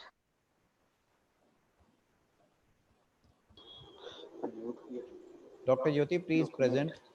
Ji sir. Dr. Tejasvi, are you ready? It is ready but not sure. Dr. Shubhangi, she has not presented. Dr. Shubhangi, she is asking कितनी देर और लगेगी. She She is was not waiting there. to present. She was not ready when her turn was there. If she is ready, ask her to come. Yes, Dr. Shubhangi, you may present if you are ready.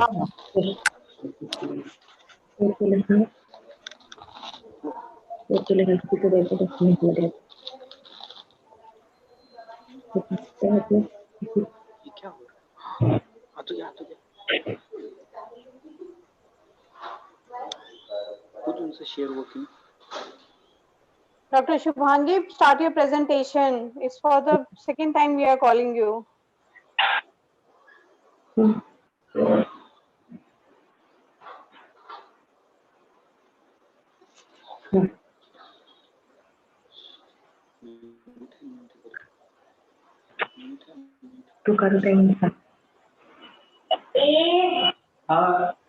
Yes, go ahead. Go ahead, please. Good evening. I'm Dr. Mangesh Yadav from Shashwat Ayurved, Amravati. Hello. Okay. Dr. Mangesh, yes, you may please start. Please start, sir. Yes. Diet and lifestyle for prevention of cancer. Well, cancer is regarded as group of diseases and content of abnormal growth of cells, ability to invade adjacent tissues. And Actually, your voice is not clear, sir. Hello. Hello. Yes, yes. You may start now. Yeah. Cancer actually is regarded as group of diseases, and in 2018 there were nearly 18 million new cases and 9.5 million deaths reported worldwide. In 2014, perhaps the number was 29.5 million, and the rate of death may reach that of million. The most common cancers that happen in men are related to lung, esophagus, and stomach, and the same in women is related to cancer of cervix, uterus, breast, urinary leak, oral cavity, and spine. And these are some cancer occurrences and it is given in there. आहार संभव वस्तु विशेषण उपयोग. Everything is related to our and lifestyle. Viruddhahar, diet and lifestyle factors which increases the risk of cancer. The first one is incompatible diet. It includes various things like fast food, junk food, processed and high calorie food. And natural waste like iron, there's misprint there. Written there. Separation of natural urges. Actually, being the most important reason of all the diseases, and cancer, of course, is one of it. Preserve meat actually leads to colon and of course preserve meat increase the risk of colorectal cancer. That is that actually led to increased secretion of bile acids in the bowel, which increase bacterial flora, which will lead to carcinogen and co-carcinogen production. Radiation being an important carcinogen agent. Occupational exposure may lead to cancer of various organs like skin, lungs, blood, bladder. Factors which helps in reducing include dietary fiber, of course helps in reducing intestinal carcinogens, micronutrients, also have protective layers. The important one is vitamin A, vitamin C, and trace elements like selenium also is involved in etiology of cancer. Hello? Yes, yes. Now you are better audible. Please go ahead. Fruits and vegetables also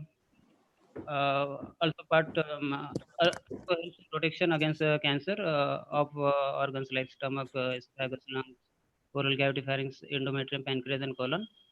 Raw vegetables are more protective than cooked one.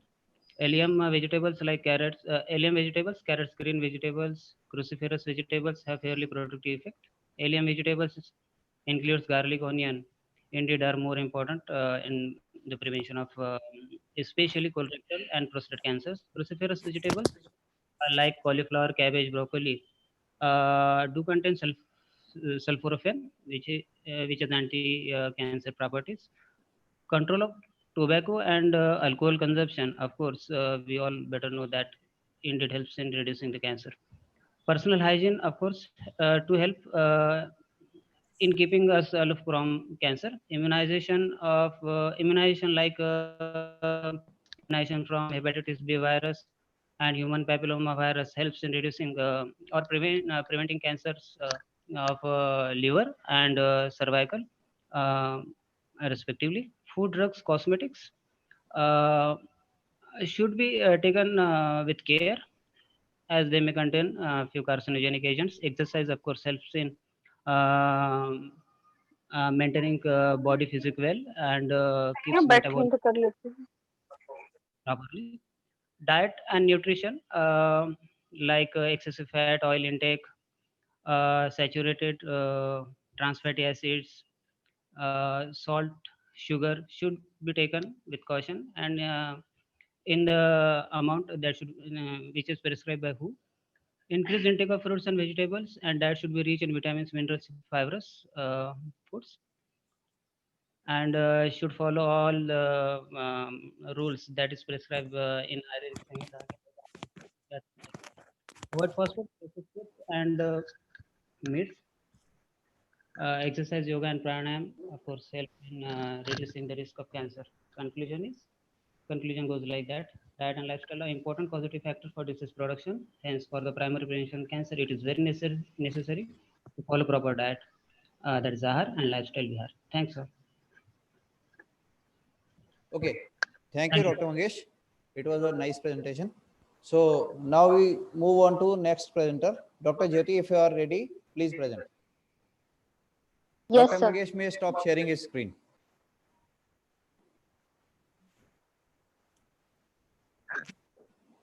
Yes. Dr. Jyoti, please present. Dr. Shubhangi, you have to stop sharing your screen.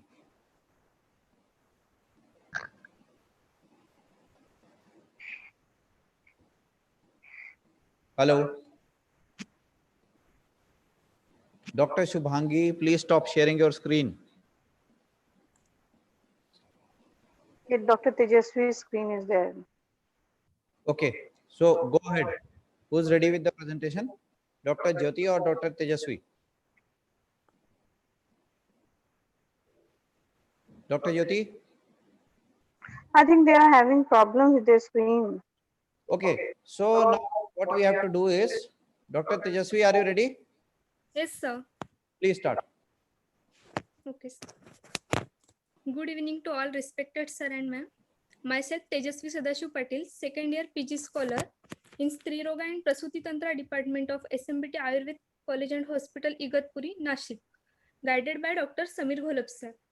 I have chosen the subject of cancer research in Ayurveda with the help of Pterocarpus santalinus. Ayurveda is Ayu means Jivan, Ved yani Vidya. That is, Ayurveda is a science of life. It is the oldest health system in the world. Many years ago, our Rishiminis or Acharyas had done research on Ayurveda. Within this research, they find out the all types of disease curing Ayurvedic medicine. But over a period of time, due to modern science, somewhere Ayurveda research has been neglected. There are many cancer medicine and research has been done in Ayurveda, but Pterocarpus santalinus, that is red sandalwood, is proven research implemented and resulted in Shimoga, Karnataka, India. From last 40 years, treatment given to the all types of cancer patient and almost 85 to 90% of the patients has been cured, not only in India, but also in the many countries. In our Ayurveda, there are many medicines available on critical disease like cancer.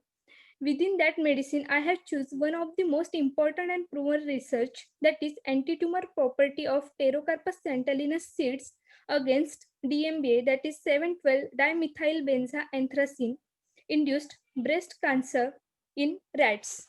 The graph shows effect of different treatments on tumor volume in the studied groups. DMBA group, that is single dose of DMBA at 20 mg per ml in olive oil, and DMBA plus Pterocarpus santalinus group, that is Pterocarpus santalinus at 300 mg per kg body weight per day for 5 weeks. There is an effect on tumor growth. A considerable decrease in the tumor growth rate was observed in the group that received Pterocarpus santalinus ethanolic seed extract after DMBA administration in comparison with group that received DMBA alone. Conclusion: therefore, from the entire study, it suggests that Pterocarpus santalinus ethanolic seed extract possesses anti-tumorigenic property by providing antioxidant and hypoglycemic effect.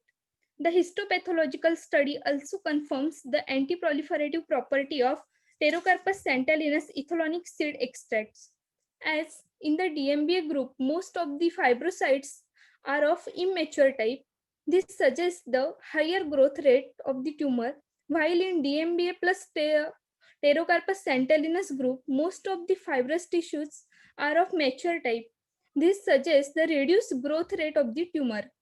The anti-proliferative nature was also confirmed by measuring the final tumor volume of the two treatment groups. Therefore, Pterocarpus santalinus is very effective in the treatment of the cancer. Thank you, sir. Okay, thank you. It was a nice poster presentation. Huh? You Yes, sir. participated in poster presentation. Yes, sir. Okay, it was nice and when concluded. Well done. So now the last participant is Dr. Jyoti. If you are ready, please present. Otherwise, you can present tomorrow. Yes. Yes, sir. Just 2 minutes.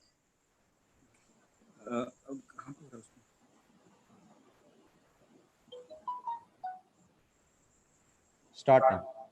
Yeah, 1 second.